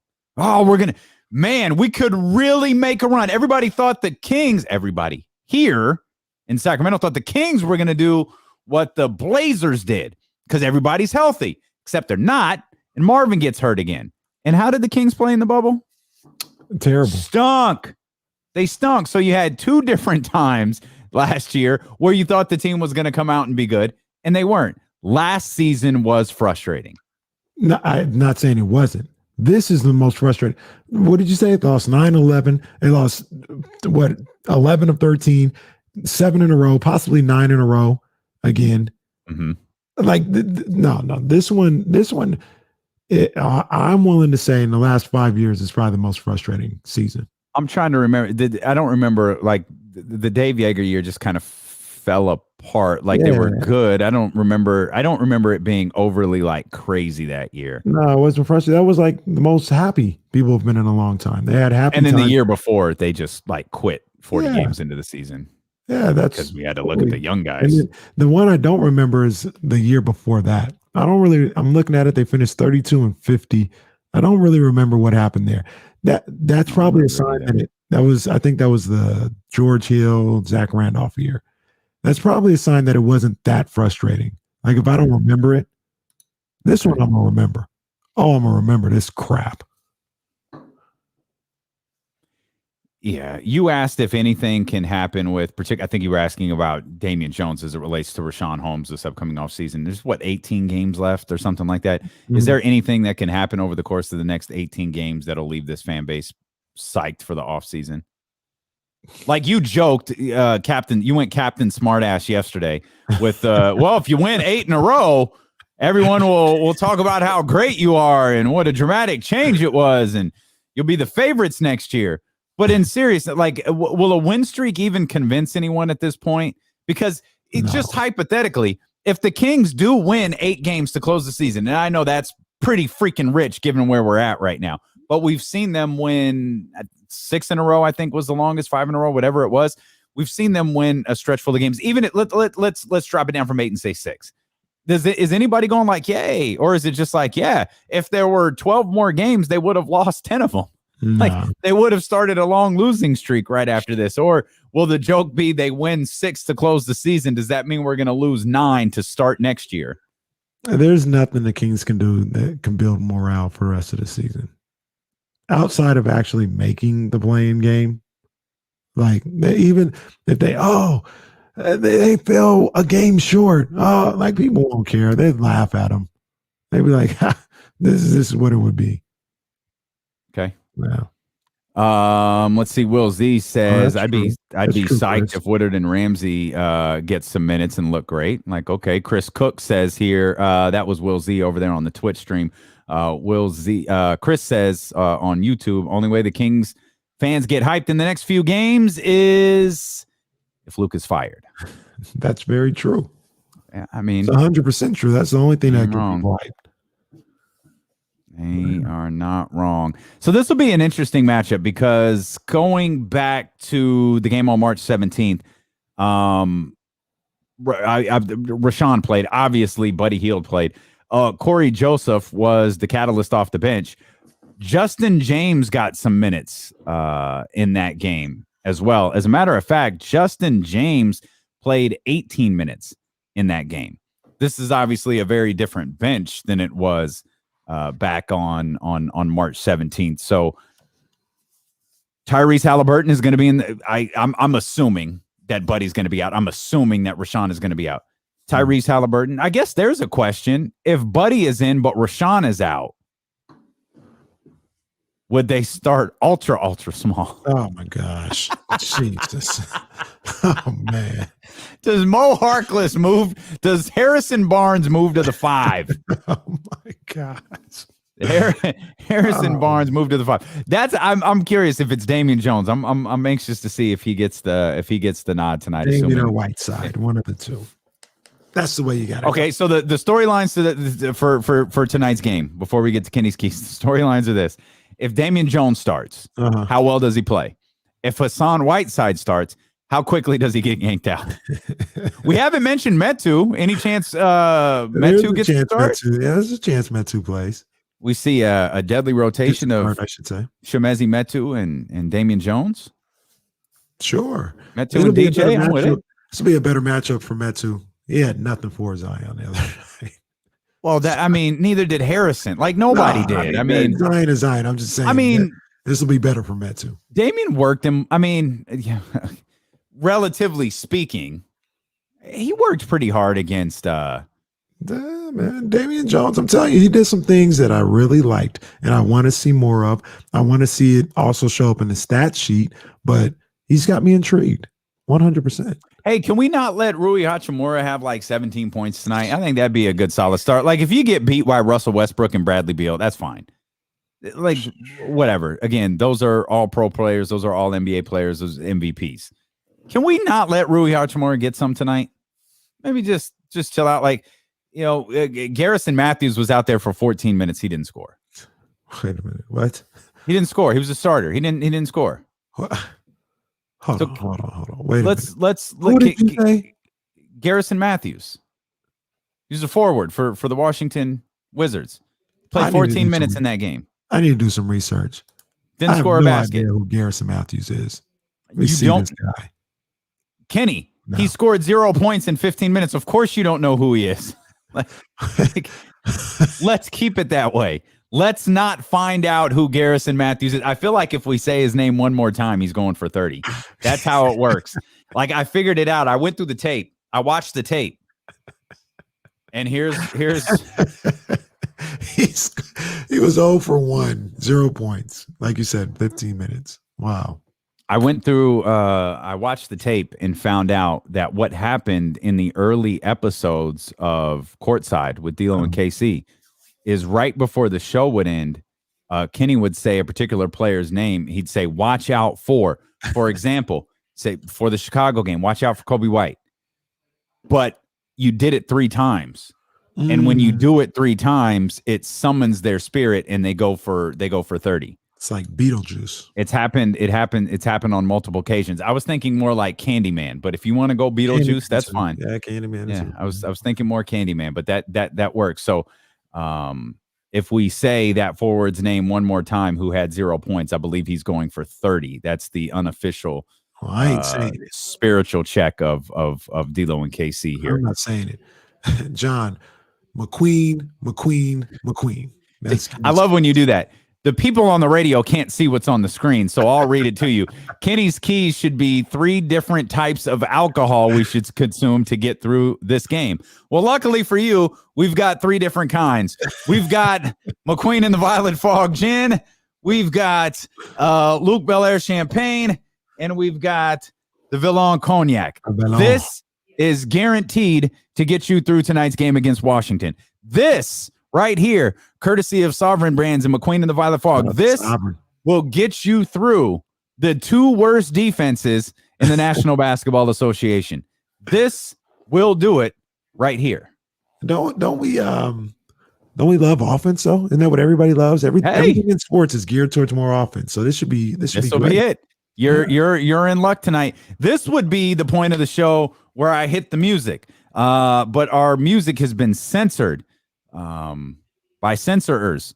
So I can't hit the music. So I don't have a big grand lead up because normally I'd hit it. We start bobbing and we talking about, hey, it's Kenny's keys to a Kings victory.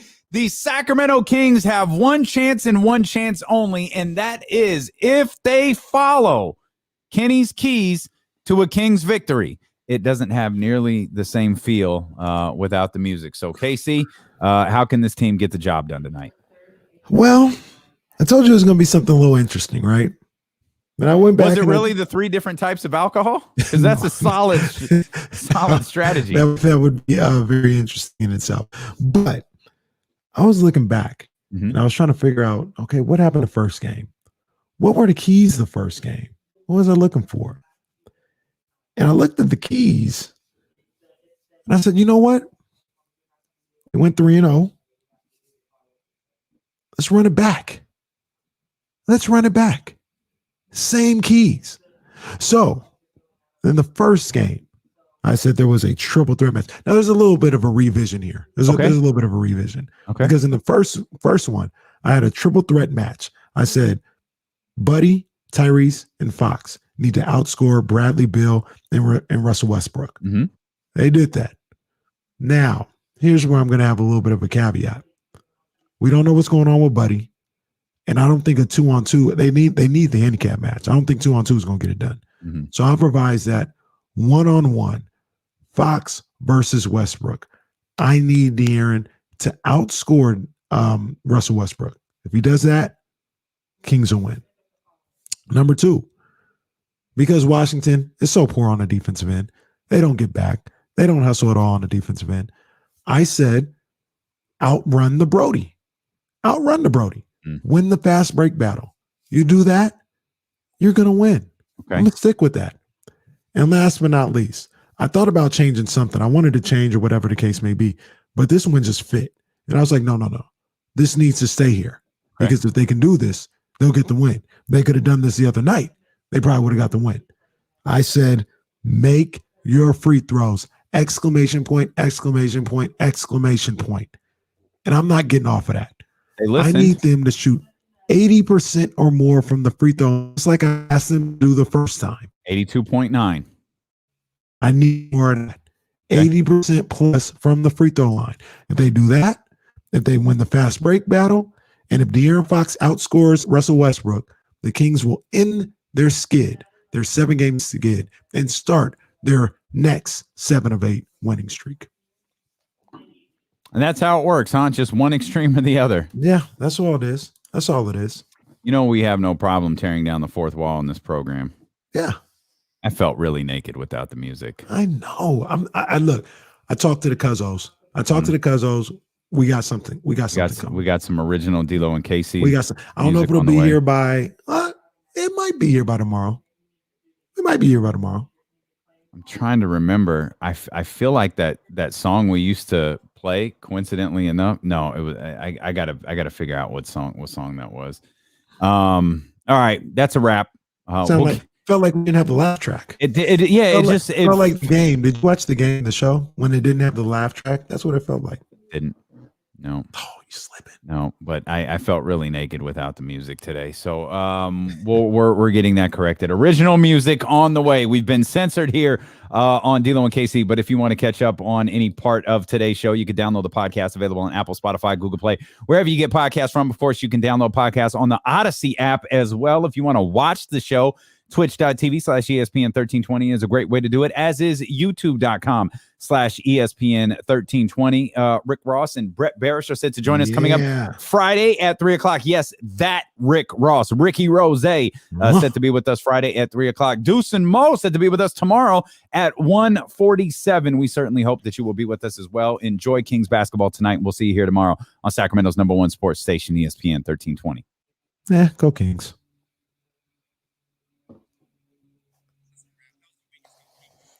That's they've taken it out of me. Go Kings. Whatever. They beat us up like watching a comedy on mute. Oh, appreciate it, Jerry Trap House. Oh, Nike action.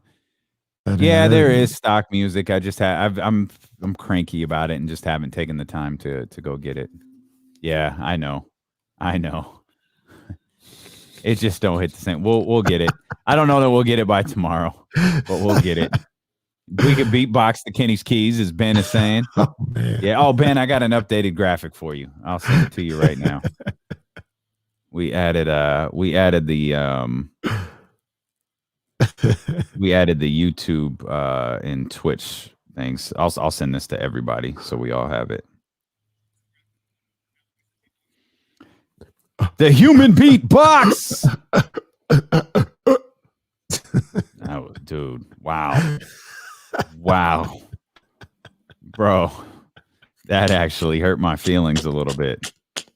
All right. And the human beatbox, new graphic on the way to Ben. New graphic on the way to the show. Just a nice little addition there. We're good to go. Dun, dun, dun. Sorry, man. I've all right. Phone down. We here actually. What do we got here?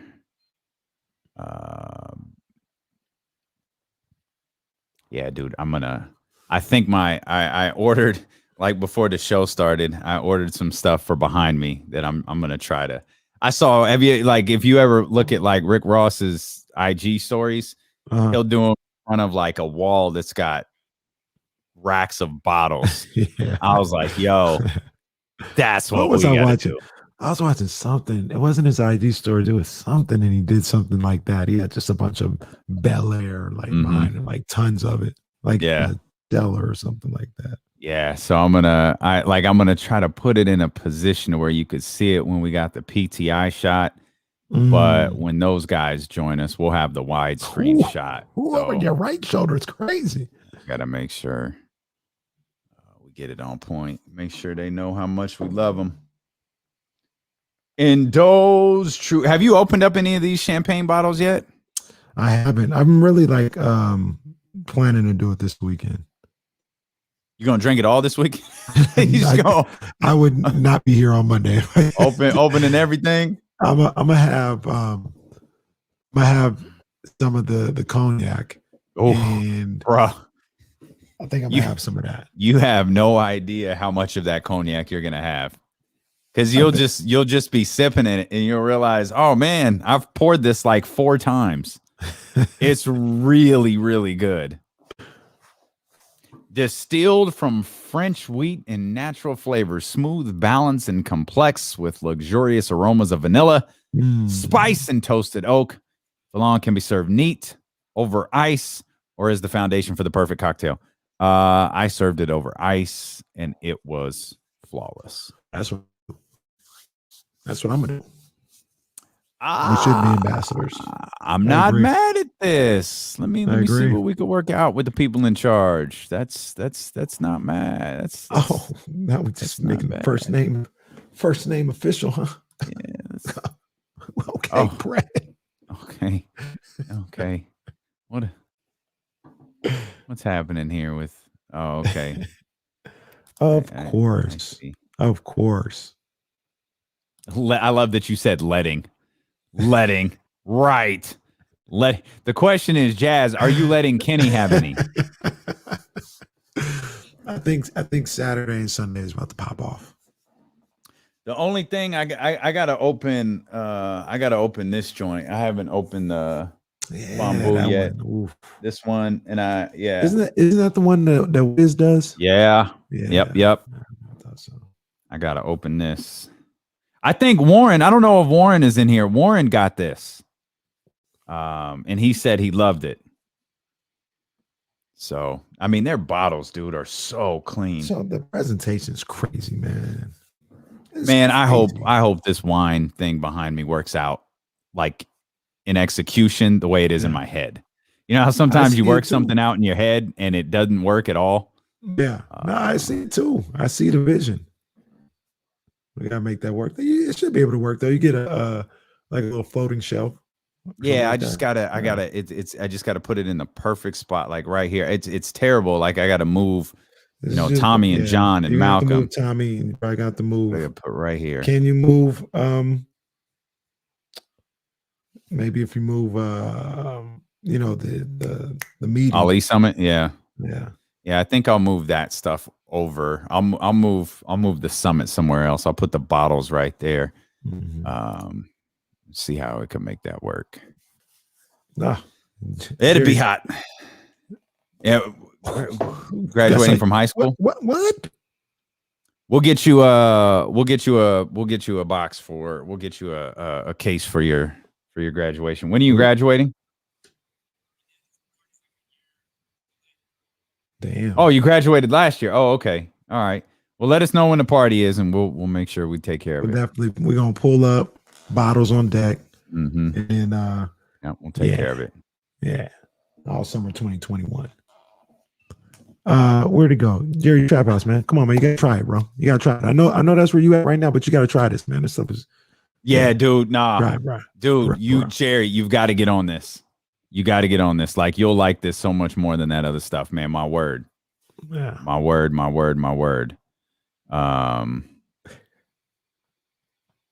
Speaking of, I've got to get on a call with those guys about our big day Friday. So yeah, gonna wrap things up.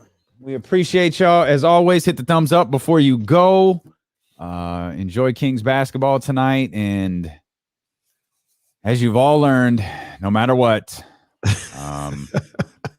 we'll be here tomorrow. Peace, love, and soul. Yep. If nothing else, peace, love, and McQueen. We'll see y'all tomorrow.